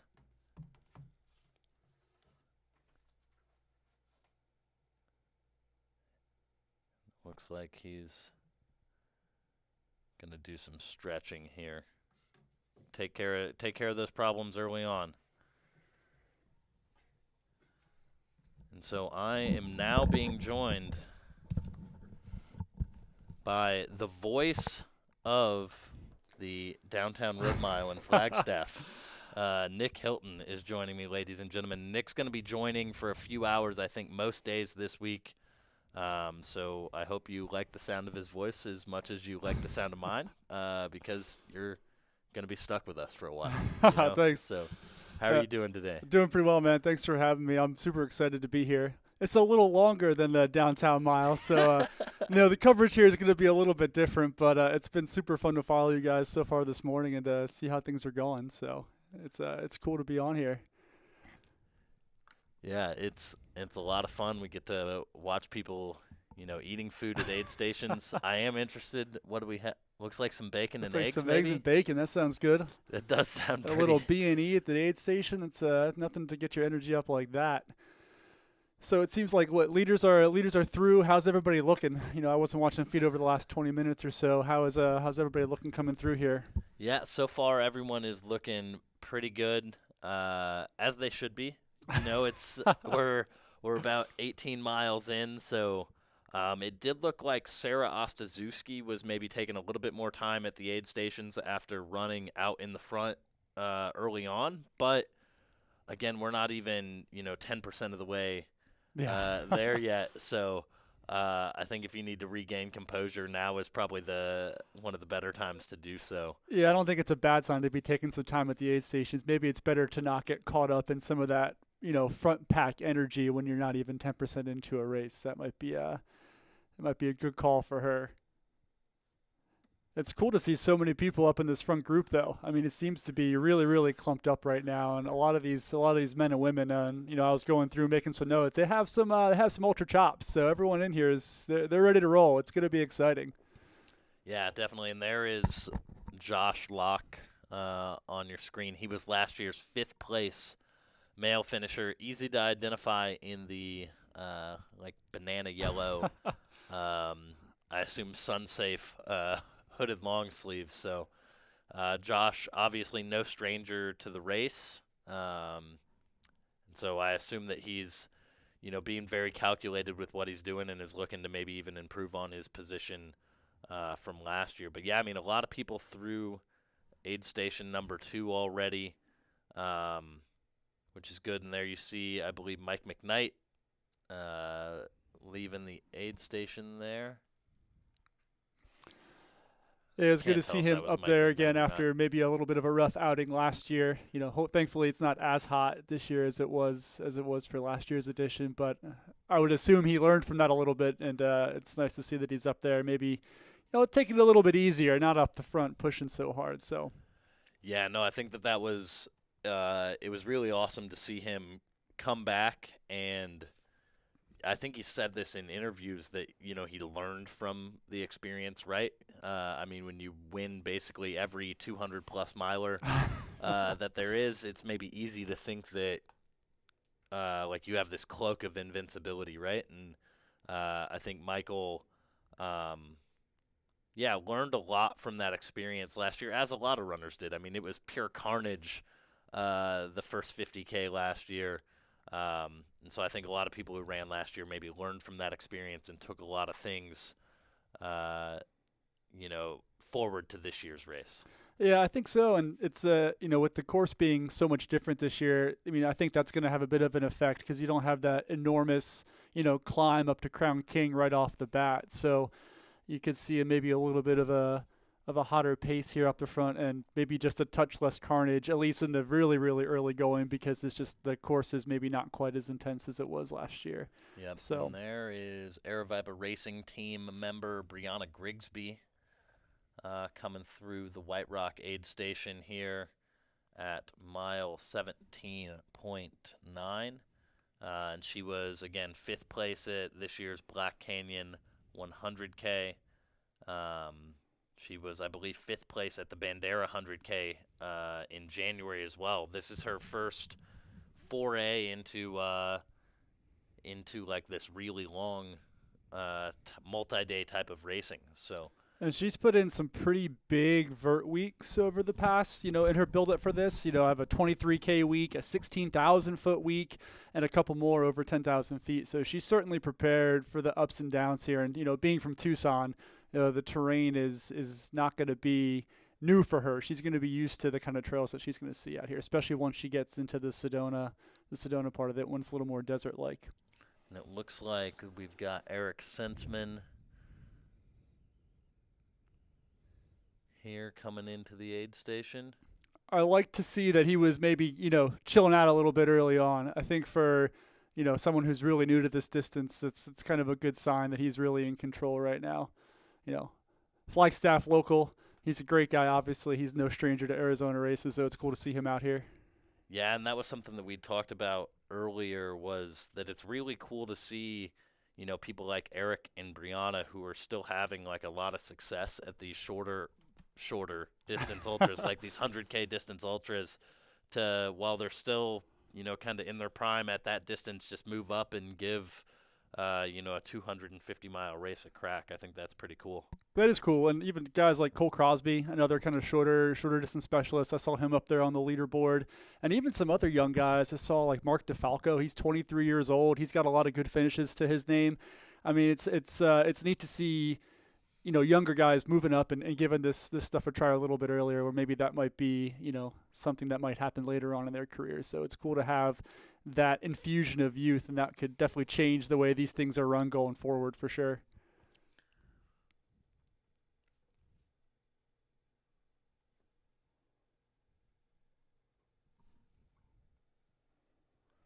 And there you have Michael Versteeg, last year's champion, making his way out after doing what looked like maybe a little bit of yoga or stretching of some sorts. He knows what he's doing, I guess. So he's here in his backyard. I think he's probably pretty comfortable on these trails right now. Hence maybe the sandals. This is just a normal day for him. Yeah. No, it was a sight to behold, just not knowing whether Michael Versteeg was going to start the race, because we didn't see him on the starting line, and then all of a sudden he just runs by. No shirt, nothing. It's a veteran move. Now he's got a shirt and a pack on. He knows what he's doing. Well, the first 17 was just a warm-up for a guy like him, so he's just getting ready to go. Now it's time for the pack and the shirt, and you'll probably see some shoes here in the second half when he's really ready to get going.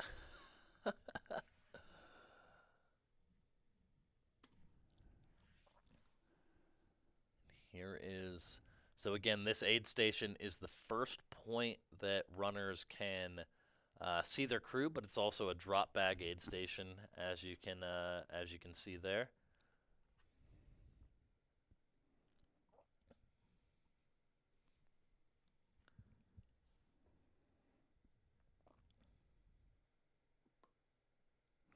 It's also, they got some nice food here, so they're going to have some sandwiches and lunch meat, so maybe a good chance to get some snacks. We all know one of the best parts of running ultras is that food out there on the aid station, so probably the first opportunity to really start loading up at the old aid station buffet here. Yeah, and there we got Jeff Garmeyer, who finished last year's race. He's getting some sunscreen put on him. He's got the eye of the tiger this year. The FKT king himself. Holds FKTs on almost every long trail you could imagine, unsupported. Actually has a crew this year. So we'll see. It's interesting to see him, up as far as he is right now. His training didn't really go all that well, but he's out here ready to have a good time. Yeah, he looks good. He looks like he's in a good spot. Looks in a good mood. He's not dragging. Doesn't look too hot. So hopefully that's good. There, just leaving is Killian Korth, bib number 25 there. Notes off of Killian Strava. He's actually training for Colorado Trail FKT. So this would be an interesting little a little tune-up for that, if you want to call a 250-mile race a tune-up. Yeah, and he was third at the Ouray 100-mile last year, and he's also, I believe, signed up for the Bigfoot 200. Yeah, I saw that on there. And he's been putting some good training, couple 100-mile weeks, 10 to 16,000 feet of vert in there. So maybe not as consistent as some of the other guys, but I think he's definitely prepared for what this course is going to hold. Heard it was super windy out there today. Is that still holding right now? I think that it's pretty windy. I don't know that it's as windy as it was yesterday, but That's good. You can kind of see the pine trees blowing a little bit there in this overhead view. It looks like got another runner leaving the aid station here. Oh, that's Eric Sensman, and that's our great documentarian, our great videographer, Dylan Harris, who will be capturing content and creating a film that focuses primarily on Eric's journey this year, which will be pretty cool. That will be cool. Eric's always great on camera, so I think that that's definitely going to come out well. Here we see more runners coming into the aid station here.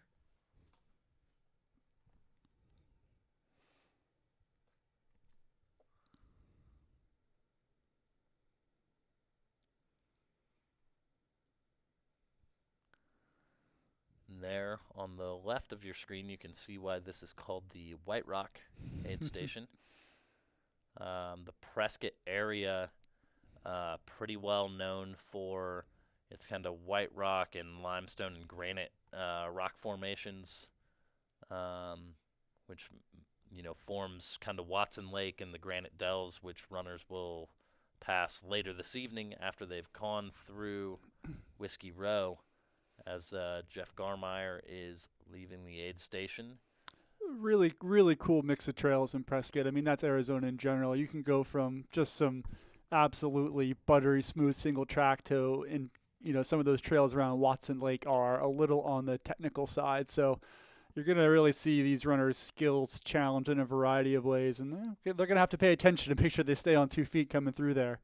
So, Prescott, it's just a beautiful area, and I mean, Arizona in general is just, it's pretty freaking cool. And here we've got Tony Russ in the aid station there.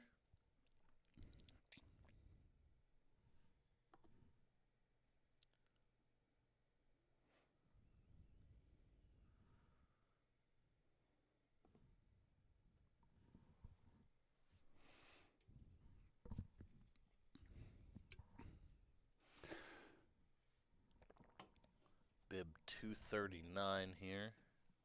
That is Lauren Jones. Oh, the Atlanta native. I don't know if she actually lives in Atlanta, but the Georgia native.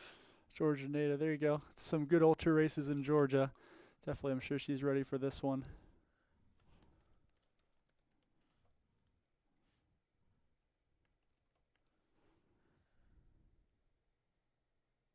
Yeah, and I mean, she's run some pretty hard races. She's finished Leadville. I believe was on the podium at the Georgia Jewel a few years back, which is a pretty tough race out in the North Georgia mountains. She podiumed at Coldwater Rimble back here in January. Second female, 5th overall there. She's got some good finishes over some tricky races here. So, definitely someone to keep an eye out for sure.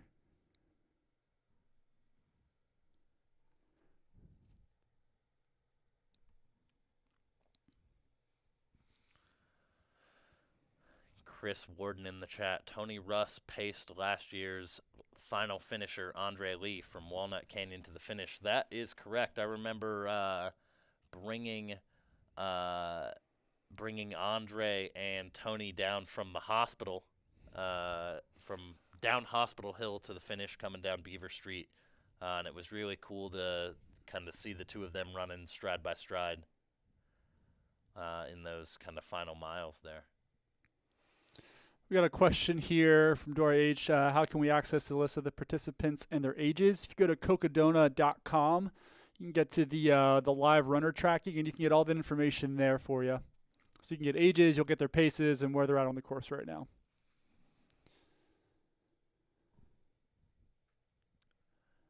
This is the aerial shot of the White Rock aid station here at about mile 18 of the course.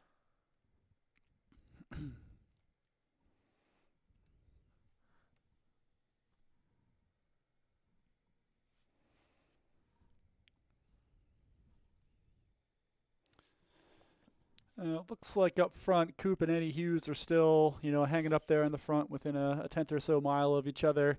Not too much changing up front there. Everyone's kind of moving at a pretty good pace so far. Yeah, and it's been interesting. Those two have, been running fairly close, for the better part of the race now. And they've kind of broken off a little bit. I think Joe McConaughey is starting to move up a little bit now as well, which will be interesting to see how he does. He's a 14 low 100 miler. He's also like a low 4-minute miler in college, which is guy's got crazy. range. But he also used to hold FKT records on the Appalachian Trail, the Arizona Trail, which I think he still holds that. So he's got like this through hike experience, which is pretty cool as well. Yeah, it's cool to see runners with that kind of range. You don't see too many 4-minute milers, up here running these kind of distance. Yeah, for sure. And Coop and Andy Hughes, that was looking at their training. They were the two that had some of the most impressive training weeks. Coop had a 165 in there, tons of vert over 15,000 feet. So from just a preparation standpoint, he's definitely put himself in a position to be competitive here. And let's actually go ahead and take a look back at some of our runners who are coming into Iron Springs here still. This is aid station 1. Got runners coming in and leaving there. It looks like we've got some more runners coming into White Rock now as well.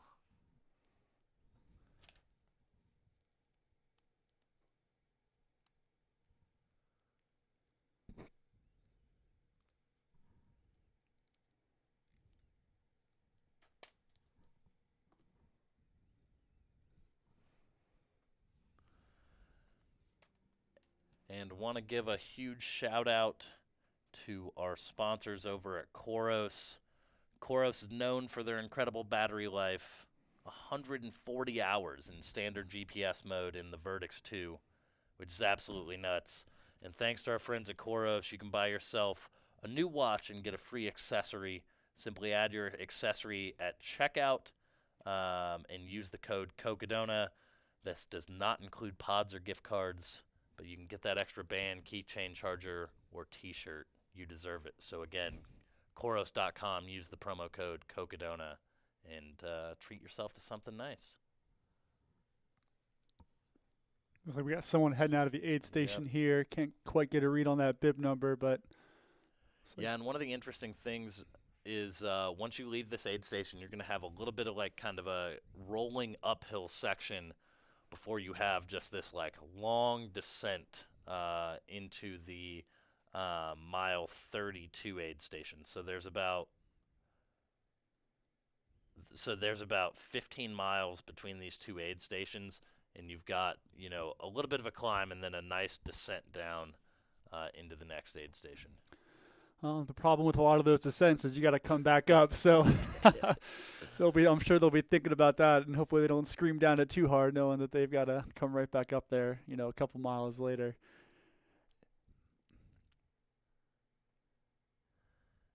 Let's see who this is, if we can get a bib number here. Enjoying the watermelon, which sounds like it would be delicious. It would be delicious. That might be Road to Smoker. You can see the Heiner t-shirt, the Heiner Yep. View 50K. Yep. right outside of Lock Haven, Pennsylvania. Shout out LHU. It's where I went to college. Very familiar with that area. You want to take a girl on a romantic date, you want to head to Heiner View. But beautiful trails there, also super technical. So her being from the central Pennsylvania region, these trails are going to feel great on her feet and on her legs compared to what you run back in Pennsylvania. So glad to see her out here representing for the Northeast, looking comfortable, enjoying that watermelon. Yeah, and I mean, she's no stranger to these long-distance ultras. She's done Conquer the Wall 47-hour and completed 164 miles, which is a lot. No That's big deal. A lot of miles. Yeah. It's a lot of miles, yeah. And so I think if she can, get through some of these like hotter climates, like that's the one thing that like makes this race really different is that you traverse through these different like ecosystems essentially. And so, they started in Prescott, which is about 5,000 feet. They are going to get up to a little bit higher, like closer to 7,000 plus feet around Mingus Mountain before they drop back down into Jerome. And then it's going to be so hot until they get through Sedona, get up onto the Coconino Plateau, and make their way to Flagstaff. And there you see Dom Grossman, who I've already decided is a strong candidate for mustache of the race. His wife, Katie Grossman, pulling double duty, watching the children and helping crew. Katie is an absolute legend in the sport as well, so it's awesome to see her out there. And it's great to see Dom, who was out towards the front early, kind of maybe reining things in, trying to troubleshoot some things and keep moving forward. Yeah, talk about a rock star, hanging out with two kids, going from aid station to aid station. You think running an ultra is tiring, try crewing an ultra in those situations, but looks like maybe he's spraying on some sunscreen there. Don't want to get burnt this early in the race. And like you're talking about, I mean, that those hot afternoons and cold nights are really going to, coincide with some highs and lows. So it'd be interesting to see how people come through that mental game to get through those things. And even the lack of humidity for some of these athletes coming from more humid climates. You're coming from the East Coast or Colorado. If you're not used to that, what that dryness is like, that can also, throw off the way you're hydrating, throw off how you're feeling too. So something to keep an eye on and something for those runners to think about as well.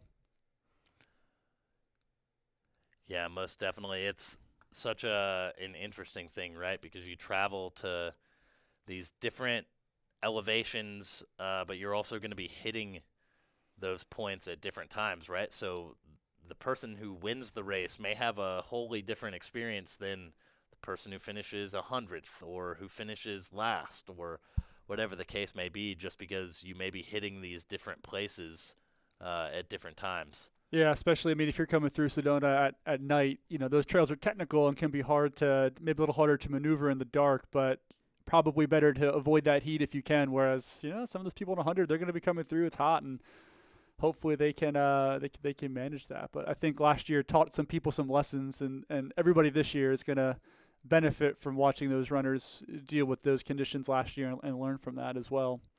See a lot of East Coast call-outs in the chat here.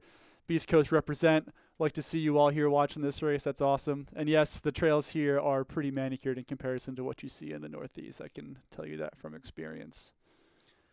Yeah, you'll have your I feel like you'll have here your sections of like really buttery single track, and then you'll have your sections where it's like this is a rock quarry.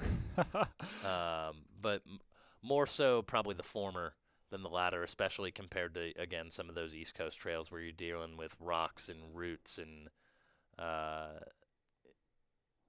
different weather as well. Yeah, so you're not going to have to worry about trail and stuff like that. A lot of wet rain or running through some dewy ferns that get your shoes all wet. But I will say that running in the desert is a different kind of high stakes trail running, knowing all the rocks and cacti and other things that are off the trail there. So having taken a couple spills myself, there's definitely some things to look at here. So we got a runner heading out here. Didn't see the bib on him, Couldn't tell if that was. Yeah, so we saw Dom head out a little bit ago. Didn't take too much time in there, looking pretty good. It looked like that was bib 40, Justin Ponelt.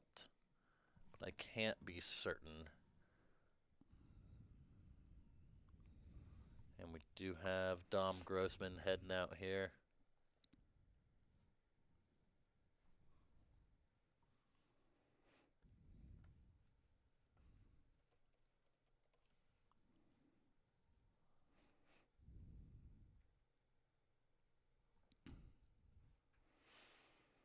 Dom rocking that mustache and that hat. He's definitely looking good, feeling good, ready to roll out there for sure.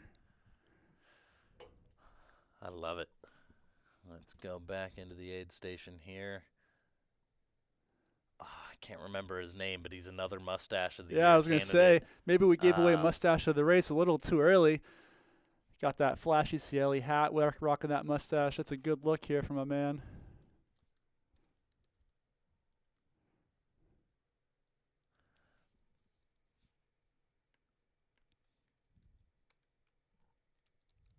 It was Benjamin Dullum with the hat and the mustache candidate. And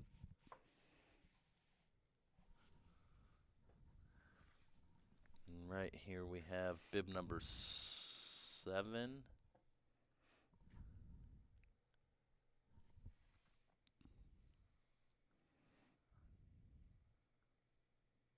Yeah, and that's Rod Smoker. That's right. that's The Rotor. green shirt. Yeah, looks like she's packed up. She's got a lot of gear to head out with, so Well, she's this is a ready to pretty roll. long stretch Yeah. in between aid stations. I think it's 14 miles. Yeah, 14 miles in between aid stations. You're starting to get in the hottest part of the day. Yeah. It's going to be pretty exposed, I imagine. Yeah, especially once you're coming out of the hills there a little bit down that lower elevation, it's only going to get hotter for these runners. So good to see that they're heading out there prepared with a lot of gear. Although I did hear you guys talking about some runners who really breezed through this aid station pretty fast. So be curious to see what that looks like once they get on towards the next aid here at Finch Wells. I guess we'll see who's hanging on and who's looking good at that point in time. Yeah, it'll be interesting just because that's a long stretch. Yeah. To kind of just cruise through here, but it's strategic. Bib 30 there. It looked like that was Ray Sanchez.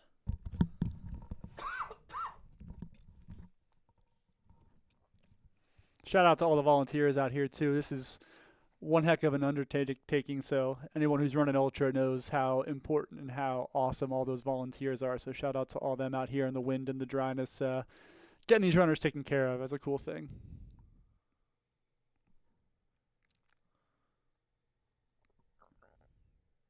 A little water douse. There's Mr. Glaze right there, I believe.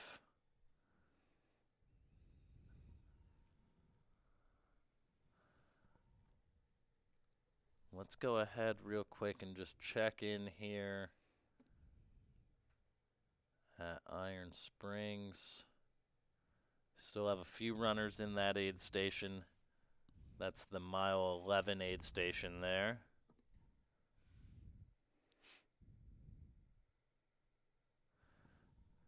And there's Mr. Benjamin. I'm going to remember his name now. Looks like good spirits. Yeah, not seeing anybody come through here looking too rough. That's a good sign. A lot of people looking happy to see their crew. Got to change the socks there, keeping those feet dry. That's super important.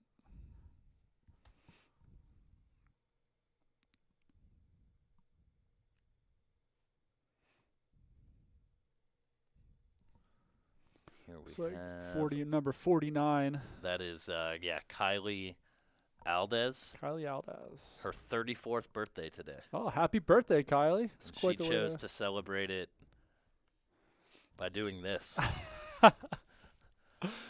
Hey, different strokes for different folks, and this is a heck of a way to celebrate. I mean, I can't think of too many better ways than having an adventure across Arizona. Yeah, that's definitely true. And she's definitely no stranger to Arizona trail races here. Lots of 50-mile, 50Ks here, Prescott, Flagstaff, Cave Creek. took a second female at the Elephant Mountain 50 miler in 2021. So she's definitely an experienced ultra racer here on some of these desert trails. So cool to see her come through, and happy birthday.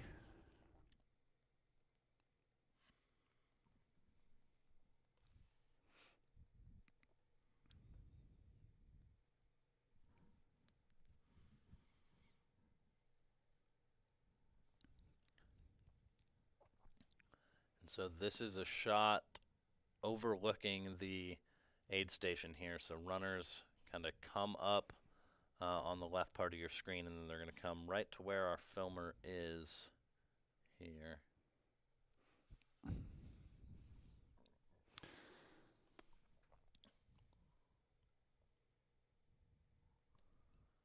Got a question here in the chat asking about cutoff times. The first cutoff time is going to be 4:30 a.m. at mile 36 aid station at Skull Valley. So right now everyone's probably not thinking too much on that, just kind of taking their time. But after that, then the cutoffs start to become a factor.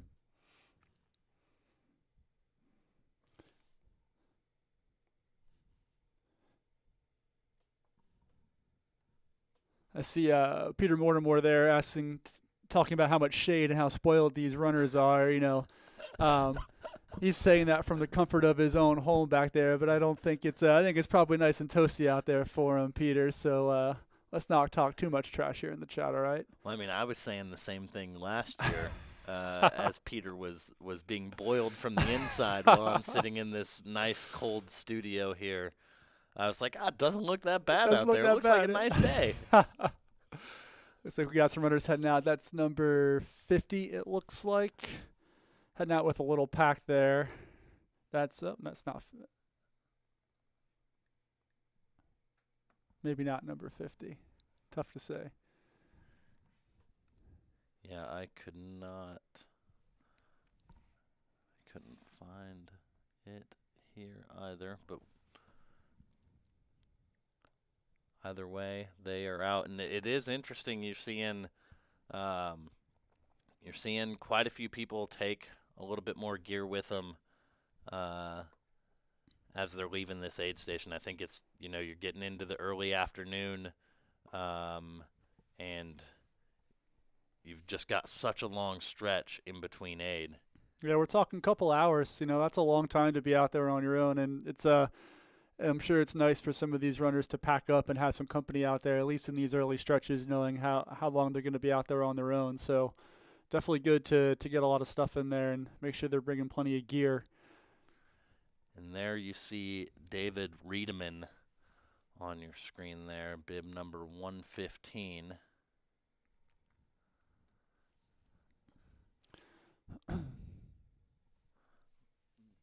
Someone in the chat is saying it was bib 59, which that could be, which would be Erin Drasler. Erin Drasler, yeah, so that would make sense. Yeah, she was up there in the early on for sure.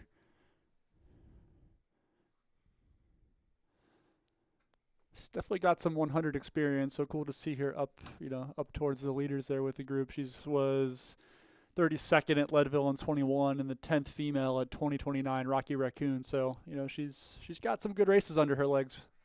Yeah, and has experience at altitude, which I don't know how much of a factor it'll play, but it probably helps, especially given the last 40 or 50 miles is going to be up on the Coconino Plateau, around 6,000 to 7,000 feet. It absolutely doesn't hurt. Yeah, it absolutely doesn't hurt. If you've never experienced what it's like to run uphill at altitude, that's definitely a different feeling. So it definitely is going to make a difference for some of those runners who are coming down from Colorado or have that experience.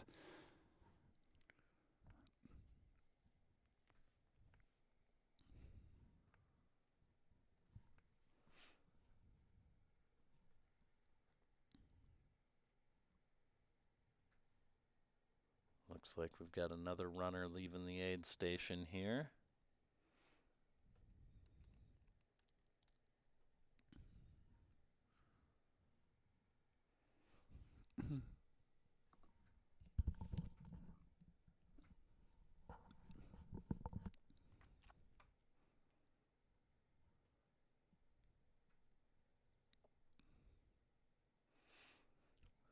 There's David Redeman. That's Benjamin Dolam. Ben Dolam, Yep. potential mustache of the race there for Mr. Dolam. There are a few good ones in the race. That's for sure. You know, I guess at this early portion, I wonder how much all these runners are thinking about sleep or thinking about how to kind of stagger their rest periods over the next, 12 hours or so of the race. Because obviously everybody's pretty bunched up now, but it's going to change things once we head into that later stages and people start considering when to take that longer rest interval. Yeah, for sure. And it's something that I'm sure most of these runners have strategized over probably since the day they signed up is, when am I going to sleep so that I can get from this point to that point, you know? And it's important. We saw, Michael Versteeg, I think, timed his sleep last year almost to perfection in terms of he only needed one nap or one sleep, and he chose to take it while he was in the lead at Dead Horse Ranch for about 3 hours at the hottest part of the day. So he was then able to skirt a lot of that heat and was able to get himself back into the lead and things like that. So it'll be interesting to see how all of these different sleep strategies play out, not just for the leaders, but also for people who are just trying to get themselves, to the finish line in time. Yeah, for sure. I mean, especially think about how many of these, especially runners up front, are maybe rookies to the longer 250-mile distance. So now we're thinking they've never had to consider sleep like this in a race before. So, if you feel yourself in that top 5, it can be hard to have the control to go take a nap, and how many of them are going to push it and how many of them are going to have the wherewithal to take that 2 or 3 hour nap to give them the edge to get to that next aid. So my man Big Mooch in the chat there asking what my 250 debut is going to be. Not anytime soon. I can confirm that. We're going to break that news here for you, Matt, formerly of Diablo Burger up in Flagstaff. Good dude. Well, I appreciate that. And is he still up in Flag or no? I don't know. Last I heard, I think he was down in Prescott, but maybe he'll come on here and let us know where he's at. But he's a little bit of a Flagstaff legend himself, slinging those burgers up there. Who do we got here? Bib 92.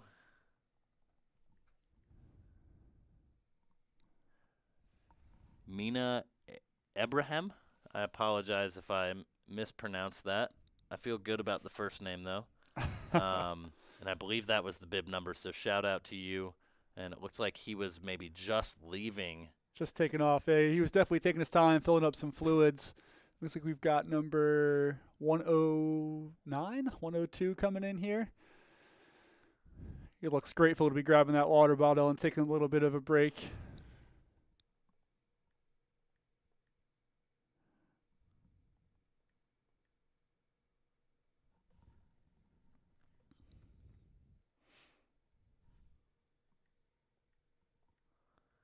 Yeah, it looked like that might have been Garth Reeder, if that is bib 102.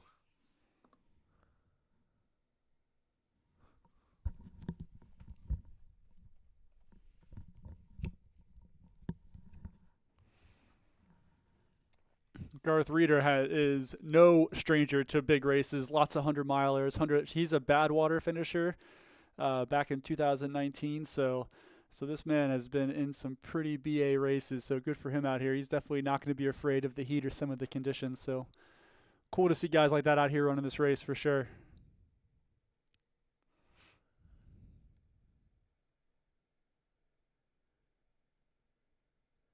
Yeah, it's super awesome getting to see, so many different people out here attempting something that is hard, right? Yeah. I don't think it matters how hard you train. I think it's going to be hard no matter what.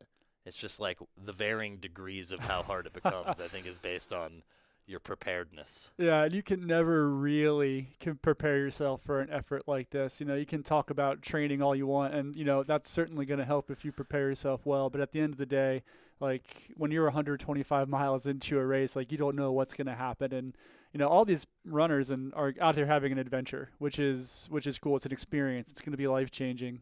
So I think, for them, that's exciting, and I hope they're all out there having a great time. That is 102. That is Garth Reeder there, taking a little break in the aid. I'm sure those chairs feel They great. feel really good. Yeah, it feels like it's only a plastic chair, but I'm sure it feels like a lazy boy when you've been on your feet for a couple hours.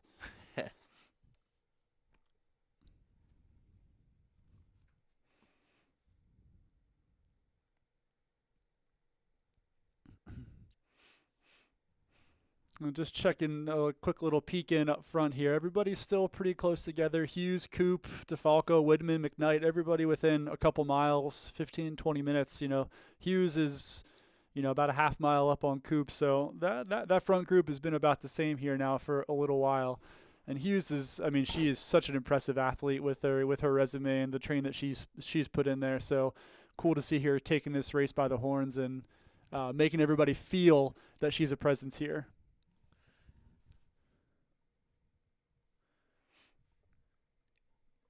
Yeah, and I think someone in the chat was asking for the leaderboard, so we will pull up the iPad here. Let me see if I can get rid of that. So you can see right here, bib 6, your race leader, Annie Hughes. Bib 15 there, Jason Coop. Bib 69, Mark DeFalco. Those are your top 3.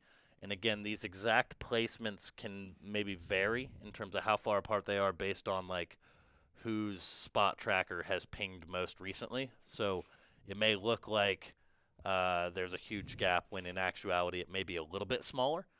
And then after that, we've got Simon Widman and Michael McKnight rounding out the top 5.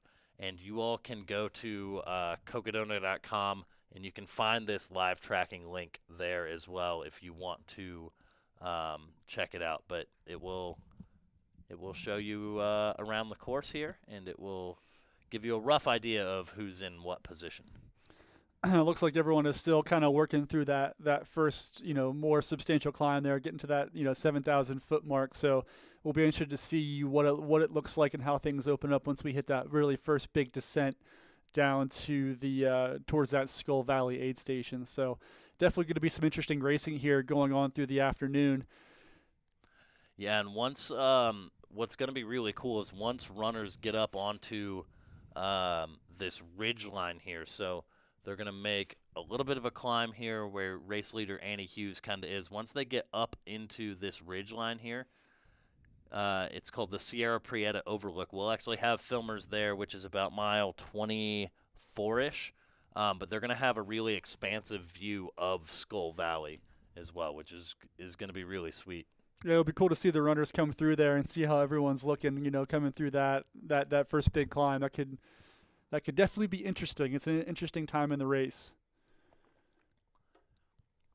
I like that sign. You're not almost there. That's true. Let's be honest with all our athletes at this point. Let's not give them any false hopes when we're not even 10% in the race yet. So good for them. You're not almost there.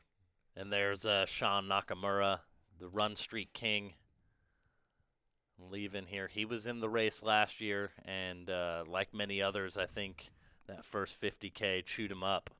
And so he is coming back for a little bit of redemption. It's cool to see so many athletes who were here last year and ones that didn't finish and ones that did finish to want to come back and get another taste of this race. So that's it tells you how good of an event it is when it's you got people coming back for more, even if they had a rough time out there last year. Yeah, most definitely. I mean, and they were coming into this race expecting to run the normal course too. Yeah. That's so they experienced what they went through last year and were like, I'm gonna do that again. Looks like we got Erica Sargent. We saw her here. She's in aid right now. From Kimberley, British Columbia. There we go, a little international flair here, north of the border. That's cool. Just getting some aid, and it looks like maybe 17, if I read that correctly. Nope, I didn't. We've got bib 66 in here as well too. That's Nathan Warner. He's a Tucson, Arizona native. He's in here, just getting some aid, hanging out. He's got the full sun kit on. He's definitely prepare for what the day is going to look like out there. Yeah, we've seen a lot of those. It's interesting because you're protecting yourself from the sun, obviously, which is necessary and wonderful, but it's like more coverage, so it, in my mind, it would feel hotter. Yeah. But I also probably don't want to roast to like a tomato either, which is probably what would happen to me. Yeah, you don't So- want to come out of there, like you're a crispy piece of bacon because you didn't wear enough layers. So I think I feel you there. It's hard to see these guys all covered. I'm like, aren't they hot? But I'm sure they're feeling better with that sun protection on.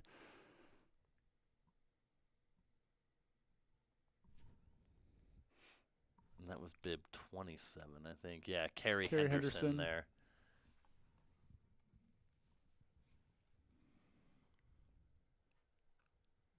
Flagstaff, Arizona. So she's a Coconino Plateau resident. So shout out to Flagstaff.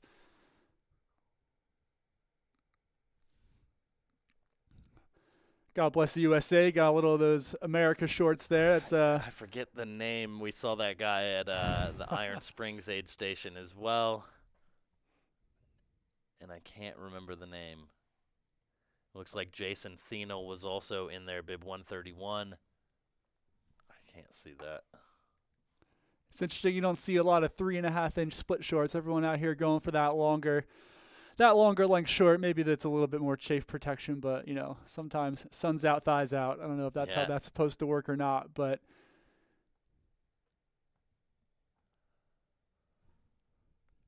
everyone here at the aid station looking like they're having a good time. A lot of smiles on people's faces. That's definitely a good thing to see early on.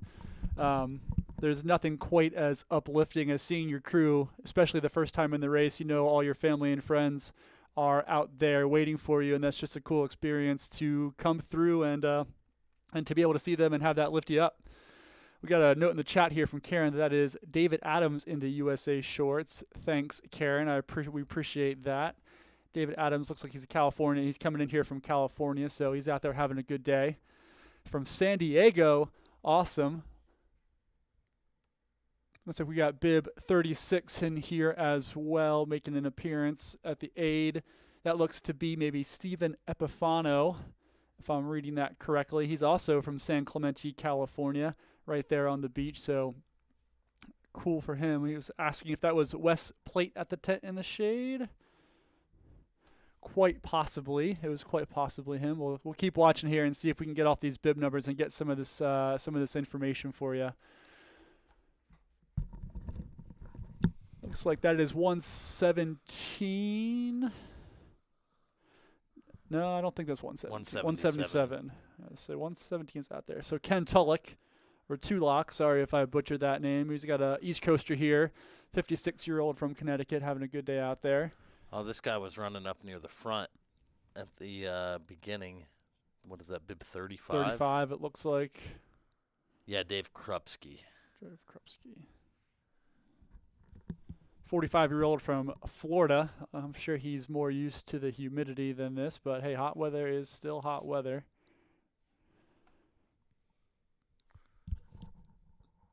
That was definitely Wes, yeah.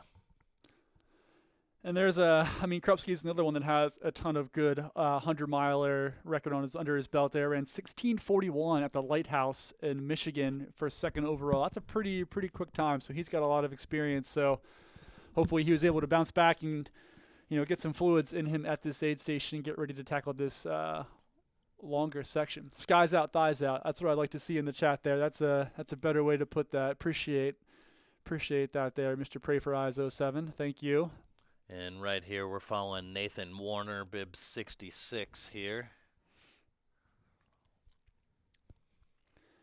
It's interesting to see all these guys walking on camera. Usually if I see a camera, I'm starting that jog right away until that camera goes away. You got to look good for the film crew. Puff that chest out a little bit. Make sure that you predict that you're ready to roll for this next section. That's the reason you and I aren't doing 250-mile races, right? That's true, yeah. Yeah, I would just leave it all out there for the camera, and then the next 15 miles of the section, I'm just in a heap on the side of the trail. So maybe that's why we're on the coverage here. Chat's getting international. What's up, Tom from Bristol, UK? That's cool. Glad to see people from all over the world tuning in for the Cocodona 250. That's pretty awesome.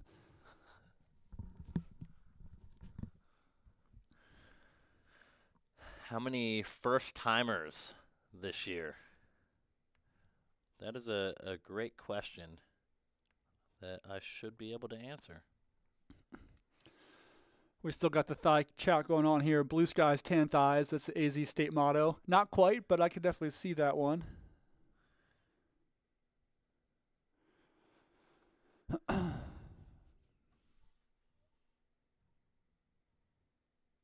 believe there were 21 finishers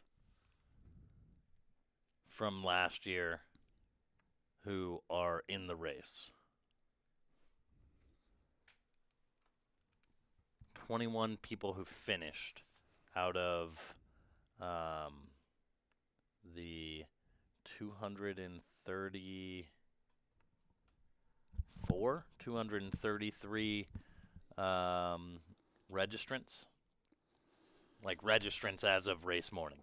So some of them may have not shown up, but I hope that they all did. So 21. So some of these folks though could have been returning, but DNF'd last year, which I think there were quite a few of those. So I'm not exactly sure, but I think that gives us a little bit of an idea. We should see some of the leaders start to come here through Sierra Prieta here in the next 20 minutes or so.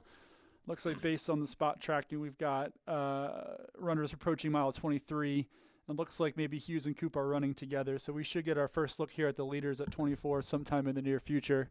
Looks like we got number 131 here resting in the aid station. Now that's Jason Thaniel. He's coming from Nashville, Tennessee, hanging out here, just getting some recovery, chatting with his crew. So good job to Jason. Hope he's having a good day. They're asking for predictions in the chat. It's a great question. I have no idea. You know, there's a lot of really good, talented athletes here.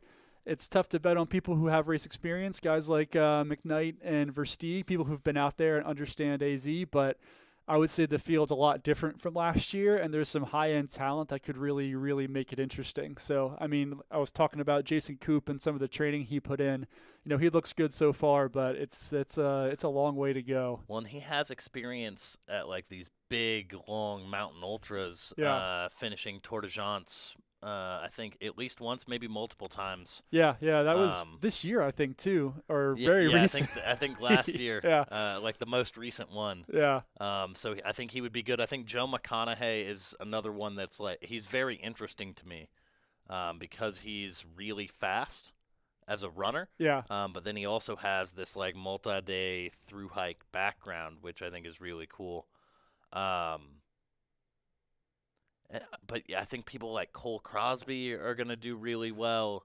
I think there's so many really good runners this year. Of course, can't forget Sensman, who is an Arizona favorite. And, you know, if he has his nose up there, that guy is tough as nails, and he's going to put it out there to try to run hard. So he might be a rookie to the distance, but he's definitely tough. Well, I think I see Eric having, like, if he hasn't completely fallen apart yet, I think once he gets up, like, near flag, like, from Fort Tuthill to the finish, I could see him, like, really moving up because he knows the trail so well. You know, he's run through probably the Walnut Canyon area hundreds of times. He's summited Eldon a bunch. He's probably run down Lookout Road and has run through Buff Park so many times that I think that's going to be very comforting to him, to where I could see him having a really good run you know, late in the race. But again, anything can happen because it's such a long, fickle race. It's a fickle race, and we would be remiss to not mention Annie Hughes in that conversation up front because she is incredibly experienced and she is on one heck of a run.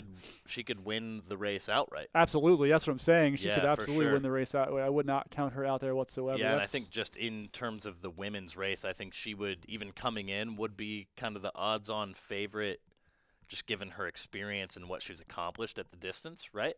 Oh, yeah. But then again, there are still like some really incredible women in the field, like Rada and Brianna Grigsby and Sarah Ostaszewski and Jody Seminole, who was Mhm. in the top 10 last year. There's a woman named Stephanie Simpson. Stephanie Simpson fifth was woman having at a the good run so far Big as Dogs well. Backyard Ultra. Yep. She was at the 24-hour World Champs in 2019, so she's got some pedigree there for sure. We had a question asking for the oldest runner in this year's race. I don't know if we have a way to find that, but that would definitely be interesting. But And here is a look at where the runners will be coming from here at Sierra Prieta. And you can already see, like, behind the pines over on the right of your screen, the kind of expansive view that that they are going to get here. And I'm going to send it back to White Rock Aid Station. That bib 225 that's is Adams. the flag shorts. yeah, that's David Adams. That's right. He's been getting things ready to go. And let's see, who is this? I couldn't see. So, yeah, it was tough to see that one. But aid stations popping now. A lot of people in here. A lot of people hanging out, getting their refreshment going.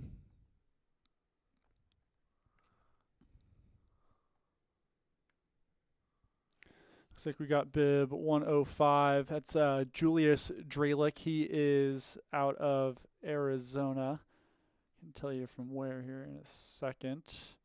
Scottsdale, so a Phoenix resident, 55 years old. He's here checking out. So shout out to my man Julius, checking in at the aid station.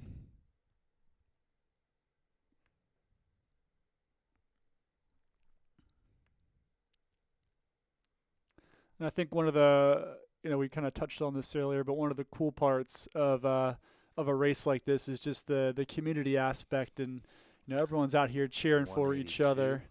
Yeah, and that's 182. That's Connor McClelland, California, hanging out.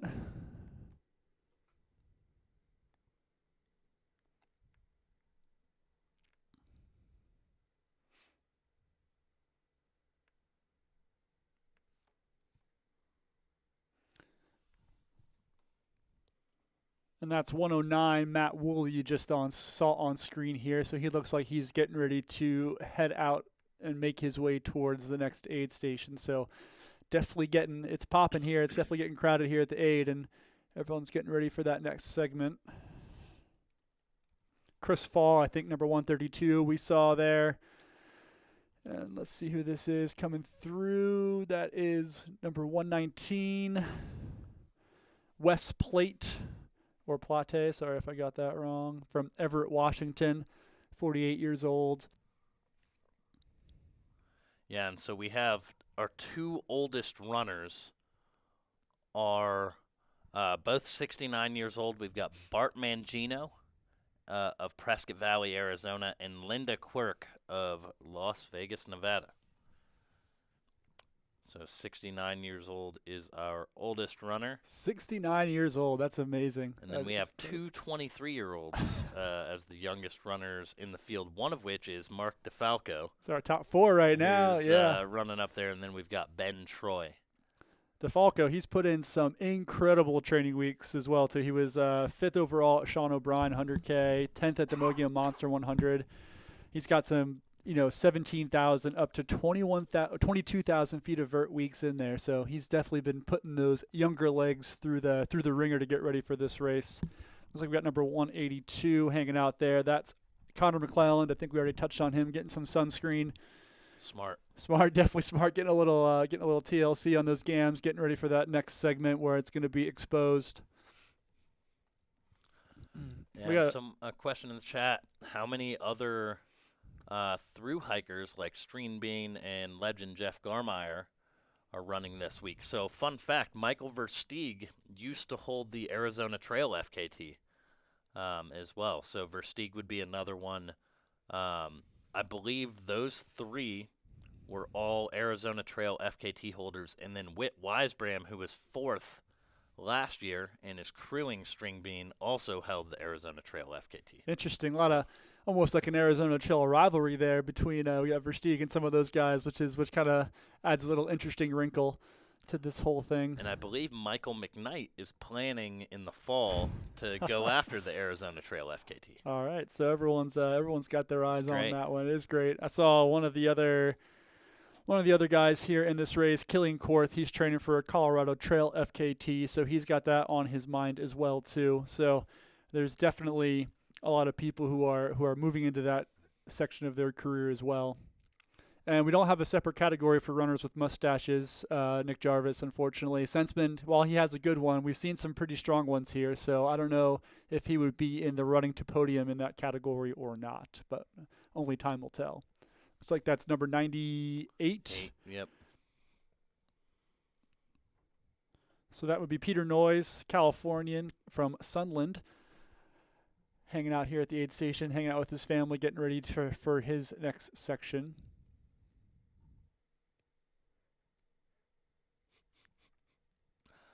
I love the chat. Yes, we are aware that the feed is choppy.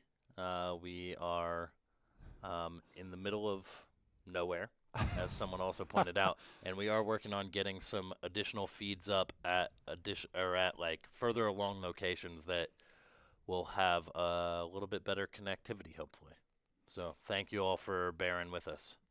I gotta say, it's super cool the coverage that goes on for a race like this, because it makes it so much more fun to follow when you can see these guys' faces and really kind of get to know them over the course of the race.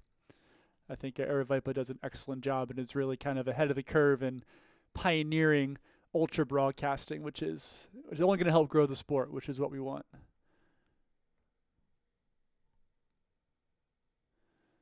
And it looks like we're about to get a drone up from the Sierra Prieta overlook here in just a minute.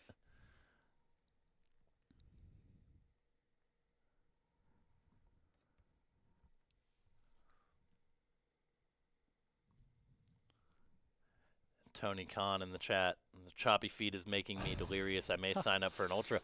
Maybe you'll sign up for a 250-mile ultra. Maybe it was all a part of the plan. Looks like we got number 120 or 170. 170 maybe? Rolling in here. That is Tony McDermott, Yeah. potentially, from Holly Springs, North Carolina. East 41-year-old. Coast.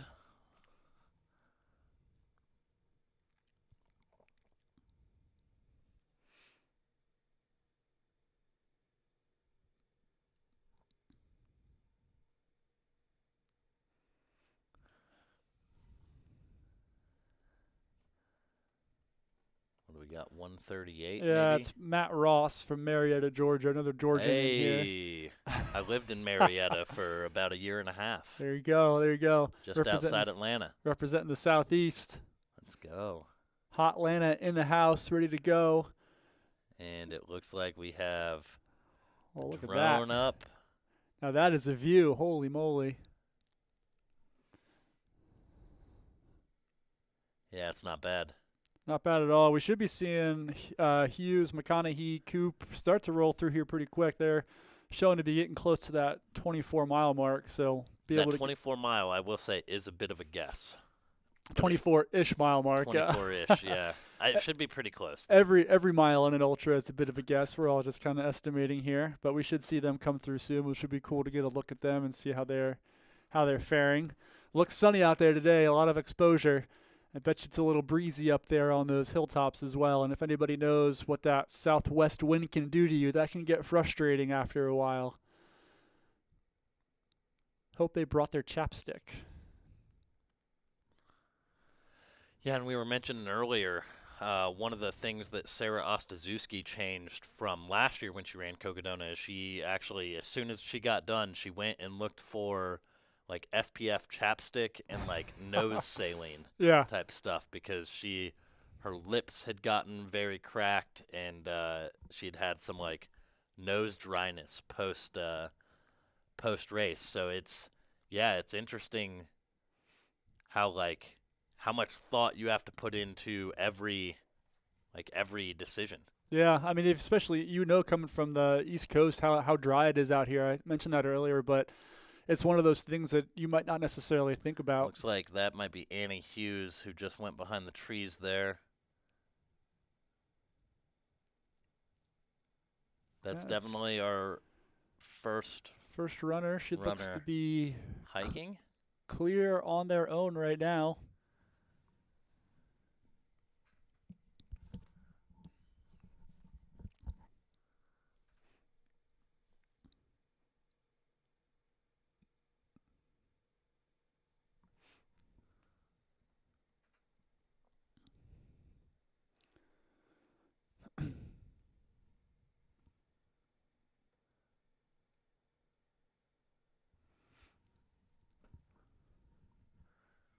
Yeah, it looks like they've turned it on, started to jog a little bit. Yeah, I can't tell if that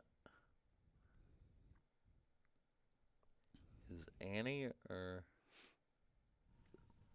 Looks like they're moving pretty good.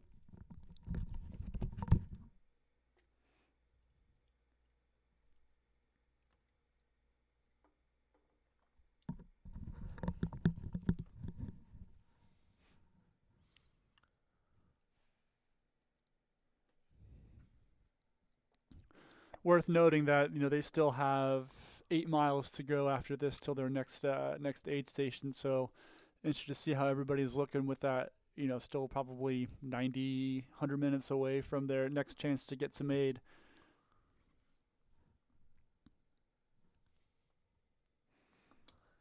And here we've got our race leader coming up to Sierra Prieta. Looks like Annie Hughes. It is Annie Hughes, and this is going to be a pretty incredible overlook here. She looks smooth. Looks like she's having a great time. All smiles out there. Got the sun hat, so she really looks like she's moving well. So good for her coming through the front here.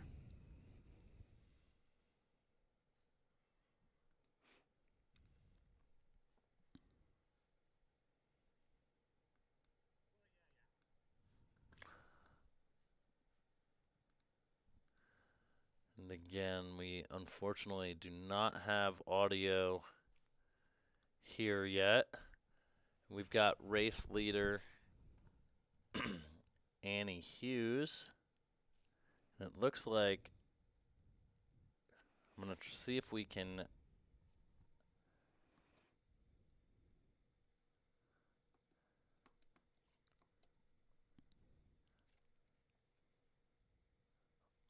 We also have Jeff Garmeyer waiting to check in. I'm going to see if we can check in with Jeff in just a few minutes. It looks like, is he with Eric Sensman? They look to be running together. I tell you, Jeff Garmeyer might have the outfit of the day out there. Jeff always has the outfit of the day. We are on race leader Annie Hughes right now. I'm going to... Yep, we don't have any audio on Jeff's feed either. So, Jeff, we'll have to check back in with you later this evening when we can figure this out. I appreciate you, my guy. I can hear you, and I know you can hear me, but the people can't hear you. Hey, thanks so much, man. I appreciate you, Jeff. Eric.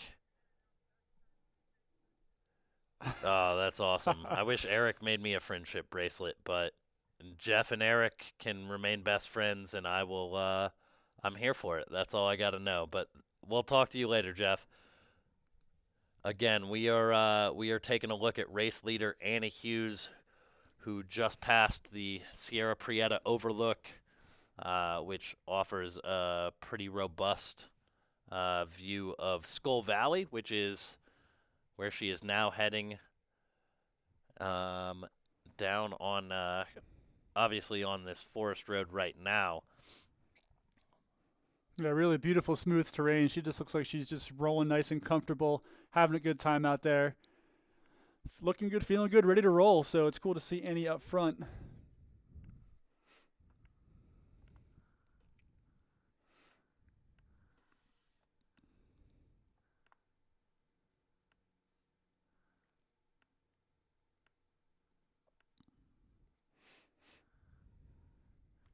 And let's go back here to our drone shot.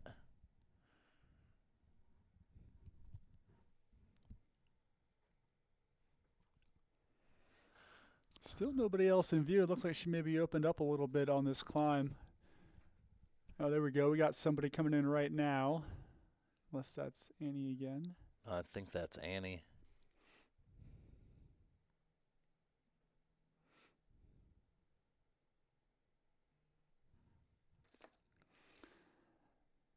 For the question in the chat, they are about 24 miles. The leaders are about 24 miles into the race. So somewhere in that range. They're about 8 miles out from the next aid station, which will be Finch Wells here, which is right around 32 miles. So yeah, and they'll hit that aid station twice, because once they head towards Finch Wells, they've got an out and back section to Skull Valley Aid, and then they come back through Finch Wells. Yep, just coming over top of a pretty big climb up to about 7,000 feet, and then they dip right back down to around, I think, 3,500 feet or so? Right around 4,000 feet. So, and they'll follow that up with another big climb up to close to 7,000. So, couple good sections here that'll be interesting early on in the race.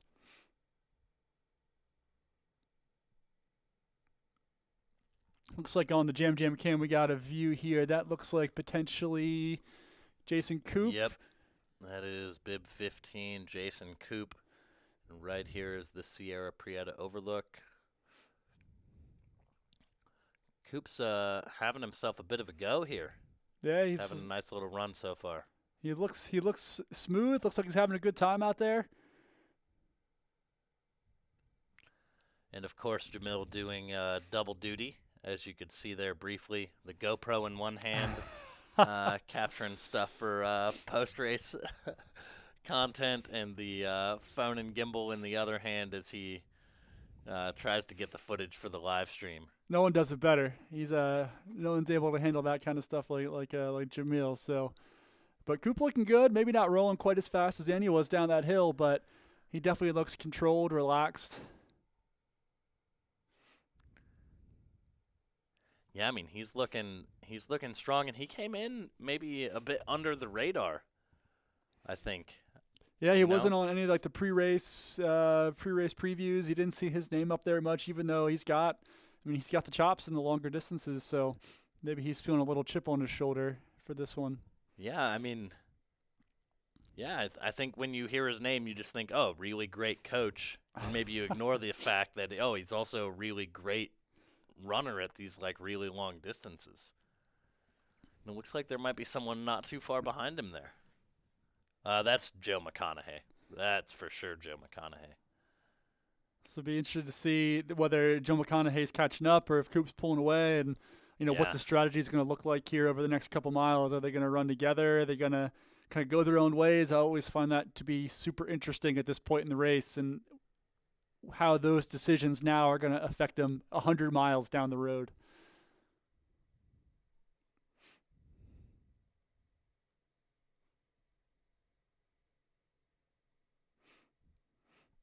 It looks like they are talking, Catherine, but we don't really have any insight into what they're saying now. So just having a friendly conversation out there on the race.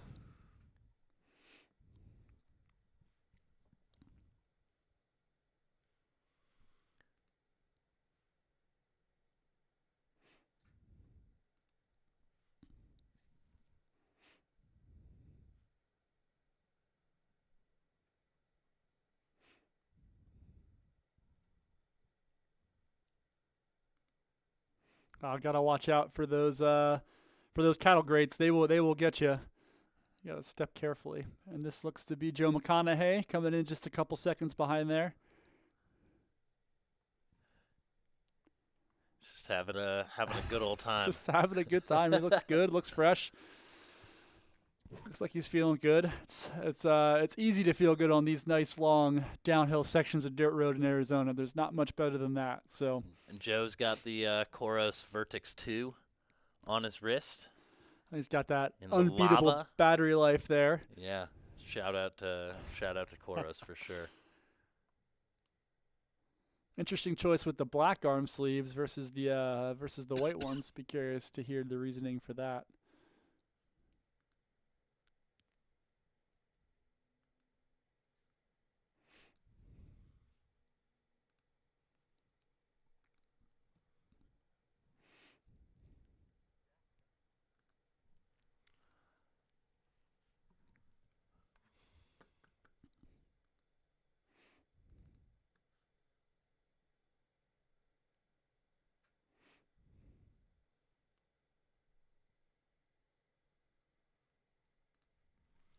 So again, we currently don't have any audio. However, we are still trying to find a solution to that.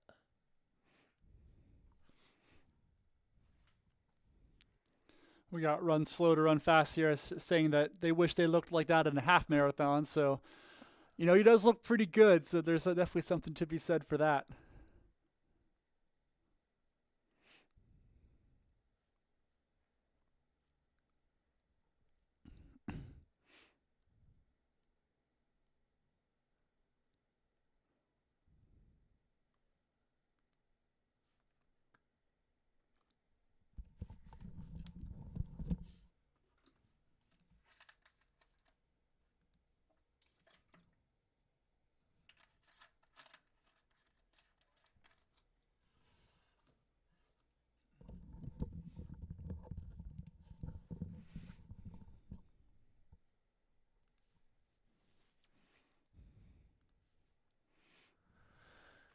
And again, you're looking at Joe McConaughey, your current third place runner.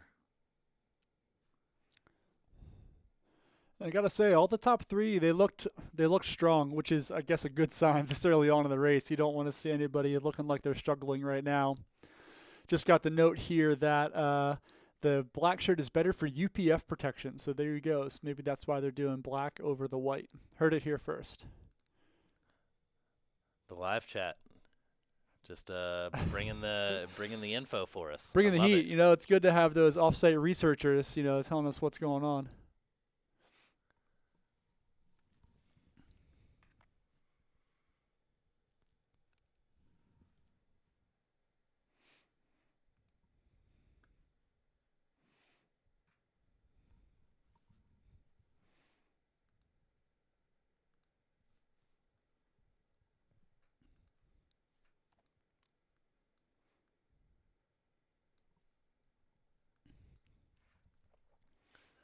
Joe's looking pretty good. Just looks like he's out for a little stroll. It's out for a Sunday trot, no big deal. 24 miles into 10% through his ultra run. Looking strong, having a nice little conversation there with Jamil.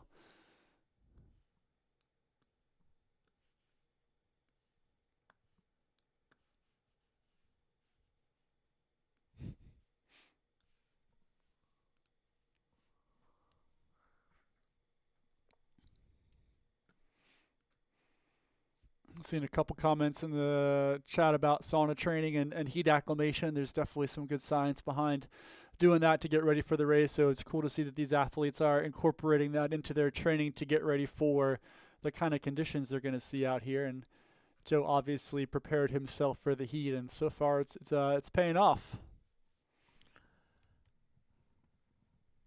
Yeah, and here he is about to make the pass on Jason Koop for the time being.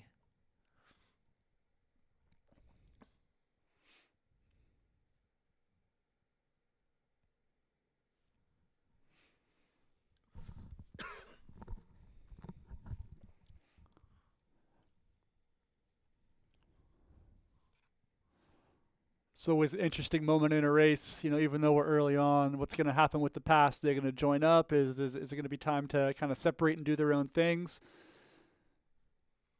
We're going to find out. We are about to find out. It's the moment of truth here.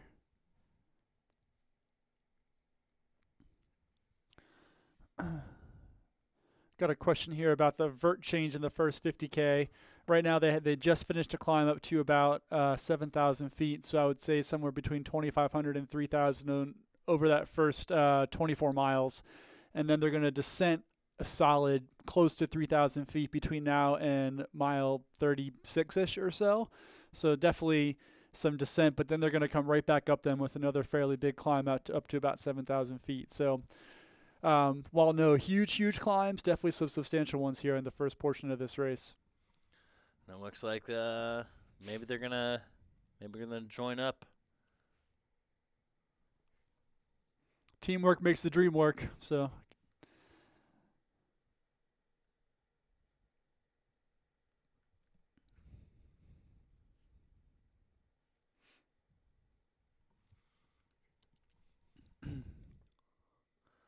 Bill Yang shouting out Jamil. Nice work, Jamil. I was thinking that as well. He's got a ways to go to get back up to the top of the hill there. So, all in a day's work.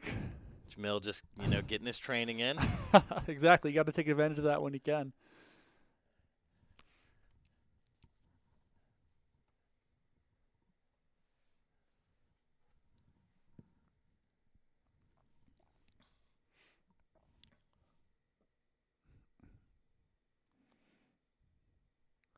And question in the chat here, what is the total gain for the new course? The total gain for the new course here is right around 27,000 feet a gain. I'm going to get you an exact number right now, or 29,000 feet a gain. I apologize. 29,081 feet. We should be seeing some other runners here sometime in the near future. Some of the other top men should be coming through here shortly. Yeah, let's go ahead and just give you a nice shot of the eyes in the sky, just to give you a little perspective of where we're at. And it looks like we do have another runner coming down, about to hit the Sierra Prieta overlook. Before kind of starting to go down that road, they're coming out of the tree line right now.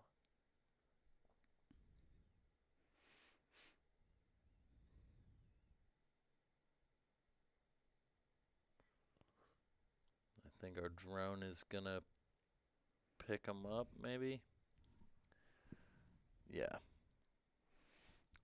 Could be Colt Crosby, could be Simon Woodman or DeFalco. There's a couple athletes who are I kind think of in there that were a range. few there.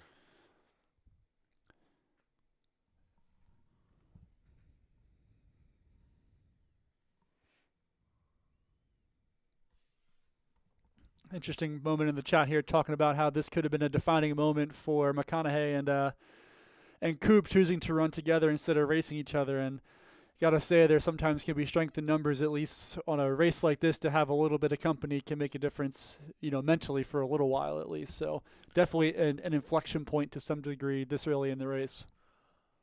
Well, I mean, especially when you got to think we're about a little over 10% in. So I think at this point you're still trying to just like embrace and embody the experience here. Yeah. And I think the racing will come probably a little bit later. Yeah. At this point, you're just trying to get through this first half, break it into chunks. You don't want to think about it in one big piece. That's a little overwhelming. So have a little company while you can.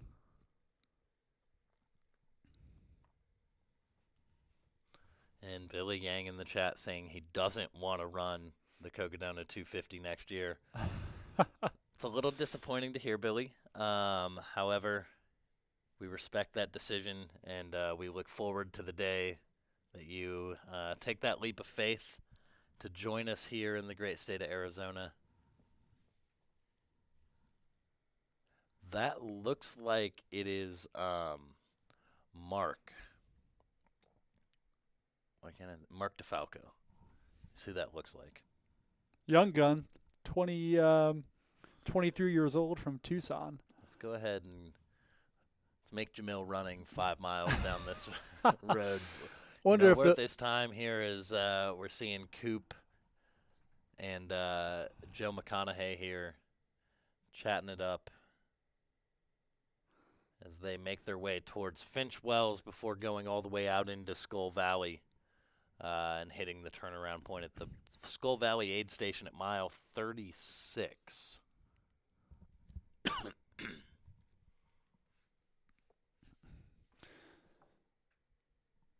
And that is their next opportunity to see their crew as well out there at Skull Valley. So at Finch Wells 32, it is not a crew access station, so a little more bare bones. Maybe why so many of these runners pack so much heading out of the aid station there. And Jaron Thurston in the chat, was it a mass start or multiple waves? It was a mass start this year.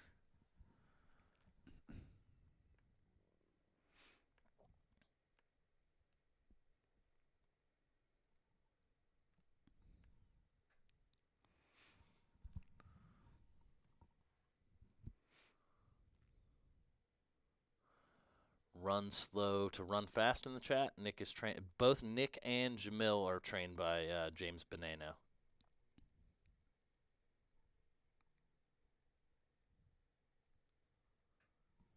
Man, people are really letting Billy know that they want him to come run Cocodona. He's taking it in the chat a little bit for sure. It's I guess maybe it's only a matter of time before you get that documentary going. Interesting comment here. I think this course might surprisingly see more carnage because of all the runnability in the first 50K. There might be something to that. Yeah, I mean, I think if we see carnage, it will be a different kind of carnage than we saw last year, where we had Michael McKnight and Corey Waltering curling up under cacti for shade. Yeah. I think it'll be a little bit different this year.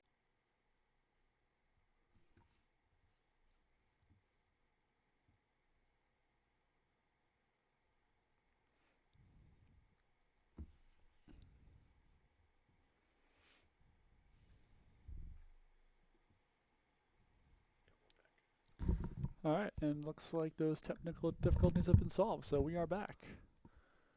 Yeah, sorry about that, folks. We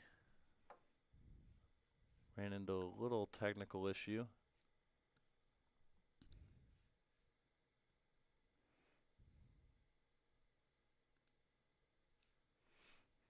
And we're still hanging out here with McConaughey and Jason Koop, cruising down the hill here, getting in some nutrition. Definitely want to make sure they're getting those calories in. Again, we're still trying to see how we can get audio in here.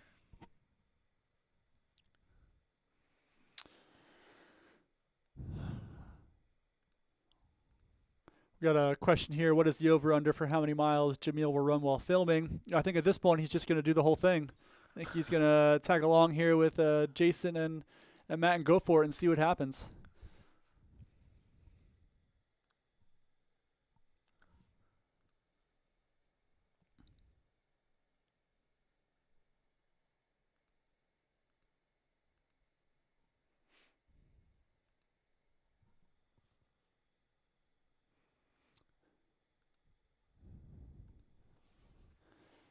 Be curious to hear your sense of it, but my sense is that Annie was still running faster than what these guys are running coming down that hill. I feel like she was moving a little bit quicker than they were. Be curious to see if that plays out once we get to the next aid station here and where they check in at. It looks like maybe Jamil has called it a day. He's going to sit down on that rock. And look, see, this is what I was saying. You start to get these views of the Skull Valley and the mountains in the distance there.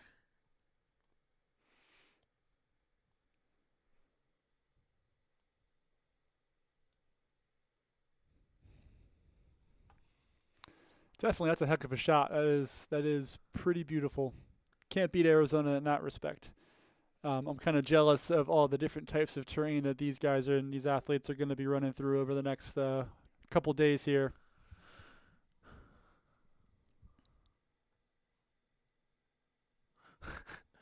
Brian Teed in the chat. Is Jamil running with a mount that frees up his hands? I can 100% say no. I don't know if I've seen Jamil ever run with a mount.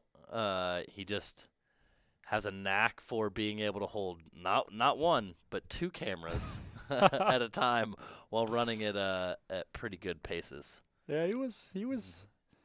Speaking of the devil himself, there he is. Oh, and he turned it back around. He tried to show us that he had both a GoPro and a phone here. There he is. See, he's got it both. Not even sweating. Not even nothing. Piece of cake. Piece of cake. Now he's realizing he has to go all the way back up that hill he just ran down, though. Yeah, it looks like quite a climb, yeah. This is the look you get. And here is our drone shot from Sierra Prieta. And someone did want to go back here to the aid station. So let's take a look at what's going on at White Rock. As you're going to have people coming through.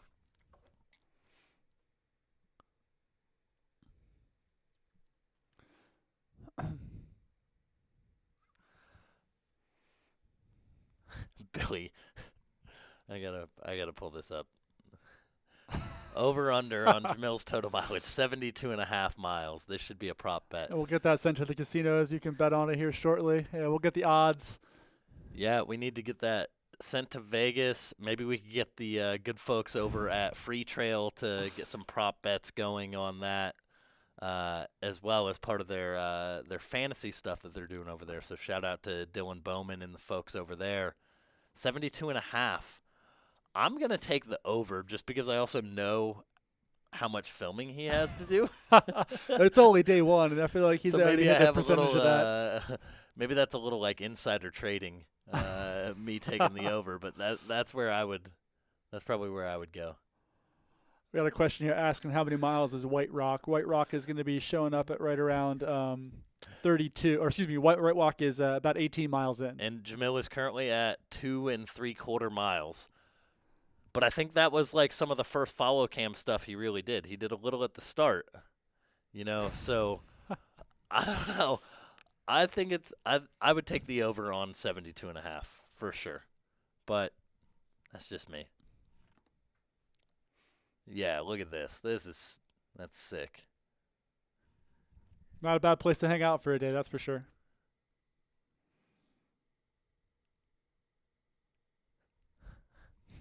Man, Jamil really getting called out in the chat He's here. just It's getting brutalized in the chat. taking some L's.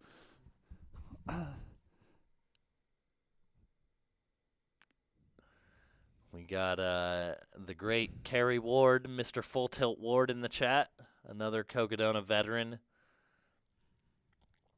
Looks like we got another runner coming down the road here. Should be getting some eyes on whoever that fourth place is, if it's DeFalco or Crosby or who else is coming in line here. So it'd be cool to see who's coming in hot. Yeah, and it looks like Jamil is running back up.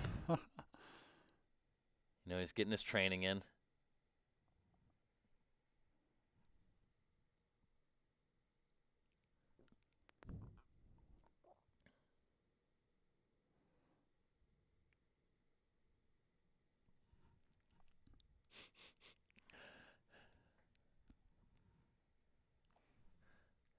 And while we await, we're going to just check in here on some of the runners at the White Rock aid station. Really, really popping here at White Rock. People streaming in now. Get ready for that next section. See if we can get some bibs on some of these guys and let you know who's here. 193. 193 is Yep. Phyllis Stanley Yep. from there. Washington. Nice. Oh, and here we do have our next runner on the jam cam. Is that Cole? Should be number 10 is Cole Crosby. Oh, no. 118. Oh, Simon. Simon Widman. Simon, yeah. Yeah, that's Simon. So he comes in Fourth, right? fourth right now. Yep, Yeah. fourth right now. A couple minutes behind Coop and McConaughey. Also looking to be moving pretty good here as well.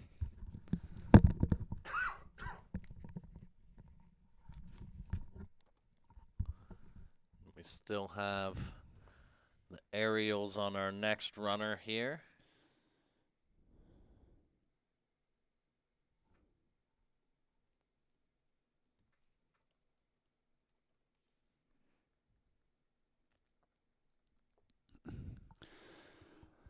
Simon was definitely newer to some of these bigger races on Ultra Signed Up. Nothing over 110K. So maybe taking a little bit of a leap here to some of these bigger races. So it'll be interesting to see how this goes for him.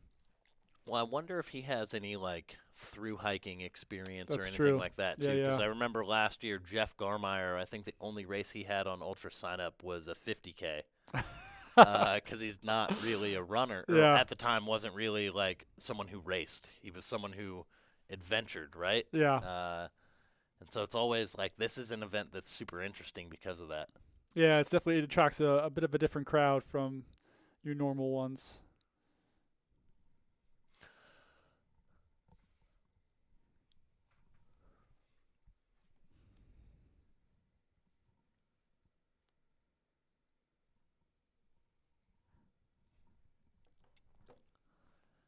Let's go ahead and check back in here at the White Rock aid station. We've got bib 106. That's Tim Kelly, I think. Jim Kelly. Wonder if it's the Jim Kelly. Probably not.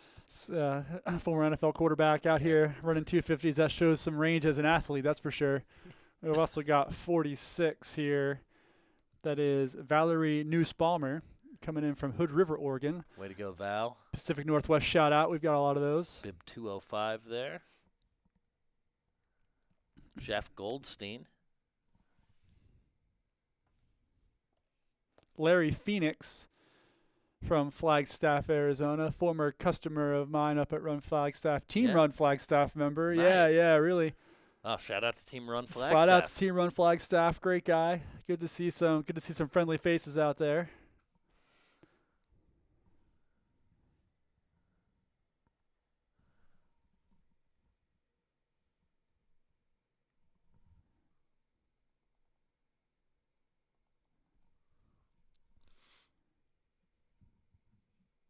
Oh, and here we go. We got our next runner. Yeah, and so this is Mark.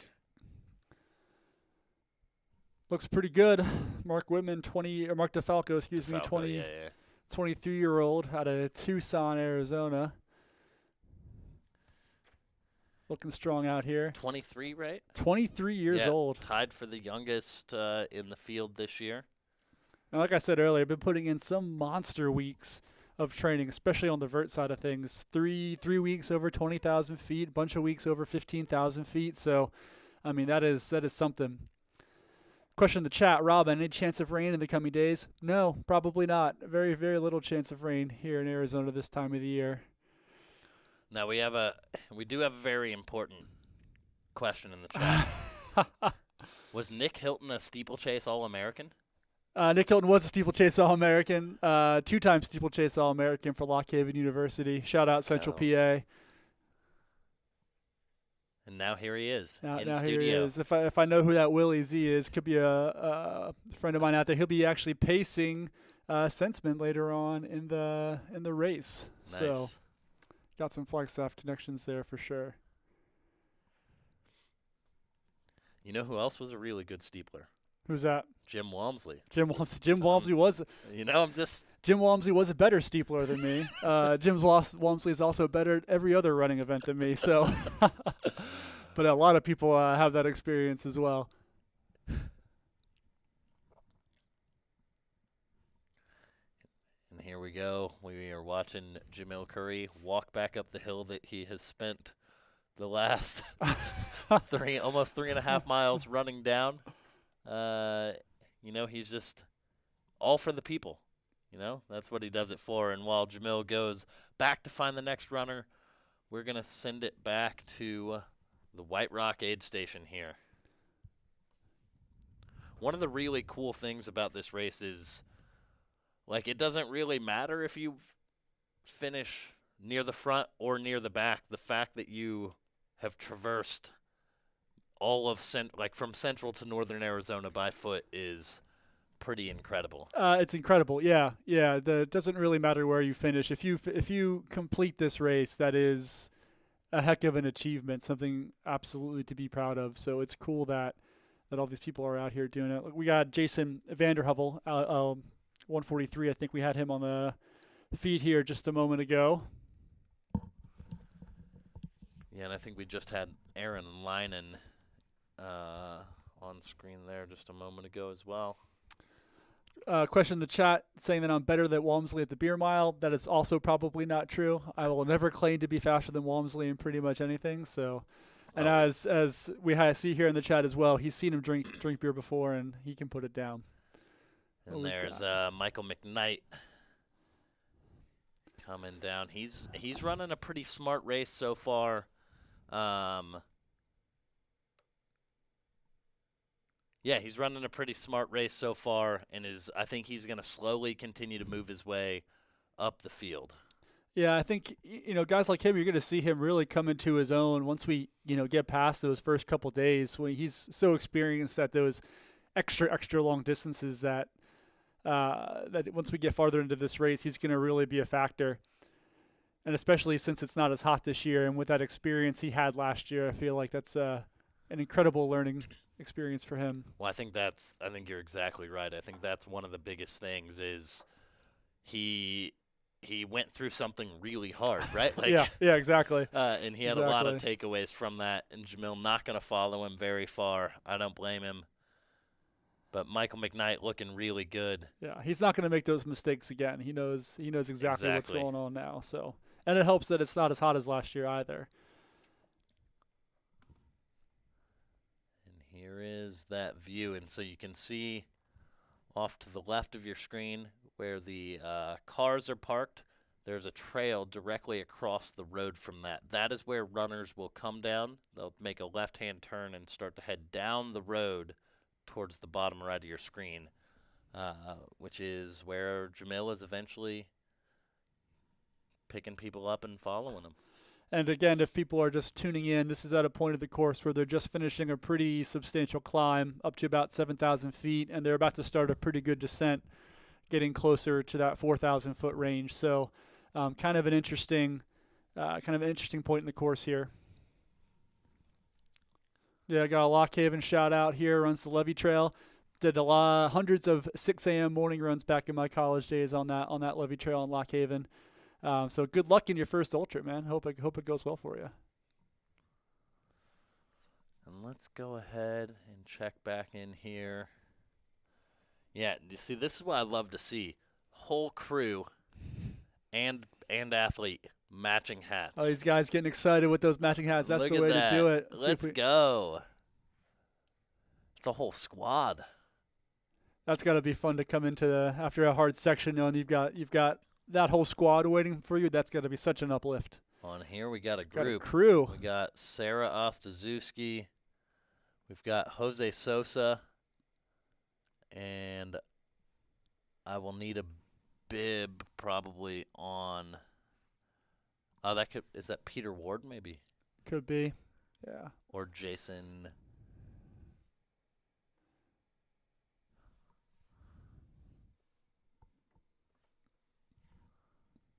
Could be Kevin Goldberg on the spot. He was supposed to be. He was listed up there as well too. But we'll get some information on that here for you in a second.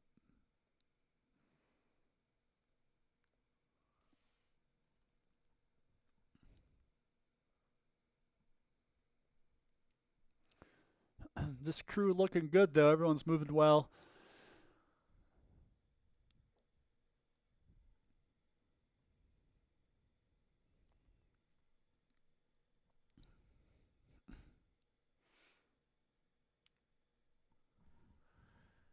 Yeah, I'm not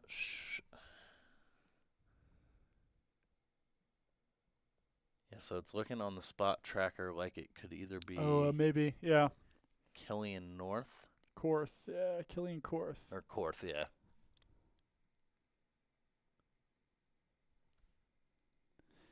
Yeah, that looks like it could very well be Killian, just based on that. And it's another guy who's put in some pretty big mileage heading into this race.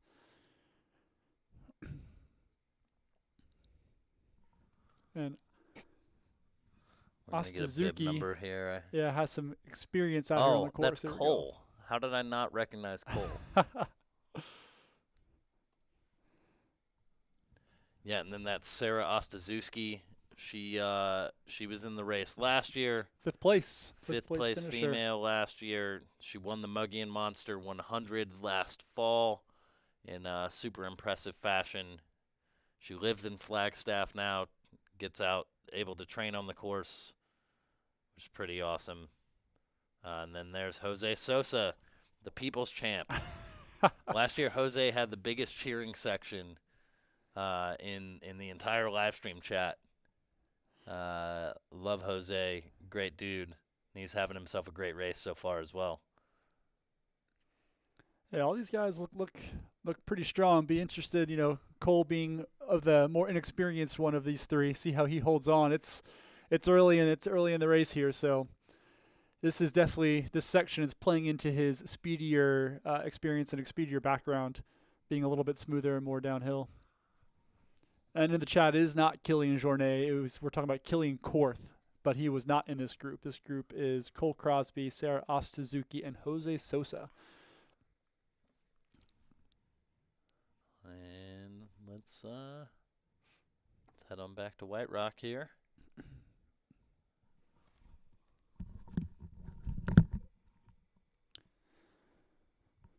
Get some names here for you. Looks like we've got some bibs. Bib 103 coming in.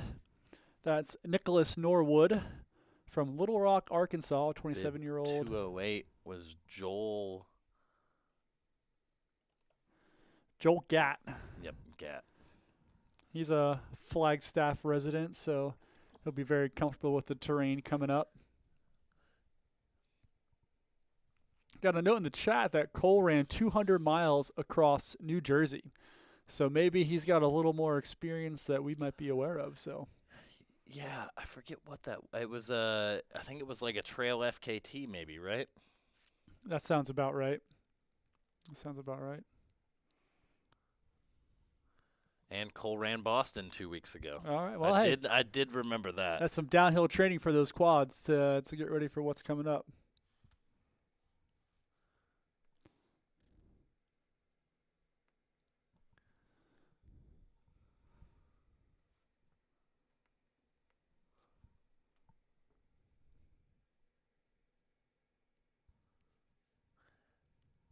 Looks like coming in here, not able to catch the bib, but Oh, that's Hector Rodriguez. Hector Rodriguez, all right, rolling in. Got the headphones on, jamming out to some tunes. Classic Hector Rodriguez as well. Grab some gnarly nutrition, hydration, get ready to head back out for the next segment. Who else do we have there? Bib 14.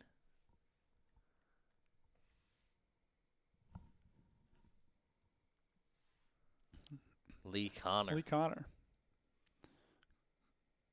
49-year-old from Cleveland, Ohio. What's crazy to me, and it's hard to wrap my head around, is in a race like this, is that there is so much time for things to go wrong and for moves to be made that,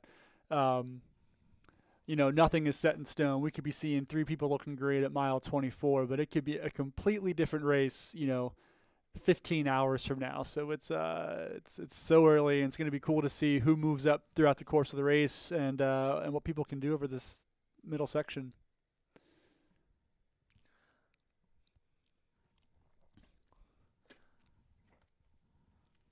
A lot of shout outs here for Hector. Seems to be a popular guy in the chat. Hector is a very popular guy. Looks like we have bib 17 there. That's Morgan Weinberg, Colorado resident. Oh, hey, Morgan Weinberg, the queen of Aravaipa, Colorado. Look at her, just crushing it. If you can relay a message, Joe, can you just tell Morgan LFG from Matt?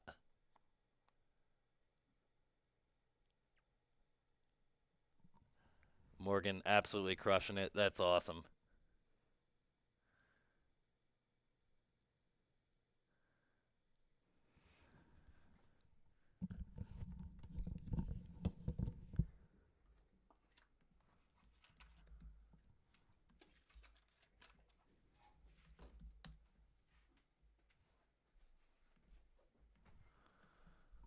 And we got another runner here on the jam cam.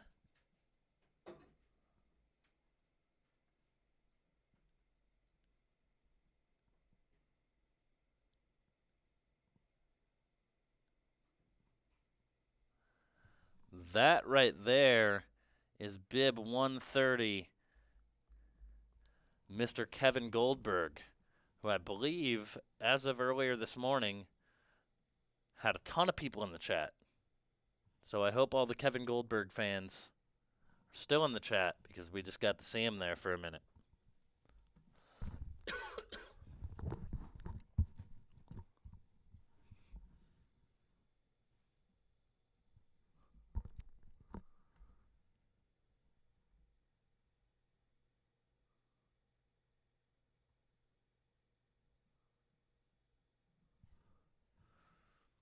So let's go ahead and take it back to the White Rock aid station here. There's Hector Rodriguez. Let's go.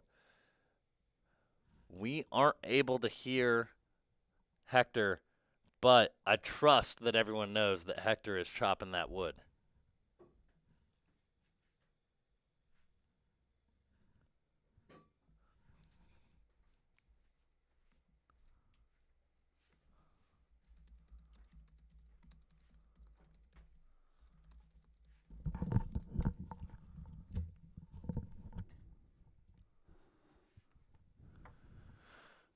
And it looks like we've got the drone back up here.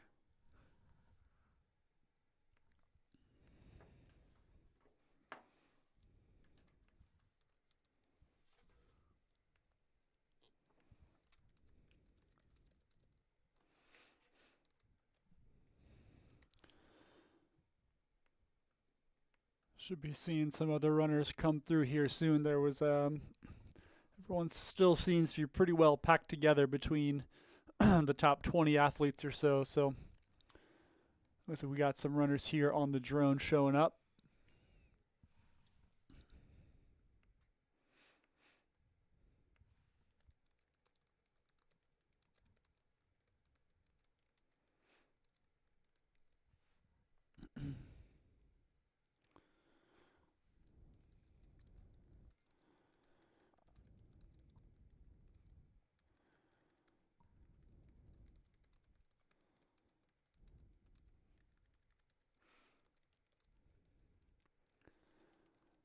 Should be getting that runner coming down towards Jamil soon, so we'll be able to see who we've got here coming up.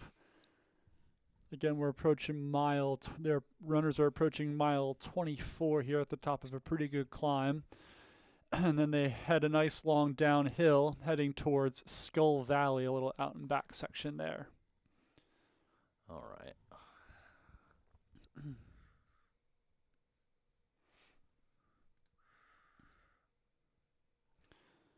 And we should...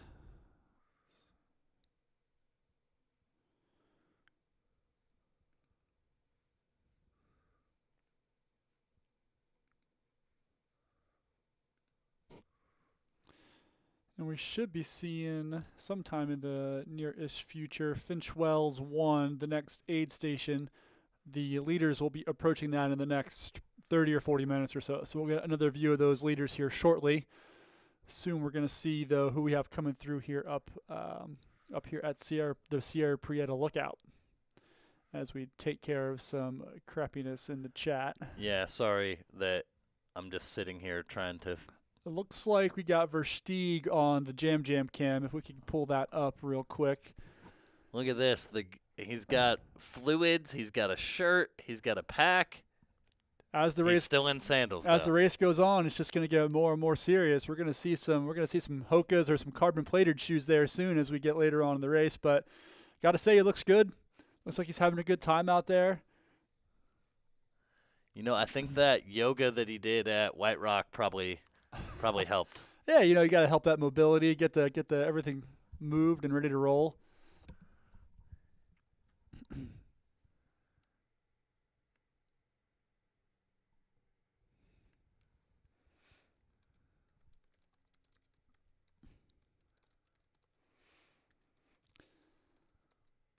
Got to say, he looks good, but I'll be impressed if he wears those sandals the whole way. The fact that he's gone 24 miles in them is quite impressive on some of this terrain. Very, very impressive. Not surprised at all. I just read his blog from his last Cocodona experience, and I got to tell you what, he's an interesting writer. So you put some interesting thoughts and words out there, but it was cool to kind of see his experience through that lens. Definitely worth a read. Yeah, I think that was like the first hint that he might come back this year. Oh, really? Yeah, I saw he and posted then that. he signed like up like 3 weeks before the race. Cryptic, there's probably a message in there, like like if you play an album backwards, if you read his post backwards, he's gonna sign up for Cocodona 250. Classic. Oh, and here we have, that's Bree Grigsby, I believe. That is Brianna Grigsby, Aravaipa Racing Team member, Tucson resident.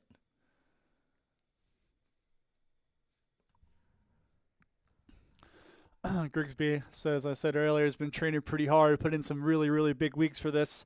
1 week with 23,000 feet of vert, so she's been definitely getting after it to get ready for this one. So cool to see here up at the front. She is our third female through, correct?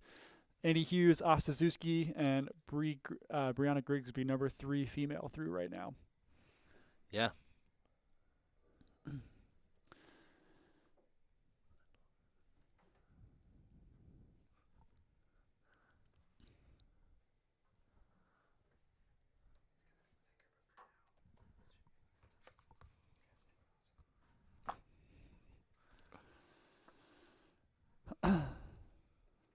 People loving the sandals here in the chat. Does anyone know what kind of sandals he wears? Can't say I do, but he does look relaxed. He does look like he's having a good day out there. We got a few runners coming through at White Rock again there. And we're going to send it to our aerial shot here for just a second.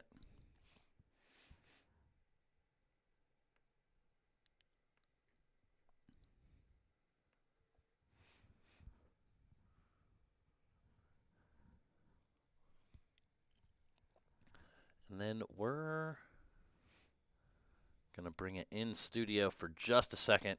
So I have something pretty cool to show. This is what all the runners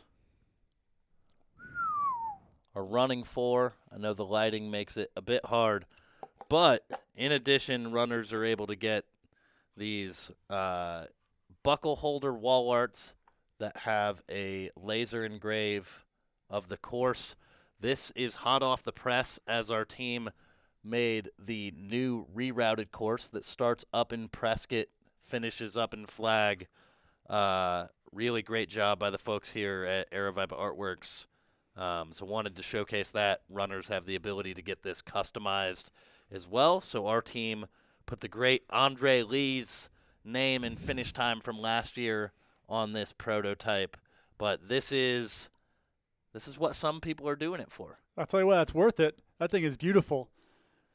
Most people are probably doing it for the existential journey, but no, we do it for the swag. This is a bonus here as we're back on the Jam Cam. Again, huge shout out to the great folks at Aravaipa Artworks for turning over a new design and prototype for the runners to be able to order. Shout out to Jam Cam, still working hard up that hill. It's probably his third or fourth time. It's crushing it out there. And I think Jamil can hear us. Are we able to see man, what the watch is at, Jam? He's cooking now. I just want to see what we're closing in Oh, on 5 miles.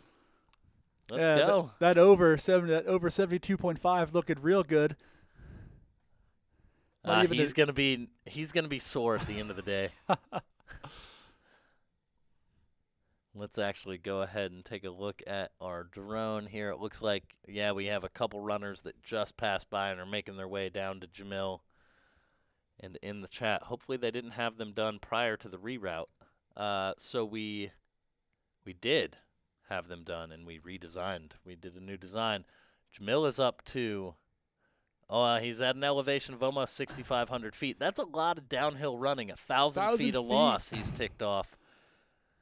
This is neither run steep, get high, nor is it run flat, stay low. It's like some weird Bizarro world. Yeah.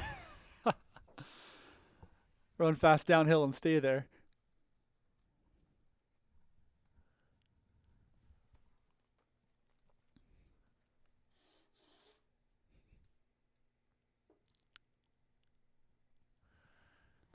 Should be catching up here with some other runners here shortly. See what who else is coming through. Showing us nice little plant life there. What my daughter would call those is purple flowers. She's got it right. She's got it right. That's probably what I would call them as well. That's about as far as my nature knowledge runs. Absolutely would not have a more sophisticated way of identifying those plants. And I definitely have a couple people coming through based on that drone shot, so we should get some eyes on some more athletes coming through here soon. Yeah, and again, so yeah, you can see runners starting to head down. They're making their way down the hill that Jamil is on. He's slowly making his way back up. He'll catch some more runners and give us some bibs, give us some good follow shots here. I know people were talking about this earlier, but it looks like the spot trackers have updated, and Annie Hughes is still in the lead, followed by Coop and McConaughey, but they're still fairly close. So There was a little bit of weirdness there earlier, but she's still holding on to it.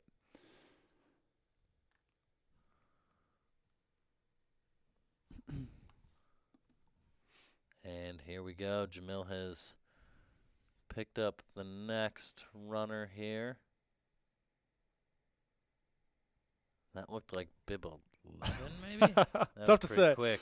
Chad Trumbo, if that was bib 11. Yeah. Columbus, Ohio. Definitely a shorter distance whiz. A lot of 50K, 50-mile experience there. Looking pretty good. He actually also I say he was a shorter distance whiz, but I'm wrong. He has 600 finishes with a PR of 17:07, so he's definitely no stranger to that 100-mile distance. And he was second at Whiskey Basin, the 91K back in 2020, so this whole area should feel kind of familiar for him. Getting close-up view here of some puddles. Oh, that's a water crossing is what that is. At least we don't have to break out the tow rope like at Western States to drag people across there. People should be able to navigate that fairly well. And here we got Another runner coming here.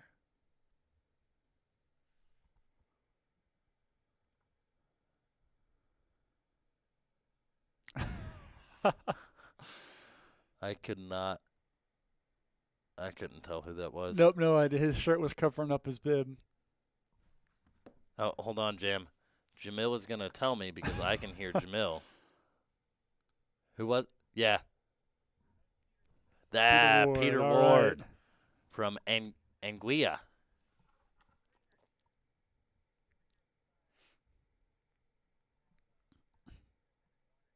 Oh, wow. Oh, cool.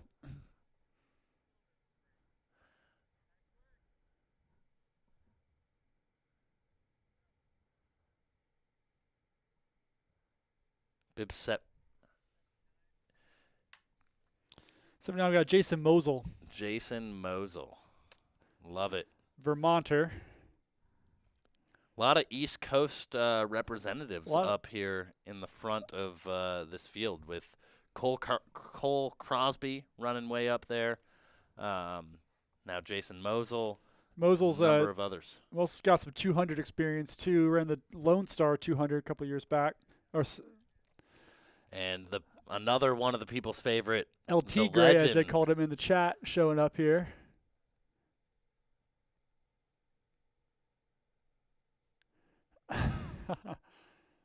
Dude, does this mean Jeff Garmeyer has dropped Eric Sensman? I think he has dropped Eric. They must not be friends anymore. Those friendship bracelets did not last a long time, that's for sure. Yeah. A few minutes ago, Jeff was best friends with Sensman, and now he's dropping him on a descent. Looks good, though. Oh, and hold on. We're going to send it over. We've got our Bryce cam. It looks like maybe we missed the leaders coming through, but this is Jason Coop that we are following. Yeah, based on our info, I think Jason Coop is still in second, a little ahead of Joe and a little behind Annie. So Yeah, we must have just missed Annie here. we will get them coming Apologize through the for next that. aid station, though, relatively soon. So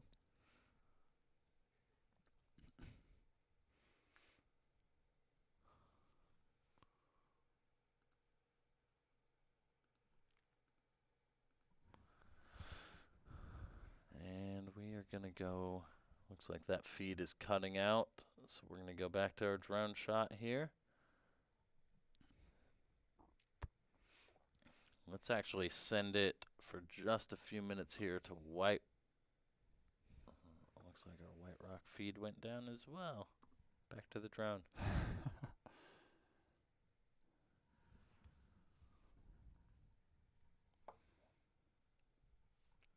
Looks like we've got another runner right here. Oh, that's Josh Locke in the banana yellow, hooded long sleeve. I appreciate Josh making it easy for me to identify him. don't need a bib number for that, so that's helpful. Yep. Love it. And we do have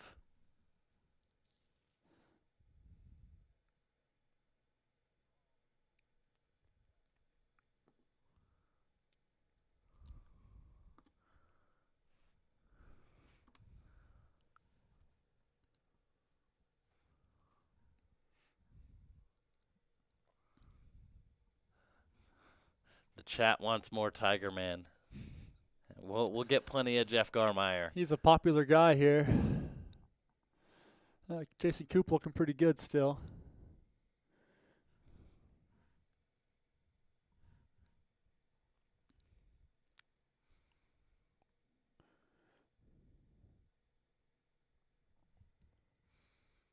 And here's our next runner here. Who was that, Jam? Bib number 84. Looks like we got Tyler Welch. Tyler Welch. From Flagstaff, Arizona, rolling through here. And he is a Catula athlete and employee. Oh, there you go. So huge shout out to our good folks over at Catula. Catula, big believers in positive potential of people, and they do their best to make the outdoors more accessible through a high-quality line of gaiters and winter traction. They believe the Cocodona 250 perfectly encapsulates this idea, showing what athletes can achieve on some of the most iconic trails in Arizona. They provide you products that inspire people to take the trail less traveled, whether you're running through the Arizona desert for days on end or summiting 14ers. You can check out their full line of stuff over at Kahtoola.com. They do a lot more than just traction. They've got some really awesome gaiters that I got to test out yesterday. They gave away 50 gaiters to people, the first 50 people who showed up at Packet Pickup yesterday. So huge shout out to the good folks at Kahtoola and to Tyler Welch, who's having a really good run as of right now. Yeah, as in the well. top 10 right now, I think, or somewhere right around the top 10.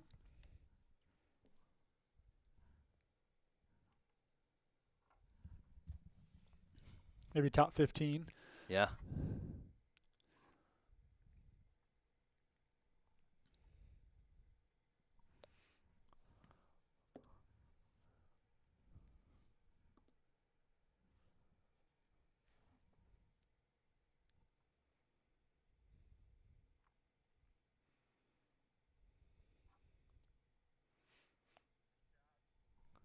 So we got someone else going past the jam cam here. What bib number do we have, Jam? Bib number 24. It's going to be Adrian Bagrin from San Diego, California, 34-year-old. Hey. Chat favorite Arizona legend Eric Sensman coming down here. Jeff Garmire's best friend as of 30 minutes ago, but not sure anymore. I don't see a French lip bracelet on there, Matt. So Yeah. maybe not anymore.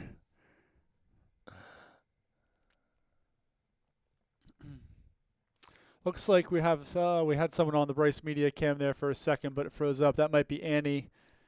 Tough to say. Yeah, it looks like it is pretty frozen up there. Yeah. So we're gonna follow along with the sensible choice, Eric Sensman. It looks like he's rocking a Vertix 2 as well. So shout out to Eric. Shout out to Eric. You know, they're wearing the sensible watch choice. Get that battery life there. You know. Eric's talking about sleep here. Interesting. Catching a little of that strategy. Wondering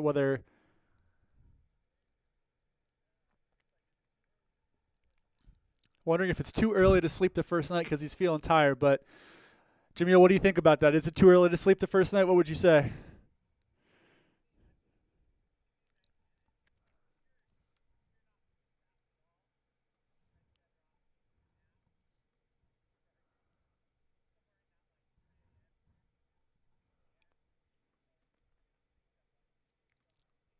So yeah, Jamil's telling us that, you know, if you're feeling a little tired and you're not moving too well, that it could be worth to maybe catch a kip of rest around 3 a.m. He was saying 90 minutes could be the key to get a REM cycle going through there. So we'll see what happens here going forward with Eric and see how he feels over this next section. Sensman getting a lot of love here in the chat. Everyone's a big Sensman fan. Man, we've even got the Ginger Runner in the chat saying how much he loves a good Sensman sighting. I think Ethan speaks for the people when he says that. I think that everyone loves, you know, a good Sensman sighting, especially with the, you know, well-kept mustache and everything going on. Yeah, there. he's And looking good out there. He doesn't look too disheveled yet. But well, and we have it looks like a shot, but McConaughey it froze. Our shot is froze. As it looks like Joe McConaughey is about to maybe make the pass on Annie Hughes. We've got another athlete coming through here on the jam cam. Bib number 91 there. 91, we're looking at Mark Vogel coming Vogel. through Spokane, Washington. And we do have Joe McConaughey passing Annie Hughes, but is that Coop just in front of – is Coop just in front of them? I believe Coop is just in front of them. Based on some of the data, it looks like they're all kind of together right now. Yeah, well, it's really cool seeing them all in the same shot here.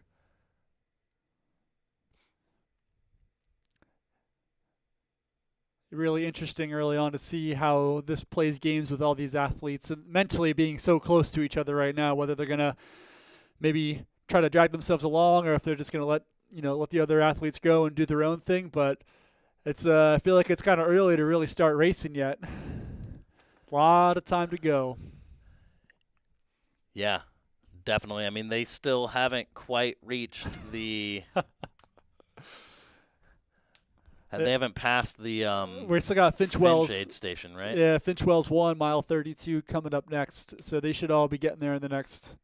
Or are they rolling up here right now? Looks like like they are rolling into Finch Wells right now. So this they're is mile 50K 32. in. 50K. No big deal. A little bit of time left to go here.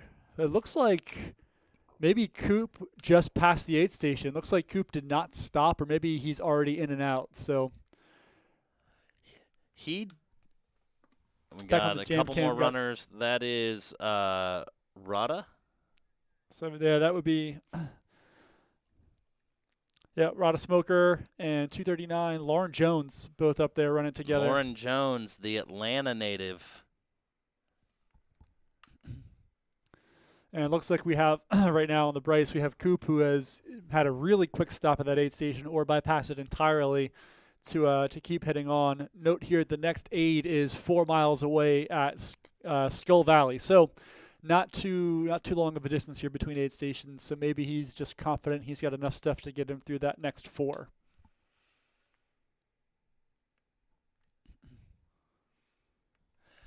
Yeah, and I feel like Coop was pretty quick in and out of the White Rock aid station as well. He did stop to get aid, I think, from his crew van, but he wasn't there very long. So it's going to be interesting to see how this strategy pays off, and if maybe he's able to get a little bit of a lead so that he can kind of sleep on his own terms when he wants to kind of take a sleep break. Yeah, Coop definitely playing into the strategy going on a little later. I mean, Jason Coop is nothing if not experienced, so he knows what he's doing out here, that's for sure. And we get a comment here from a couple people calling us out that it is Rhoda for the long O and not Rada, so we apologize for that for that pronunciation error. So thank you for the we have a Rosa Smoker telling us, so I would assume that that's a family member calling us out there, so we will get that right from here on out. Rhoda. That's easier to say, too. Absolutely I like easier it. to say. Thank Yeah. you so much.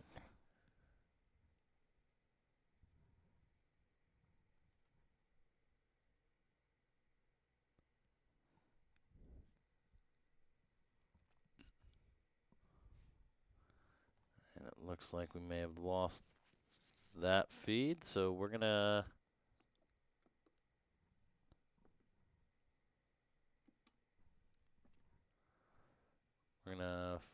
bring it back in studio. 8 more miles in the chat talking about don't think he's ever seen a 200-mile race this fast-paced on day one, which I think is going to make this interesting heading down the road that these guys are and ladies are getting after it right now. Yeah, and 8 more miles. The great Pete Mortimer, last year's second-place finisher, Flagstaff native. He knows a thing or two about these race distances. So yeah, it'll definitely be interesting to see. You know, it's not the world's hilliest course, but it's not flat either, and there's a lot to go and a lot of heat coming up here over the next couple days. So yeah, the way this unfolds over the next couple days is going to be super interesting. And again, we're currently looking at race leader Jason Coop here. Just past 50K. Looks like in second now is Annie Hughes.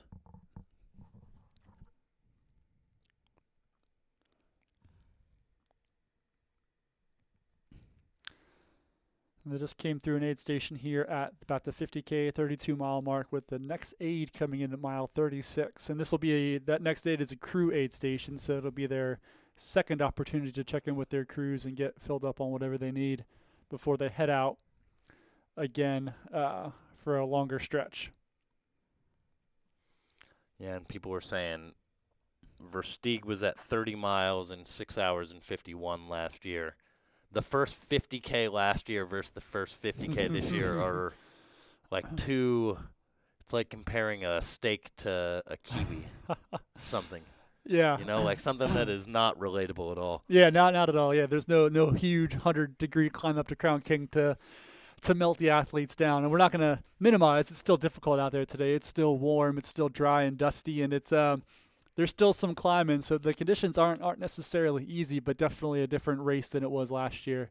And looks like not a big distance here between Annie Hughes. She is moving coming down that road, and she is definitely in sight of Coop, the leader. It makes me think Joe must have taken maybe a little bit more time at that aid station. Yeah, she's really loaded up. You can tell how full her pack is right now. Interesting. I mean, she'll be seeing her crew here in a couple miles, but tell you what, she has a good pace going, and she looks really smooth, very relaxed.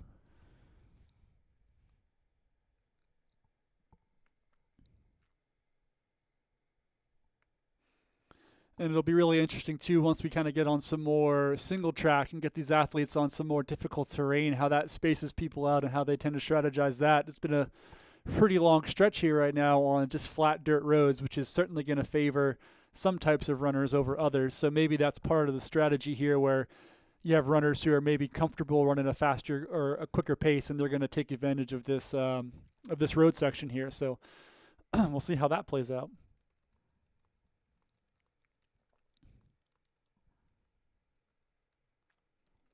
And right now we're seeing Annie Hughes, our second place overall, our top female runner currently, just past that 50K mark. She is within sight of our leader, Jason Coop, ahead of McConaughey, who is in third, who took maybe a little longer stop at the Finchwells 1 aid station at that 50K mark.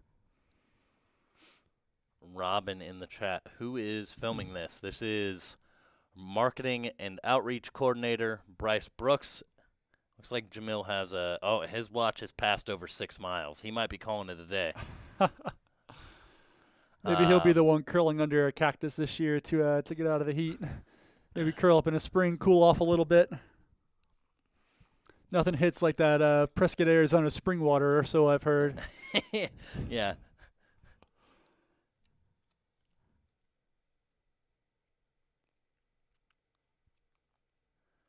So it looks like on these downhill sections is where Annie seems to be making up maybe a little bit of ground on Coop.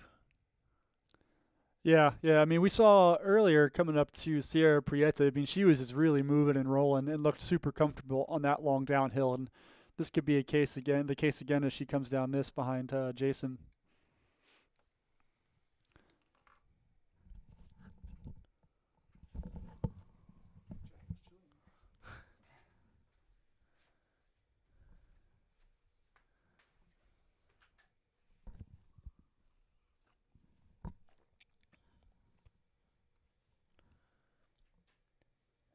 And a huge shout out to Bryce for filming this.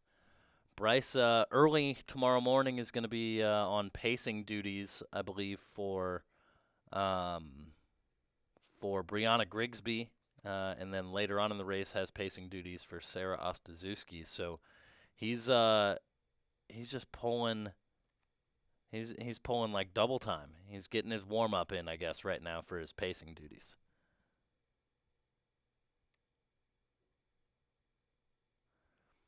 Cherries for Life in the chat wants to know why the first 20 miles was changed last year for this year. Too much chaos. No, there was a fire in between Crown King and Prescott that impacted the race course. So we had to change courses. And the race started in Prescott as opposed to in Black Canyon City this year, which meant that runners were not making that terrible climb up to up to Lane Mountain and then into Crown King.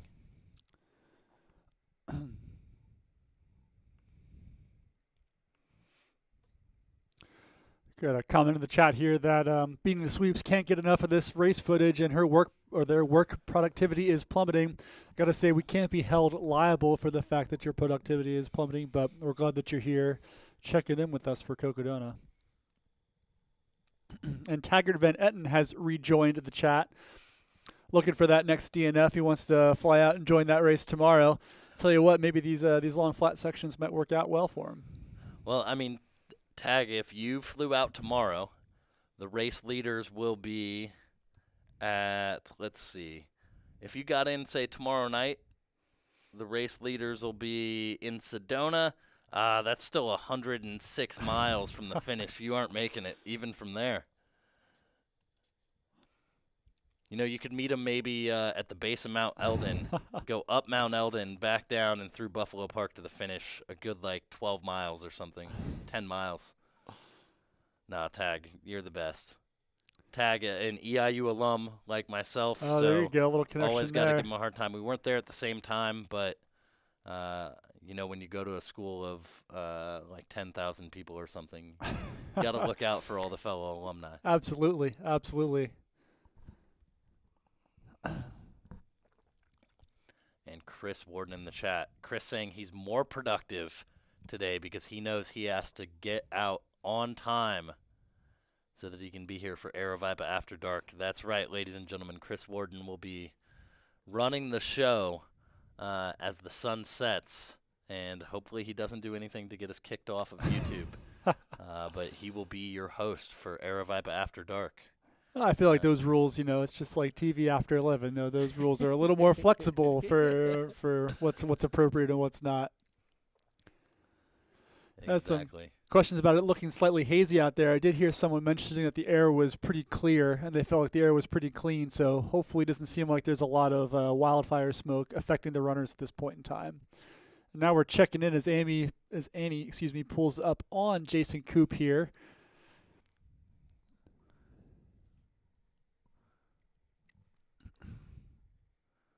Looks like we do have some more runners a little bit back. That looks like Jose Sosa, Sarah Ostaszewski, and Cole Crosby there. As that feed is not coming back right now.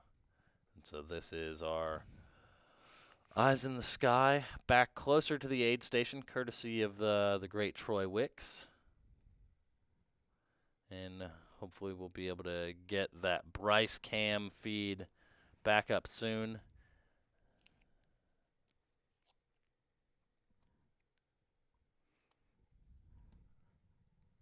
So we got a good view there of a couple runners exiting White Rock, heading into their next section as well too. So everybody out here having a good time today.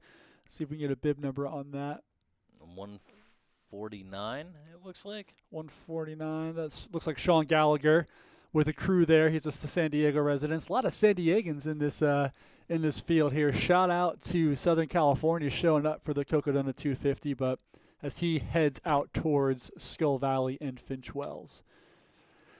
No chances of new wildfires occurring in the next couple days. Robin RDS, we can hope that there are very few chances of no wildfires. We can never be certain out here in the great Southwest, but fingers crossed that nothing comes up.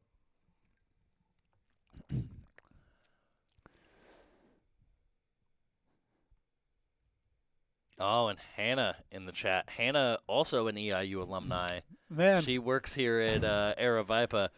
Hannah and I were at EIU at the same time. Oh, man. As well. So we probably had mutual acquaintances or friends. Stacking them up here at the Aravaipa headquarters with EIU. I know. It's crazy, right? It's crazy. Oh, and looks like the Bryce Cam is back up. It's just out here. That's Annie Hughes, our number one woman, and Jason Koop, our number one man right now. Both in there at the head of the races, running together here, approaching mile 36 and the Skull Valley aid station coming up.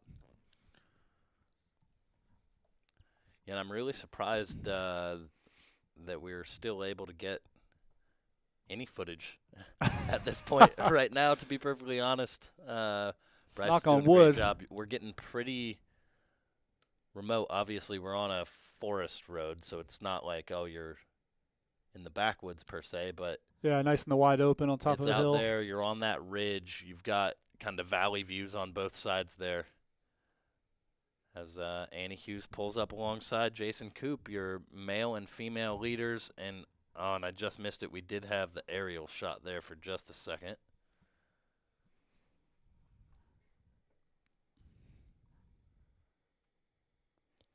I think our drone is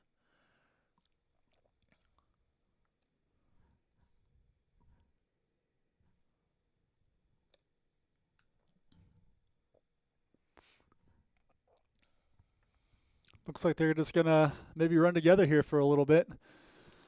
We'll see how long that lasts. The last time it didn't last very long with Coop and McConaughey. Yeah, that's what I was going to say. They broke up pretty quickly. Same with Garmire, Mr. LT Gray, and Sensman. Friendship bracelets aside, those guys, I guess, decided to go their separate ways. So not a lot of teamwork going on here, although there have been a couple small groups that have gotten together over the course of day one here at Cocodona.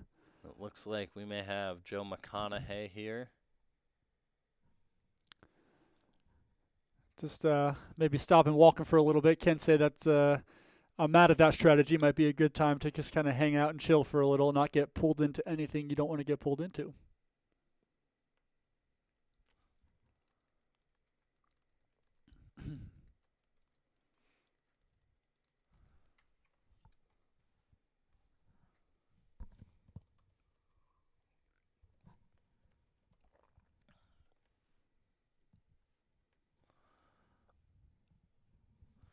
Let's go ahead, and there is the Bryce cam, and it looks like Annie Hughes has retaken the overall lead. So much for running together there. Looks like they're just going to go their separate ways.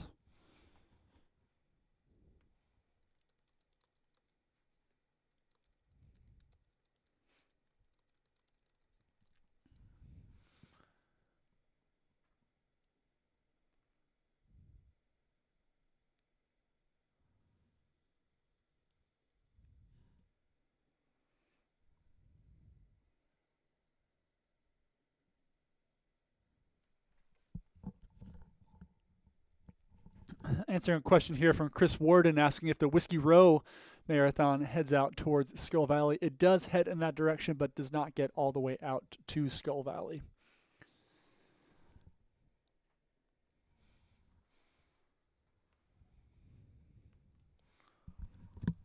Looks like we're seeing we've got, according to the spot tracker, 3 women in the top 12 here. It looks like we have Annie Hughes currently just taking the lead from Jason Koop in first. Sarah Ostaszewski on the back end of that top 5, top 6, and Brianna Grigsby. So the ladies showing out today, making their presence felt. So cool to see that as always. A little reminiscent of Western States. Yeah. Where the ladies definitely showed up and showed out.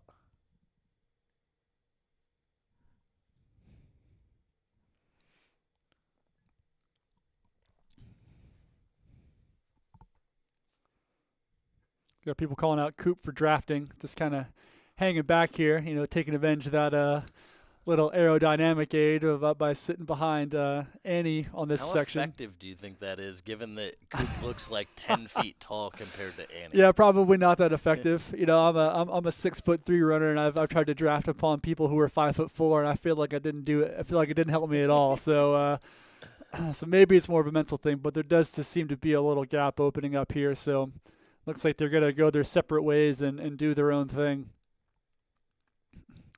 I've got a question on what the mileage on the leaders is. The leaders are approaching mile 36 aid station. They just passed 50K about 15 minutes ago or so. So we are approaching mile 36. And this is an out and back section of the course as well. So runners are going to go to Skull Valley. They will then turn around and come back. So they'll pass through Finch Wells again. So this section of the course they're going to hit twice. But instead of then going back up the hill where Jamil was, they're going to take a different route over to our Copper Creek aid station. Always an interesting mental trick when you're running down a hill that you're going to have to run right back up again. So, but a lot of dirt road here early on. So certainly favoring some types of runners over another, which will be interesting.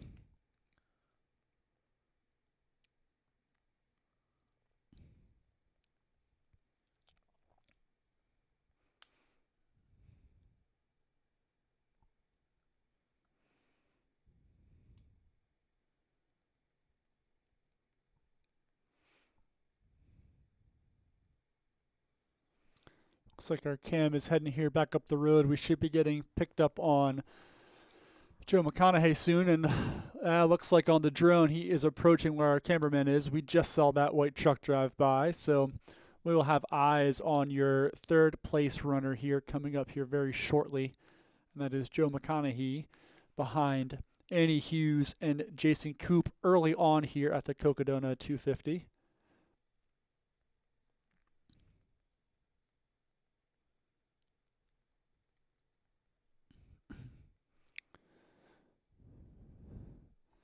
And looks like we've got some spam showing up in here. So if you could go ahead and report that if you're in the chat, that would be appreciated. And we've got a shout out here from Norway, Per Oscar. I don't know how to pronounce your last name, so I'm not going to try, but thanks for tuning in. Nice to see the Cocodona 250 live stream going international. And looks like we're getting eyes on McConaughey here, our third place athlete currently, Joe from Seattle, Washington. Looking good here as we approach the Skull Valley aid station on this out and back section of the course here at mile 36. Big smile from Joe. He's looking good. All decked out in his Brooks running gear.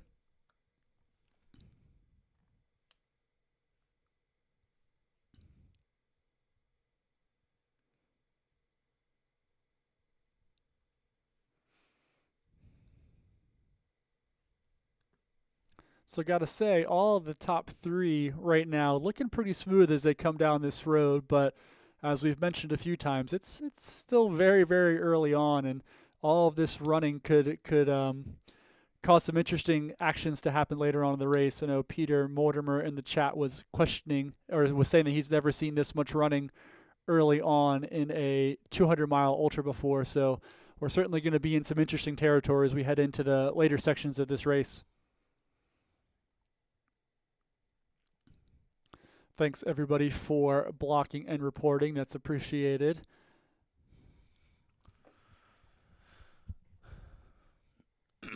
Just showing how popular the Cocodona 250 live stream is here that we're finally getting spammed.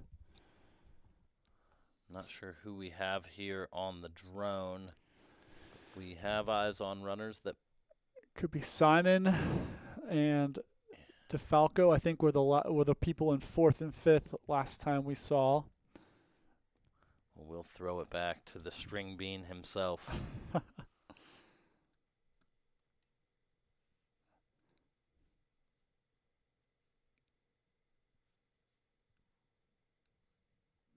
And hello to everybody. If you're just tuning in here, thanks for checking out the Cocodona 250 live stream. We got eyes on our third place runner right now. That's Joe McConaughey out of Seattle, Washington, running on the downhill to aid station, the Skull Valley aid station, mile 36. So he is just a few minutes behind our race leaders, Andy Hughes of Colorado and Jason Koop, who came by just a few minutes prior. Looks like on that drone shot, we've got a bunch of runners in view, so we're about to see a lot of athletes coming in view here. It is pretty tight up front. I'll tell you what.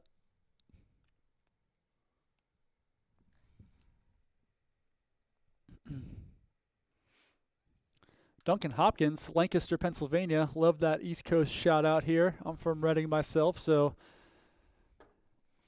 love to see that Pennsylvania presence here in the chat.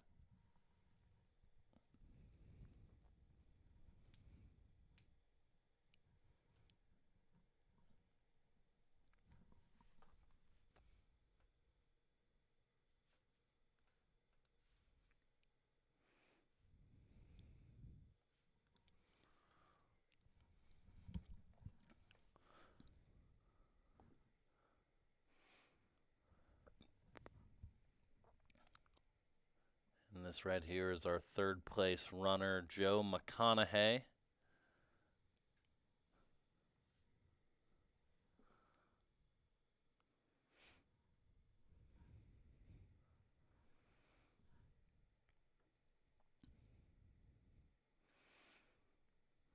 And Joe and Annie and Jason have all kind of gone back and forth here a few times in the early stages. They all have clumped together on several occasions, and it looks like we're looking at two other runners here on that drone shot. We'll hopefully be able to get some names for you here shortly. Yeah, it looks like they might be coming down from Sierra Prieta.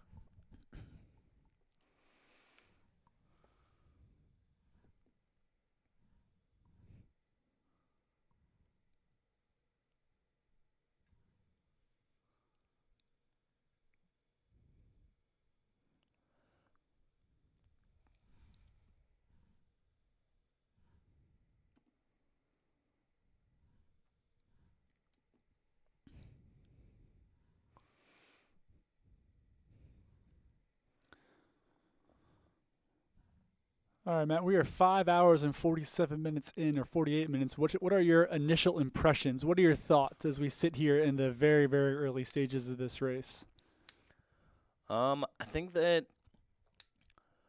we're starting to see a little bit of a gap start to form here with the top 3 runners primarily. They've got a little bit of room between the next set of 3, but then after that I felt like it was maybe a bit more of a gap from, 6th place back a bit further. So that group of Cole Crosby, Sarah Ostaszewski, and Jose Sosa, Yeah. feel like they had a bit more room. But I think these top 3 runners are kind of starting to establish themselves a little bit more and are running really strong, and I think really smart races.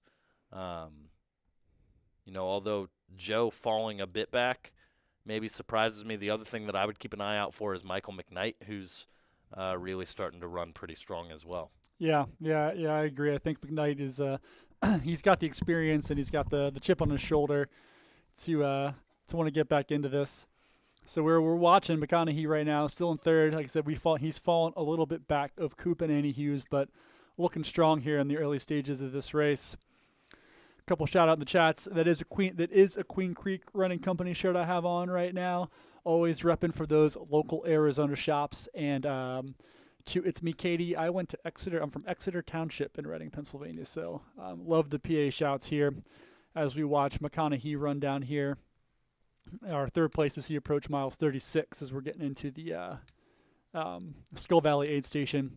And we've got, looks like the leaders, according to Feed the Cat, that are running about 8:45 pace currently. So that's a pretty good clip that they're moving at right now, relatively early on in the race here, mile 36. So as we were saying, it's still very early. There's sleep to take into account. There's some hillier sections to take into account. So definitely some interesting things to happen here in the future, especially overnight. And I agree, Rachel. I do think that the out and back section is cool for the runners and actually adds a pretty interesting wrinkle into the race stuff. It's one thing to know that you have runners behind you, but it is something else to see them as you're coming back up the hill and kind of get a visual on how people look like. It's also interesting because it's still so early in and there's still so many things that can happen, but definitely a cool section of the course. Yeah, I think one of the things that makes the out and back section still pretty cool is that it's super scenic. Yeah. As well. You're graced with these incredible views. Also, I think that I don't know who the runners are, but it looks like this drone shot is further down the course, maybe closer to Skull Valley. Yeah. It could be DeFalco and Widman. Those were our last two that we had in that kind of 4th, 5th spot. And sorry, we had people asking for bib numbers. That's DeFalco number 69 and Widman number 118. We'll try to remember to keep that going here. And that turnaround point is going to be mile 36 at Skull Valley when they turn around and head back up this hill.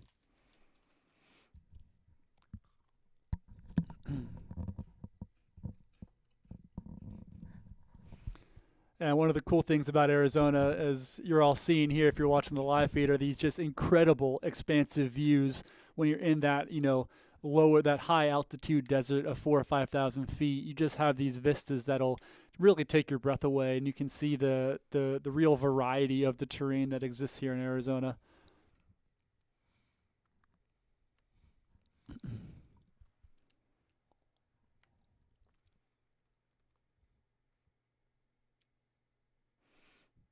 And we have the drone shot here on that runner in solo. I think that red was Widman, but I could be mistaken there. Number 118, if I remember the colors correctly from earlier on in the day.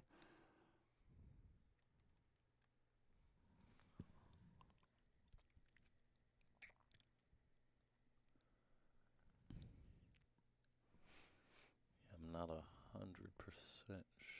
sure here. Oh, check out that view. Yeah. Well, that shows you where they came from. And where they have to go after the aid station. So tune in, folks. It's going to get a little interesting here as they have to climb on back up that hill. this is our drone pilot, Troy, here.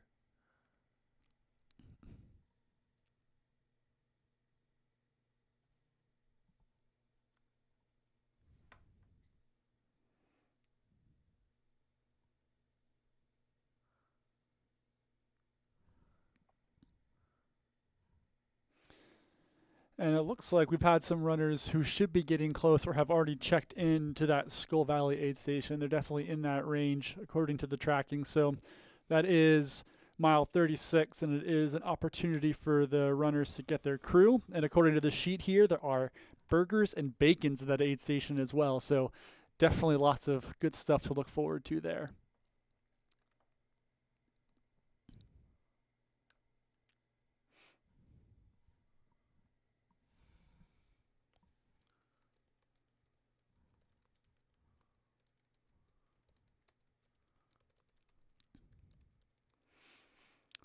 And on that drone, we're seeing a couple runners coming down here on the hill towards Skull Valley. Don't know who they are yet, but we'll figure that out hopefully going forward soon for you. That looks like a pretty good hat. Was Jose Sosa wearing a hat? He was in different clothes, though, I Different think. clothes.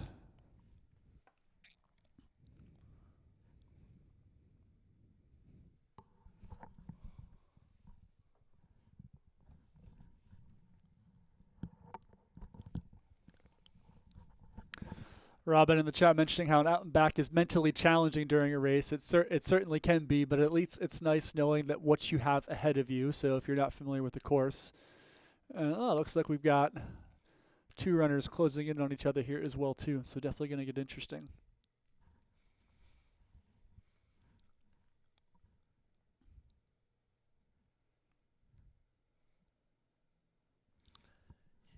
Yeah, I mean, this super runnable descent, though, it probably feels nice right now, but I wonder what kind of price some of these folks may pay. Yeah, I was just thinking, like, how is it going to lull, or how could it lull them into kind of a false sense of security? It always feels so good to roll those long downhills on the terrain like that. But, yeah, long way to go today.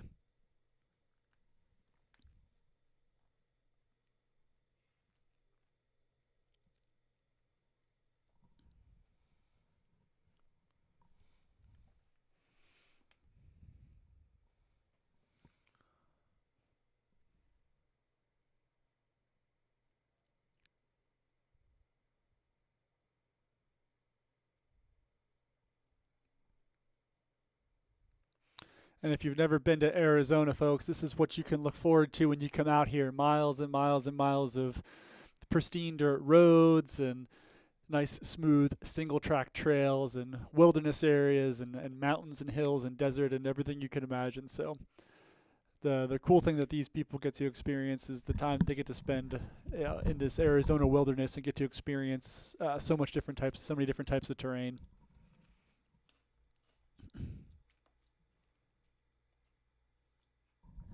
So we got a group of 3 on one drone here heading down the hill, but we're going to get a shot on somebody here shortly.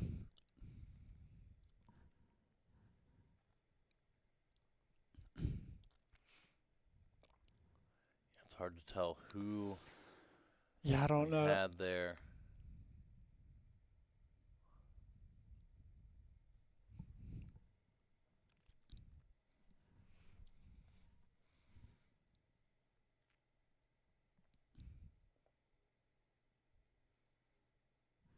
Not bad views, though. Not bad at all. Not bad at all. Let's go ahead and check in on this group of 3 here.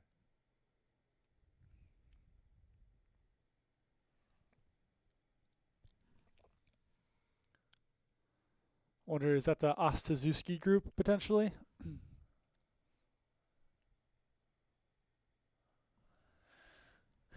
Yeah, I'm not sure.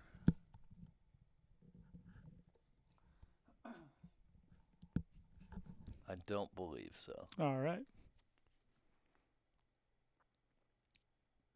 But they look like they're having a good time. I hope everybody's having a good time so far.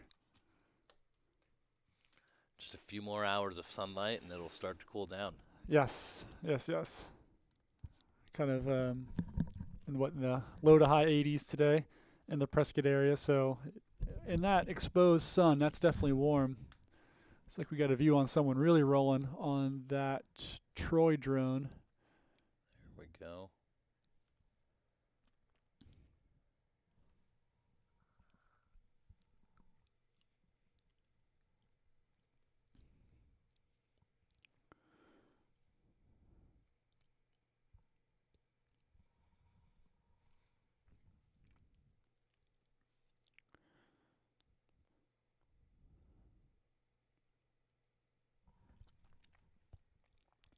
And Jan in the chat asking for when we think the first runners will be to Whiskey Row. I would say so far my projections have been pretty spot on. Yeah, you've been right. Not to like pat myself on the back been too right much. But I have the leaders projected by around 8:15, 8:30. I would probably say maybe on the slightly longer end of that. So like maybe between 8:30 and 9. Yeah, they're maybe a little ahead right now, but I think that climb out yeah, looked they're terrible. they're gonna come back for sure. Yeah, they're gonna come back. That's quite a climb. Yeah, it looked bad on the drone anyway. Yeah, it looks bad like right here on one of the drones. That's significant. Looks like on. Oh, we got Bryce back. Sorry. Yeah, we had someone coming through on Bryce. I didn't catch that. I will see. Hey, Bryce. Oh, Bryce just.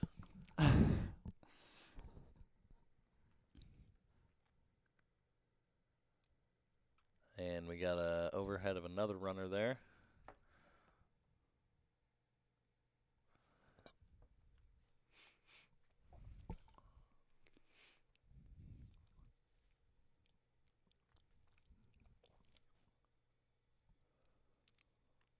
That's a great question in the chat.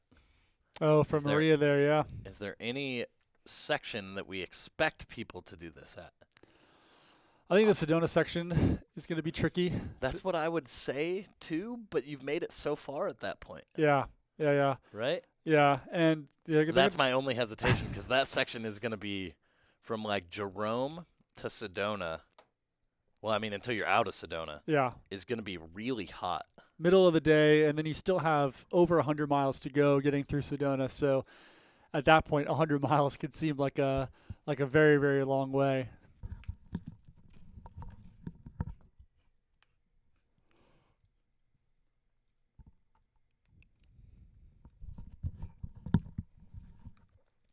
Stephen Crawford in the chat. I think you are spot on, my friend. I would take the under, but not by much. In terms of them getting to Whiskey Row by 9. What camera is that?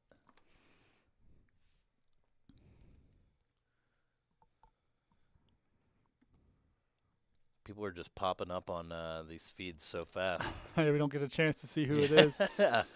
I think that they're going to be there probably between, I would say around 8:45-ish. Although they're running pretty doggone good right now. Yeah, they're running good, but they have a big climb coming up, so that's going to be interesting to see how that shakes things up here in the early stages.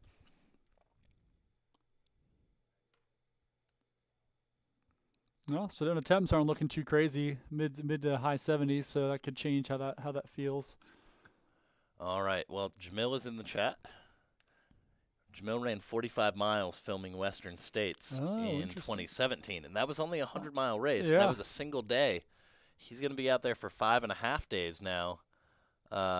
So I'm saying over 70. What was it, 72 and a 72 and a half was the Billy Yang? official over-under. We don't have odds on those yet, but I think the over is a safe bet. Yeah, I'm trying to get in early while the odds are still good. Before there's too much action on that.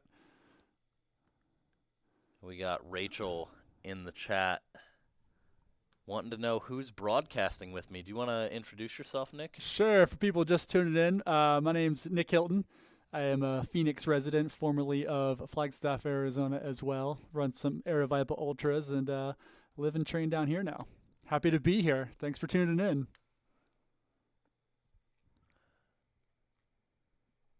Pinal Peak 50K champion. Pinal Peak Nick 50K Hilton. champion, course record holder. Only the first year was running, so that was an easy one to get. I'll see how long that hangs in for. But And then a week later, I think the whole course got torched by a fire. yeah, seriously. So that thing might stand for good. Yeah, that's a bummer. That was a beautiful course. So Aravaipa is the best. They put on the best races. So if you haven't done one, now's the time to get out here and do an Aravaipa race.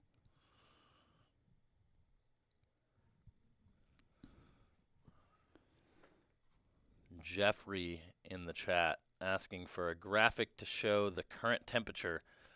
We usually have that, but it's a bit hard just given that we're going to be bouncing back between like very differing climates. Right now we got Prescott is about 73 degrees, so that's somewhere within 70. It'd be within 5 degrees of that. So Oh, and it looks like we've got runners going opposite directions right now.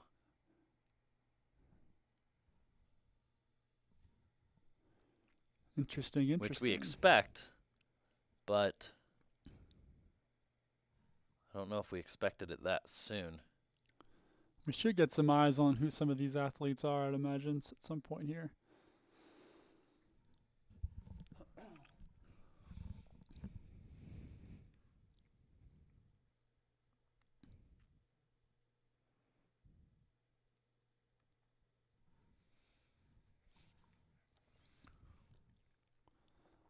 Oh, that was. Never mind on the people going opposite ways. That was Bryce. That was the cameraman going opposite ways. Yeah. I was thinking, I was like, well, that's not the leaders. Yeah. So no one else should be going the opposite direction. And if so, we missed the leaders, which would not be good.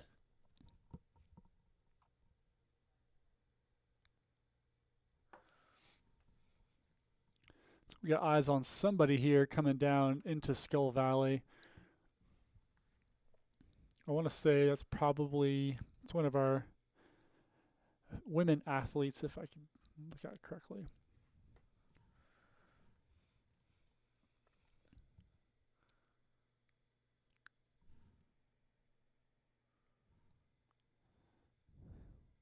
And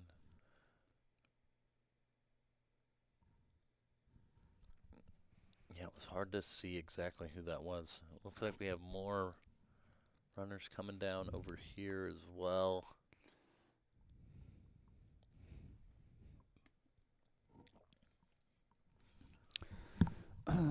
Refreshing stuff. It looks like we probably have a couple in Skull Valley right now. Looks like maybe Annie Hughes, Coop, and McConaughey are all in and around that area.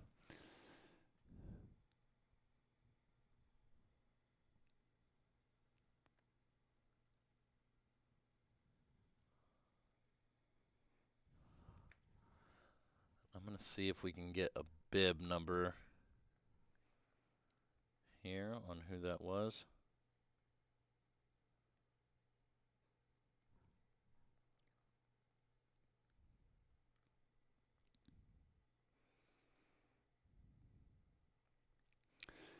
We got Jen asking if it'll get chilly over Mingus tonight. Yes, it will definitely be chilly Oh, gosh, yeah. overnight. Yeah. It's going to be really cold. I would guess overnight lows are going to be probably in like the 30s. High 30s probably, 30s, low yeah. 40s maybe, because Mingus is up there.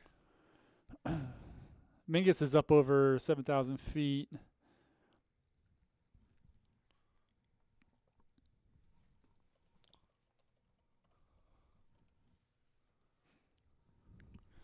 Yeah, 41 looks like the low right now for Mingus Mountain this evening. So it's that's a big swing. So hopefully everyone's prepared and has all their layers ready for that.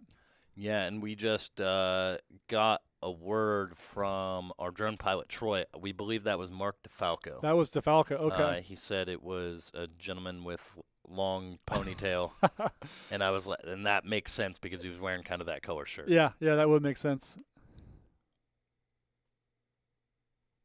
Oh, and yeah, looks like one person in the chat. Yeah, looks like DeFalco. Yeah, I agree. DeFalco's running well, and The again, people one of backed us up. one of our youngers, 23 years old for Mark DeFalco. So cool to see him out here mixing it up with the guys. Yeah, there he is.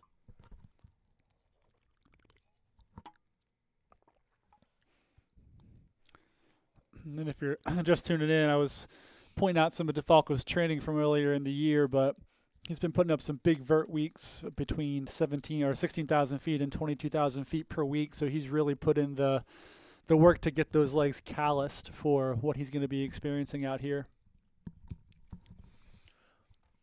Shout out to Dominic Roy in the chat with the $20 Canadian donation here. Thanks to you. Thank you all for supporting the live stream. If you want to support us, you can donate in the chat, obviously. You can shop our merch at shop.mountainoutpost.com. That's where you'll find all your favorite Aravaipa brands, from the Cocodona 250 to Run Steep Get High to everything. Or you can sign up for our races. You know, those are the best ways to support what we're doing here. Or just, you know, hitting subscribe, hitting the like button, all of those things. We really just appreciate you all tuning in. And if you've never run an Aravaipa race before, they are some of the best to do it. So they are a ton of fun in some incredible locations. I can highly, highly recommend getting out there and trying an Aravaipa race. They put on A-plus races. As you can see from this incredible coverage, I mean, who else is doing stuff like this out there? So pretty awesome. Looks like we got another group of 3 here. So I think this is a little bit further from Skull Valley from our other drone pilot. Yeah. I think is what I'm working out here.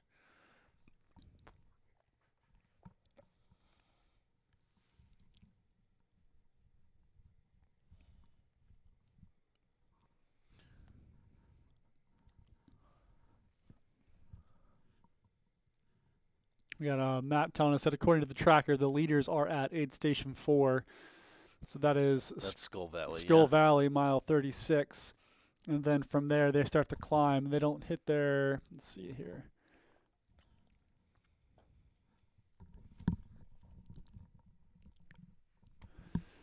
So they don't get their crew again until mile 60.7. So that's a long break between crew stops, almost 25 miles. So definitely an important stop here at Skull Valley. So I would assume these guys are going to take their time a bit and make sure they're prepared for the next section. Yeah, and that 60.7, that'll be Whiskey Row, so that'll be a big aid station for everyone. You know, the leaders might get there before the bar closes. That's important.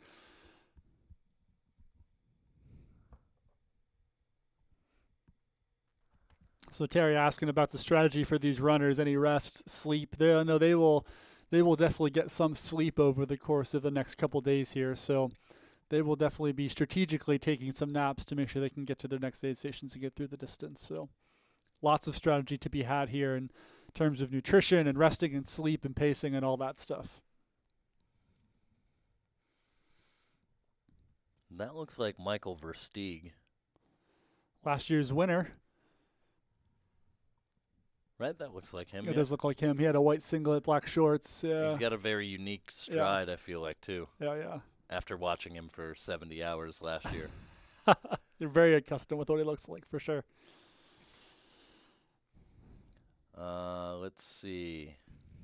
Amber Myers in the chat. That's what I was looking for. The best 50K Aravaipa 50K for beginners, intermediate. I would suggest probably our Desert Runner Trail series. That is kind of like a tour of the Maricopa County Regional Park system. So we host a race in basically all of the different regional parks here in the county. They're fun and beautiful courses. They've got race distances from, 5-ish K up to 50 miles at most of them, including a 50K. And most of them are challenging but not daunting. Is the way I would put it. You're going to get, a few thousand feet, a couple thousand feet of elevation gain on, more rolling desert single track trail, which is pretty cool. So that would be my suggestion. Getting some good eyes on Versteeg here. Yeah, can confirm. Definitely Mike Versteeg. We got Chris Warden here giving out some maybe not so great advice to jump right into the Crown King 50K. Maybe not best for our beginner and intermediate 50K runners out there, but a beautiful race nonetheless. Yeah, I mean, I guess the best way to describe the Crown King 50K is like a slightly easier version than the first 50K of last year's Cocodona, but not much easier. Yeah, there's booze at the top though, so you can't go wrong there. That's true. Getting a good drone on our group of 3 here. Really curious to see who this is. Putting the sepia tone on that drone.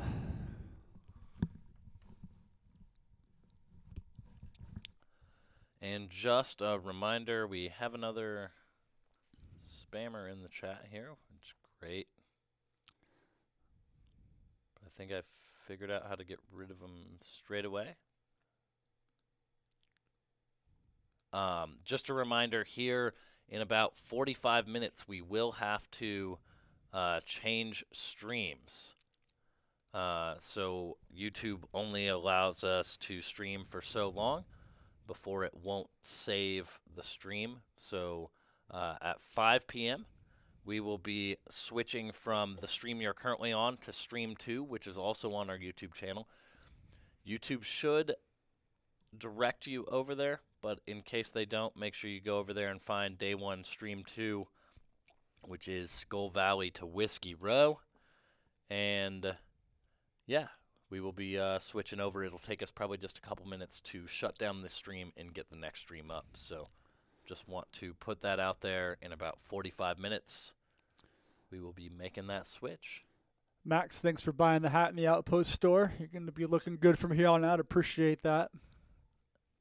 Love it. Thanks, Matt. I'm not in the right thing. Hold on. Now where'd Matt go? There we go. Matt, got to pull that up. Thanks for buying the hat. That is Brianna Grigsby. Can tell the bucket hat and the Aeroviper Racing Team shirt there. Tucson, Arizona. Shout out. Looking good going up here. Looking strong.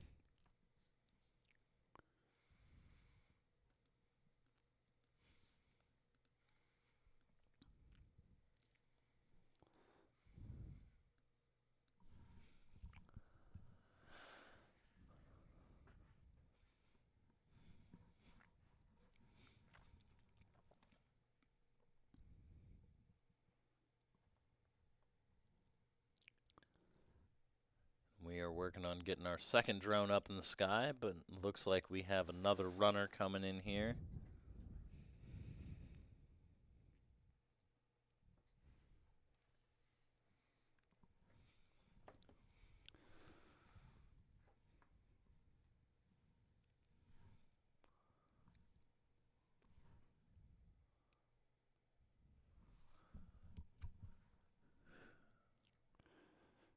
Let's see if we can get a bib number on who we got coming up the hill.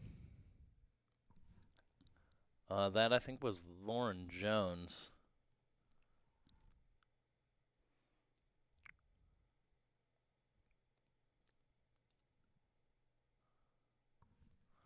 I'm not 100% sure, but I thought that was Lauren Jones. Got some people asking about aid station coverage here, Matt. What's the next aid station we're going to get some shots from? We won't get anything until runners get back to these drone locations. Okay, so we'll be on. There is, from what I'm told, there's no service at Skull Valley. Looks like we got someone coming down here. Let's see. Yeah, we got another one coming down at least.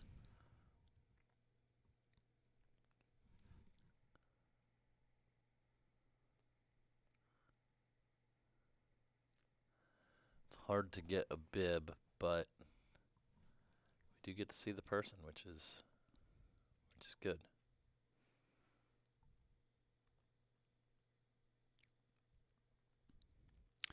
Interesting comment here from Christine. It's either going to be a smoking fast race or one with massive carnage. It could be a little bit of both, too. Someone had mentioned earlier they're on like 17-hour, 100-mile pace right now. So, I mean, they've been running on a lot of dirt roads and super smooth terrain with some really smooth downhills. It's only going to get harder from here on out. So I would assume we're going to see that pace come back a little bit.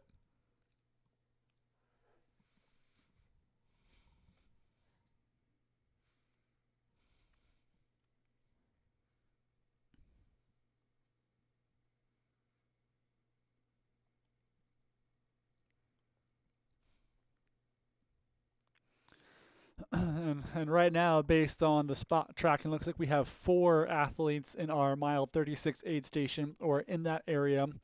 Our early leaders, Coop, Hughes, McConaughey, and Simon Widman all seem to be somewhere in that range. So everyone getting filled up. After that mile 36 aid, they don't see their crew again until mile almost 61 at Whiskey Rose. It's a really long stretch between crew stops here. So definitely going to be an interesting section of the course to see how the runners are going to handle this section as it starts to get dark.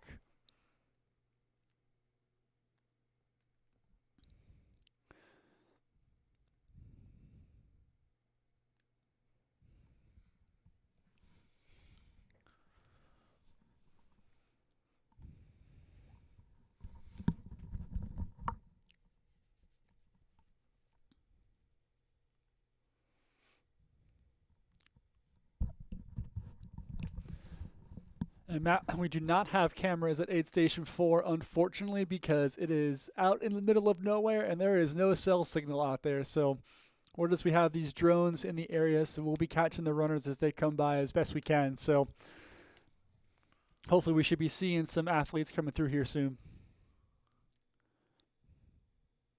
It looks like DeFalco is also potentially checked into that aid station as well. So our top 5 all there.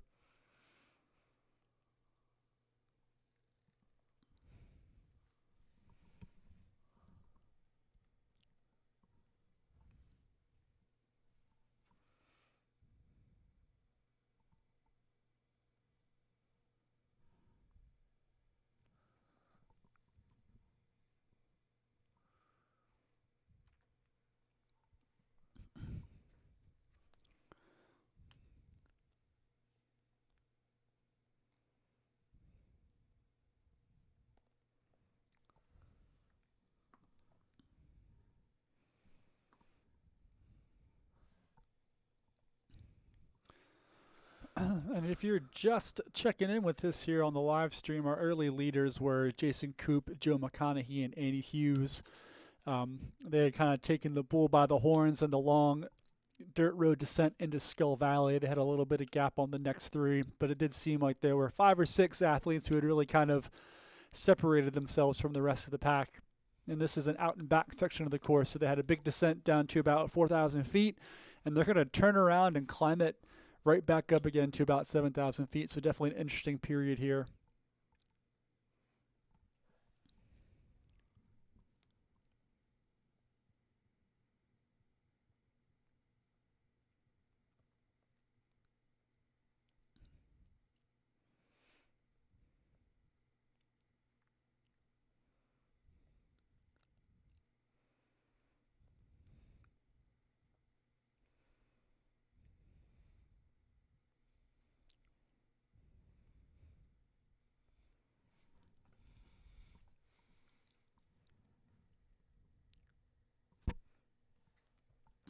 It's going to be interesting here coming in. We're going to see a lot of athletes crisscrossing as they come in and out of that Skull Valley aid station. So a lot of opportunities to eye your competition, which could lead to some interesting things later on in the race. Yeah, I mean, it's easy to make poor decisions, possibly. Absolutely. When you can see where your competition's at. Absolutely. I'll give a shout out here to the people watching Mark DeFalco. It looks like he's a teacher and people having a party for him. So thanks for tuning in. Hopefully you'll get to see him here on the live stream soon. Nice. Excuse me, not DeFalco. 118, Simon Widman. Yep. It's just Simon Widman's students.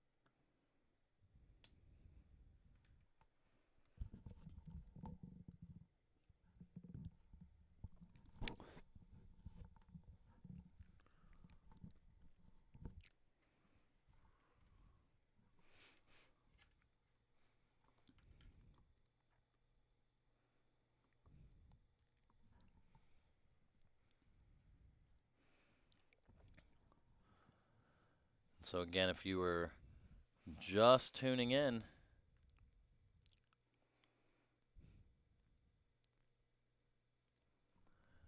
we are watching runners head down. I believe this is Copper Basin Road. Yep. And they are heading down to Skull Valley at about mile 36, where they will turn around and head back up Copper Basin Road and eventually make their way back into the heart of Prescott at the iconic Whiskey Row. And they'll be checking in there, around 9 o'clock this evening, 8:30, 9 o'clock, sometime around there. Yep, I believe that's when we think the leaders are going to come through. It's got to be an exciting moment for all the runners having been kind of out here in the wilderness to come back into what I'm sure will be a raucous group at Whiskey Row. Got some more runners coming down here.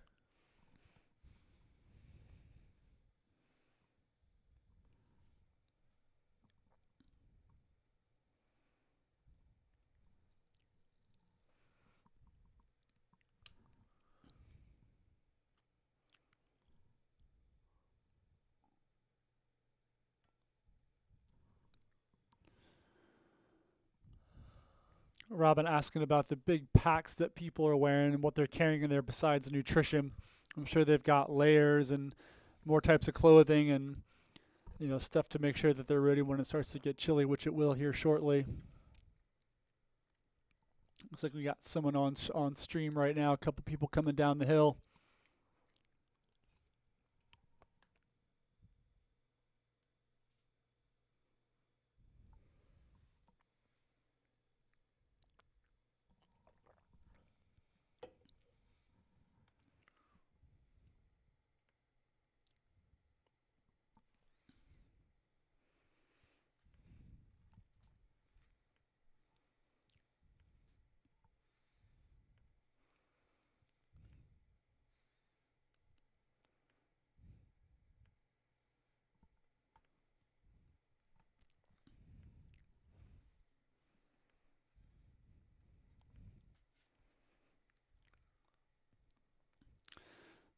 And it looks like some of our top runners are out of that Skull Valley aid station. Coop, McConaughey, Crosby, Annie Hughes, Mark DeFalco seem to be maybe moving up the road here. Remember, there is a pretty good climb coming out of Skull Valley. You have a nice long descent coming into there, then you turn around and come right back up the climb, and you climb up to about 7-ish thousand feet or so. So definitely nothing to sneeze at.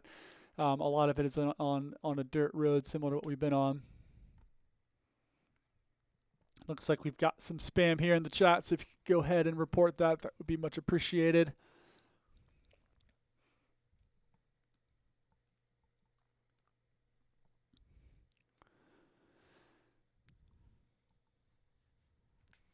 Right now we're hearing that McKnight is in 6th. He was DNF at last year's race. And Versteeg is currently in 9th. He was our winner last year, both of which seem to be kind of running well within themselves, trying to stay comfortable here for the first section of the course. Look at those views. That is something for sure.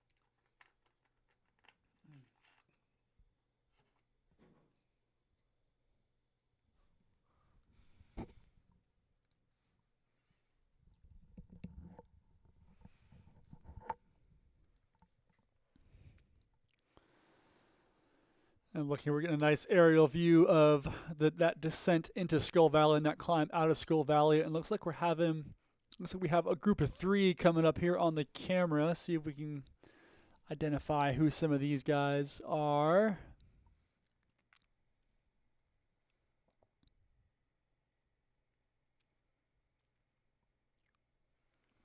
No, I couldn't Nope. identify them, but they were moving pretty good. Yeah. Don't know who they are, but they're looking pretty comfortable at this point in the race. Nice to be packed up and running together here.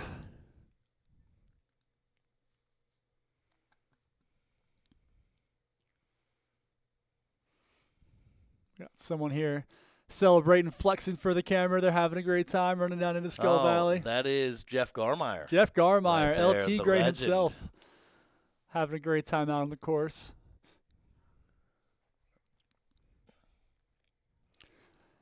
Have a question in the chat here. What are some of the biggest challenges that East Coasters could face in the race? Well, we talked about this a little bit earlier.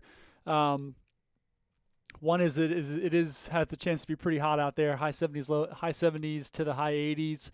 You know, it's going to be a lot drier than it is on the East Coast. Different kind of terrain here. So, you know, not to mention the time change, trying to get used to that. So there are definitely some differences here, especially then once we get up to altitude. You know, some of these athletes will have not run much at 5, 6, 7, 8,000 feet, even up to 9,000 feet once they get to Mount Eldon. So there are definitely going to be some challenges for them. AJ says mountain lions, yeah, something you got to keep an eye out for. Hopefully we don't have any run-ins with some wildlife out there, but yeah, definitely some differences to running here versus running back east for sure. Yeah, I definitely agree. I think the big thing is probably the heat. Excuse me. This time of year, right? Yeah. Because you know it's early May. Out east, it may be getting warm, but it's not getting this kind of warm No. yet. And so I think that's probably the biggest adjustment. And so I think a lot of athletes probably, you know, making sure they're taking care of their heat training. There we see Josh Locke coming through. Easy to identify. Yeah, the He's a banana smart jacket man. helps, yeah. The banana jacket means I always know that's Josh Locke. I hope he doesn't change it. Yeah, I think definitely hasn't been a prolonged warm period back east at all. So it's that definitely, even though for us West Coasters, 75, 80 might not sound too hot, but if you've been in 25, 30 degrees, that's going to be a big difference. Don't forget the risk of encountering a crazy old prospector. Hey, you get those some places out east too. I think we have one in the race with Versteegs out there, so you got to be careful.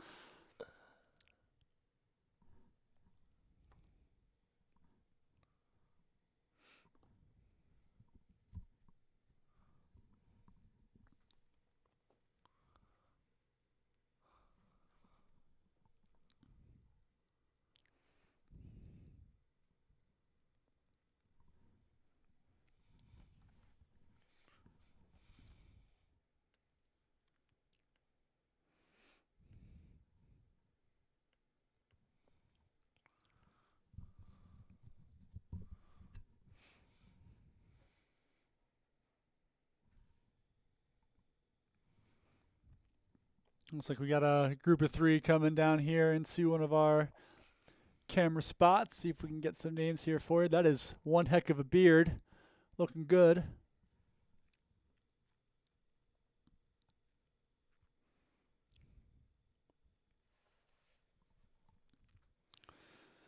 And if we check into our live tracking here, looks like Coop and McConaughey are in front. Annie Hughes in third. According to this, we have a bunch of people: Grigsby, Jose Sosa, Versteeg, Kevin Goldberg, all around that 37-mile mark. And then a bunch of people look still to be in that aid station or getting close to that aid station at mile 36 at Skull Valley. There went Morgan Weinberg. Aerovibe of Colorado just came by. There we go. Morgan Weinberg showing up. That's exciting.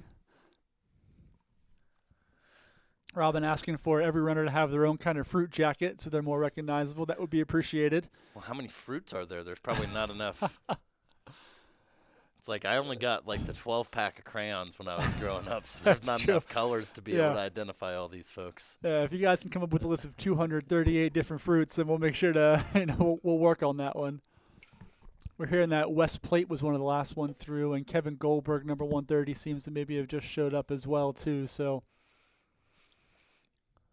Well, I'm seeing the Bryce cam is popping up online here, so Bryce might be seeing someone, might be getting some follow cam footage soon.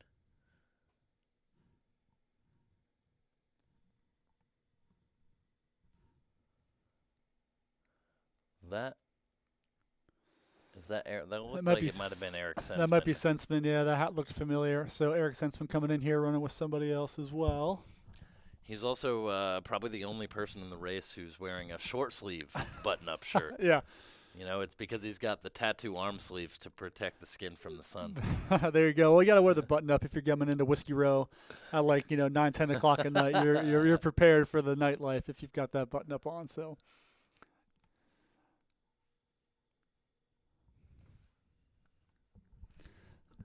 Looks like we have a group of 3 here on the Bryce cam. Maybe we can get some ID on them.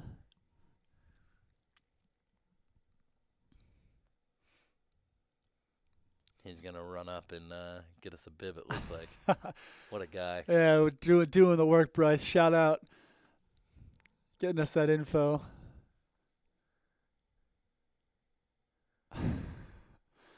That's a camera angle.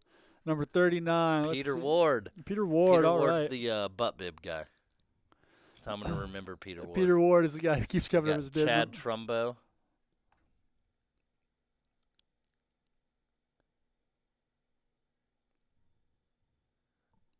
Is that Could be Tyler Welch. He was with somewhere in that area.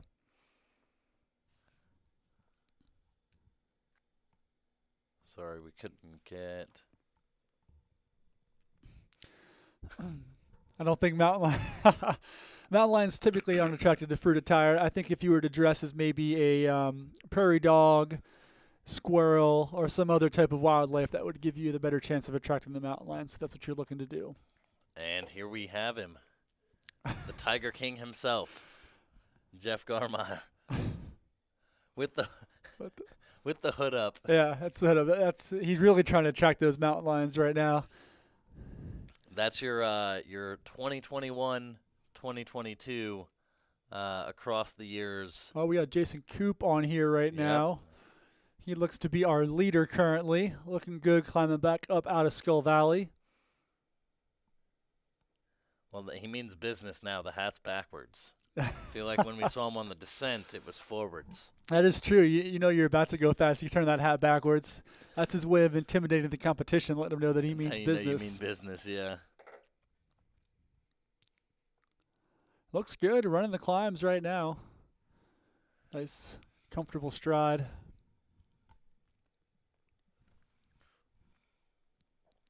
Yeah, and there we go. We got a nice shot of him here. Just continuing to move forward.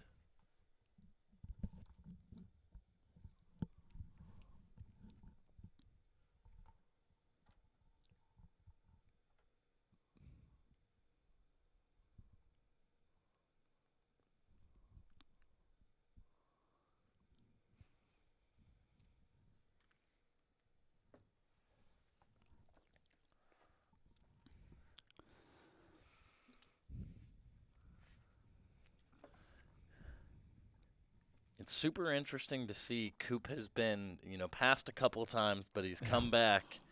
I think that this seemingly is maybe a strong suit or a strong section of his where he's climbing up out of Skull Valley here. Oh, you talked about it earlier that maybe he's just trying to get a little bit of a lead so he can judge when to get his sleep a little better. I'm sure he's not the only athlete. We heard Sensman talking about that earlier, trying to think ahead and think about when they should catch a kip and get a couple minutes of sleep. Looks like that's McConaughey we have on the Bryce cam as well right now. Yep, and the drone shot there. So that would be our second place runner currently. And maybe is there a third with him right now? We don't see. There we got Bryce and Joe. Oh, and Joe, that's right. So Just a couple minutes behind here. These two are definitely tracking each other closely as we approach somewhere around 38 to 40 miles into this race. So, Yeah, when they hit the Finch Wells aid station up here again, that should be about mile 41, Okay. I believe. yeah, and last time most of these guys blew right through that Finch well. So be curious to see what they do here. They don't come to another Good aid there number. for a little while. 7 miles to Copper Creek and then 12 miles to Whiskey Row. So could be some strategy.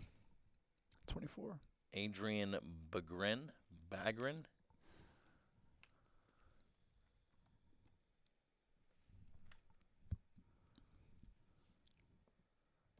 Looks like we got people coming down. That might be Annie Hughes there.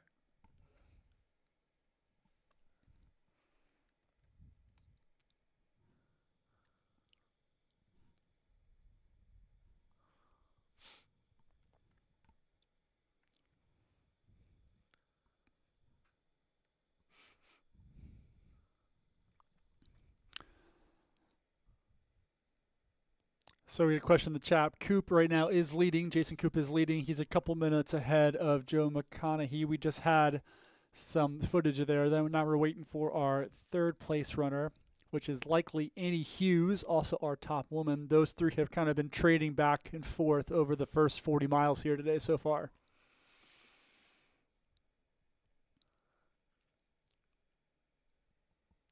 Looks like that's number 79. Jason Mosel. Jason Mosel coming down into Skull Valley. Second overall at the Lone Star 200 here in this last year. So he's no rookie when it comes to this longer distance. We have a lot of good wildlife information going on in the chat right now. How to identify a cow versus a mountain lion in the dark. So if you're going to be spending some time here in the wilderness overnight, definitely some good things to check on. As we watch Mosel here run downhill towards Skull Valley. And then here's our third place runner, Annie Hughes. So that is our first woman, third overall, Annie Hughes. She's looked great all day. She's been super strong. And we just had notice here from Rosa Smoker that Sensman was running with Rhoda Smoker there when we just saw them momentarily coming down the hill. So that was Sensman and Rhoda Smoker. So Nice.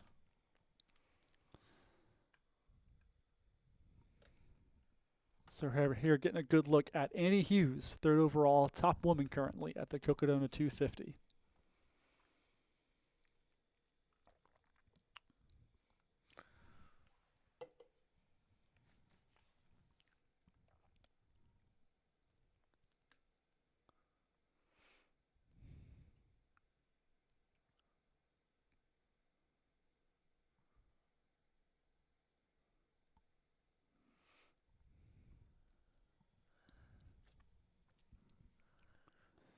So Annie Hughes has been having a really great run up to this point as well. Again, runners are approaching the 41-mile mark here. And there you see Rhoda and the great Eric Sensman,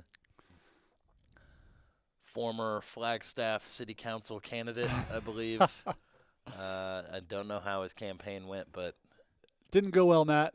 He did not win a spot on City Council, unfortunately. it's unfortunate. That is I unfortunate. hope that this journey inspires him to run for re-election at some point in his life. He did run every street in Flagstaff, so kind of a cool project he was doing there while he was running for campaign. So there's probably nobody on that council who knows the streets of Flagstaff better than Eric Sensman. So if you want to get those potholes fixed, Eric's your guy. He knows exactly where everyone is. Exactly.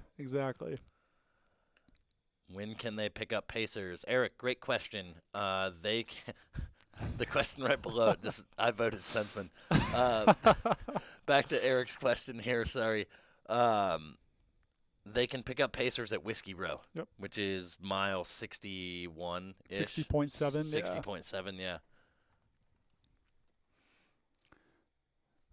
And I'm curious as to who's going to be pacing Eric, because he's got maybe a wealth of friends he could call in to help pace. He does. I have some inside info. I was shown that Pacer list at some point, but probably not at liberty to pull that out and That's give that understandable. information.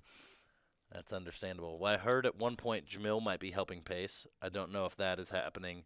I heard a few other wonderful people might be pacing as well. So Well, Jamil owes Eric for making Eric pace him up and over Eldon last year, yeah. as he was just miserable. Well, Jamil better save his legs from going too hard on these hills in the film section. You know, if he's pacing that, we're gonna be well over that 72.5. Oh yeah.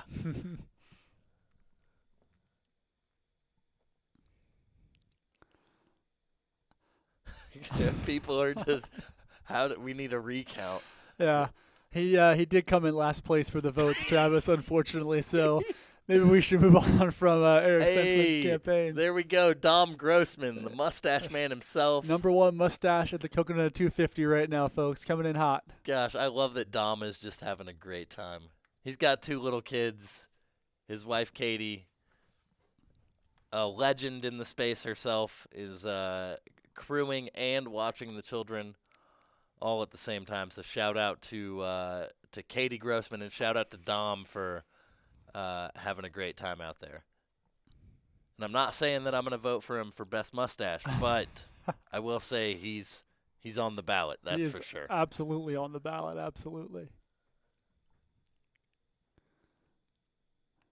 So we've had 3 runners here come past our Bryce Cam. Coop in first, McGonaghy in second, and Annie Hughes in third. So we'll be waiting on our 4th and 5th runners here sometime in the nearest future. I think people are taking their time at that aid station, probably a smart move. It's the second time they would have seen their crew since the start of the race, so got to load up here for a long section.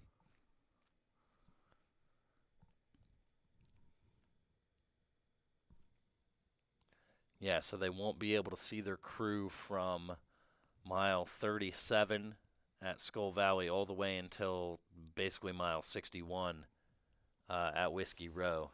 It's a long, lonely stretch. Yep, I'm sure this climb out of Skull Valley is probably a bit rough, but once you get out there, get into Copper Creek area, Mm-hmm. then you climb back up, and then you get into Whiskey Row via some of the roads in Prescott. So Okay. you will have like kind of a faster section that's gradually downhill. It's on road, like real paved road, so it may beat you up a little bit though. Is the only thing, especially after like a long descent like this. Yeah. It's interesting, you know, how many dirt roads and more kind of smooth sections they have in the early sections of the course and what part that's going to play later on. So this is Sensman's still getting roasted here in the chat. Unfortunate for him. I'm glad he's out there having a good day right now. It seems to be running fairly well. Well, he seems to be running like very within himself, which Yes. I think at this point in the race, in your first foray past 100 miles, Yeah. is great. And I hope he's just enjoying every moment. And I'm sorry that I, got the chat started roasting you, Eric. I hope that you forgive me one day. It's all because you didn't give me a friendship bracelet like Jeff Garmeyer after, all we went through during the Cocodona or the Black Canyon live stream. But no, Eric's having a great race, and he has to be in the conversation for best mustache. Absolutely. Well, Yeah, we have a pretty strong top 3 right now. And so, yeah, to have him on the podium, I think is a real honor. So we got some other people coming through here on the Bryce Cam. Yep.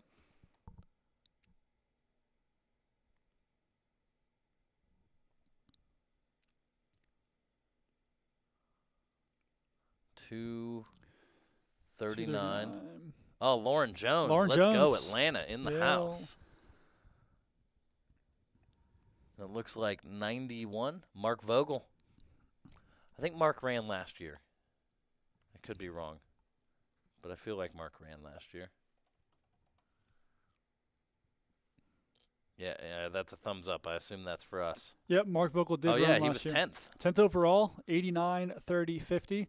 He's also signed up for Western States and a bunch of cool things coming up here in the near future. So he has got quite the race calendar ahead of him. So cool to see him out there. And Robin in the chat, 15 minutes till YouTube stream change. Yeah, roughly. Roughly. And there we go. I think Bryce just had Simon Yep, Simon Whitman. Widman, I think, right there. And there's Dom Grossman.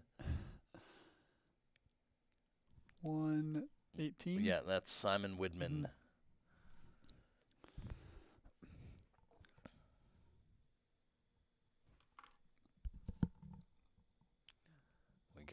We got a Lauren Jones fan in the chat. Prior to moving out to Phoenix, my wife and I lived in the greater Atlanta area for about 6 years. So huge shout out to Lauren. I know that she's got some mutual friends who are helping crew and Pacer. So shout out to everyone out there in the great city of Atlanta, Georgia. With the nice overhead view here. Bob C dropping some unsettling mountain lion knowledge in the chat, so that's always fun. If you see a mountain lion, they want you to see them or they're full of rabies. So good advice here for everybody when you're out in the wilderness. Looks like we have eyes here on another runner coming through on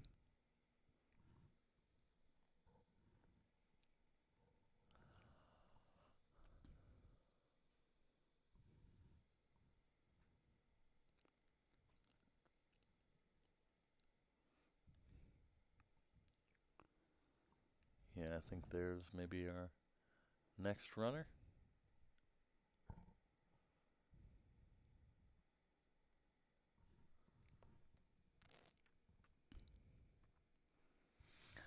Well, and I just got a text message reminder to my Koros Verdicts 2 here that my children also lived with us in Atlanta, and I didn't give them a shout out. So my wife and children, my children only lived there for the last couple years because they're little. But yeah, they were also Atlanta residents, born in the greater Atlanta area as well. important to give the shout out to the whole family, Yep. especially when they're listening in. Let's see here. What do we have?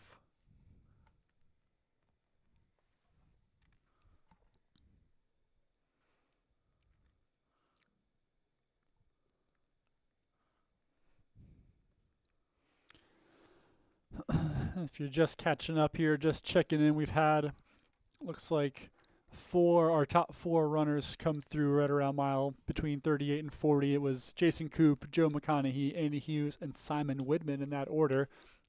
We've had a lot of runners pass heading down into that Skull Valley aid station. So people out there, people moving. Looks like most of the runners have come through the first aid and on their way out to that Skull Valley zone. The first first time cutoff is coming here at Skull Valley and is 4:30 in the morning at mile 36.5. So we'll be seeing our runners make their way there to try to make that first cutoff points.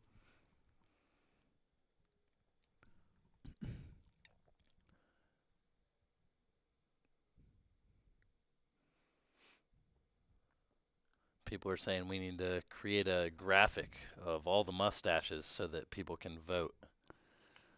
You're probably not wrong, as we see Jamil there. And this is the Jam Cam.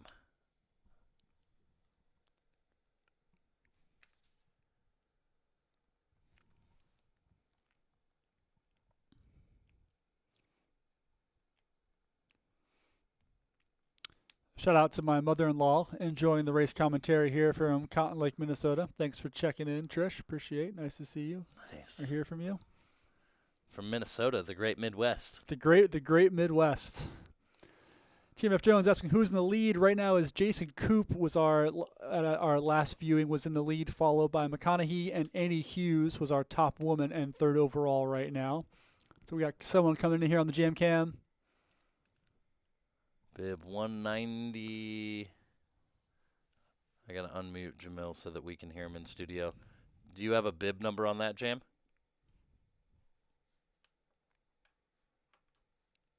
Nope. Well, if it was bib 190, that would be Alan Guevara from California. Oh, bib 112. C. Sawyer from C. Holiday Flyer, Sawyer. Mr. Cowboy Hat, 43 years old. Looks like he's having a great time out there today. He does.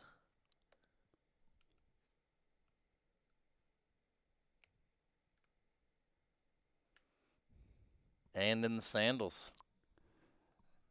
It's at least our second sandal runner, potentially more. Yeah, the other one is also having a good day, Mr. Michael Versteeg. Yeah, someone we should expect to see here coming up on the Bryce Cam at some point in the near-ish future.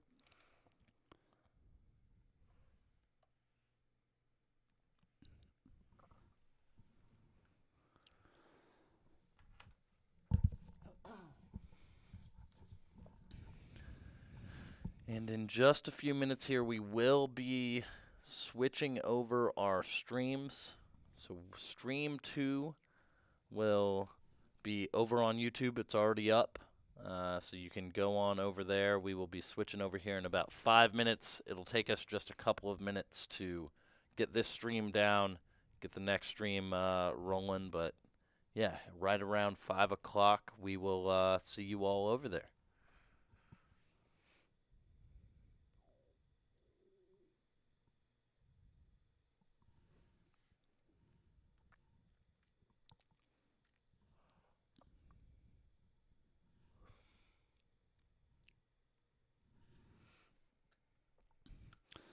Looks like probably the next couple runners we should see coming up the hill will be McKnight.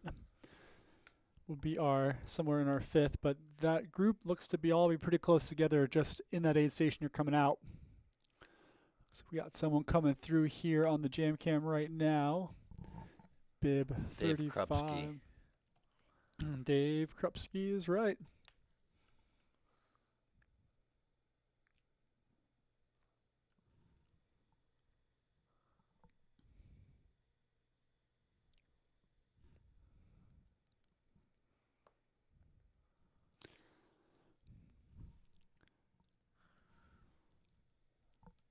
Tim F. Jones saying it looks dry and dusty out there. I can assure you it is dry and dusty out there. This is the time of year when it is almost at its dustiest.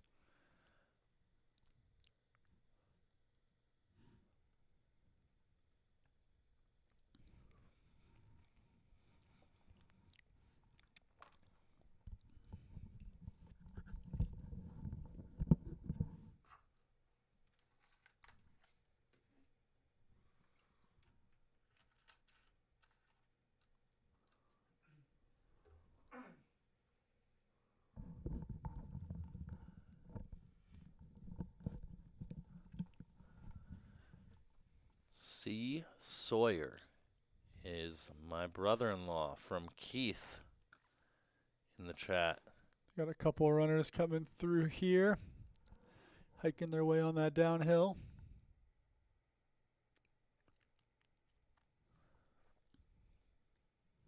Probably trying to be smart here, save their legs a little bit if they can.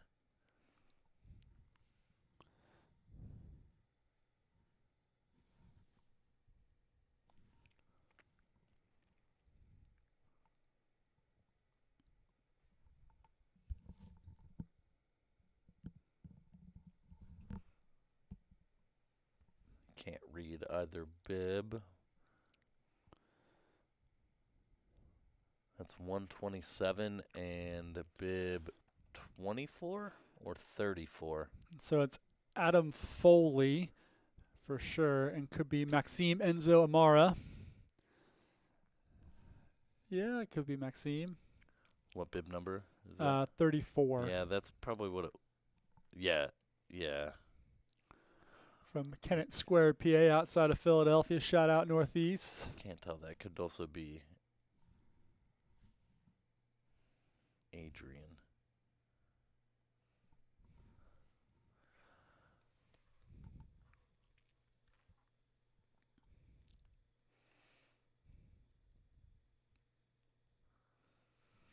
Pete Mortimer here, giving a shout out to his polls, which helped him on those long downhills last year. Served him well. Runner-up last year's Coconut 250. And Jamil showing us a little bit of are those bones? There's some carnage out here on the course early on. Yeah. Are those what your knees are going to look like after all that downhill running, Jamil?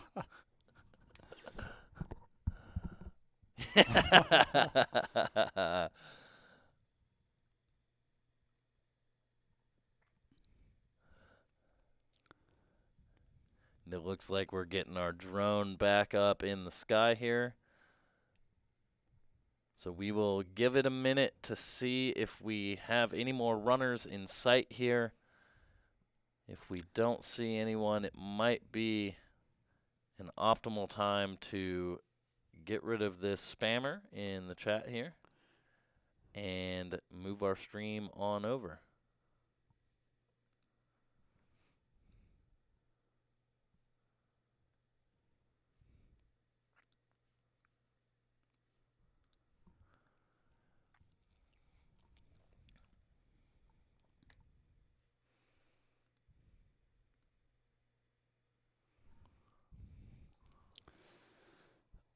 Sure, some welcome shade here from the runners as the sun starts to go down.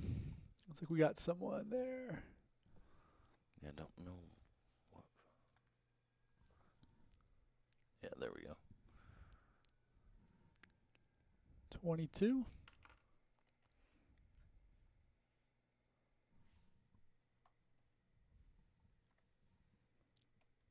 Yeah, get any return here on that.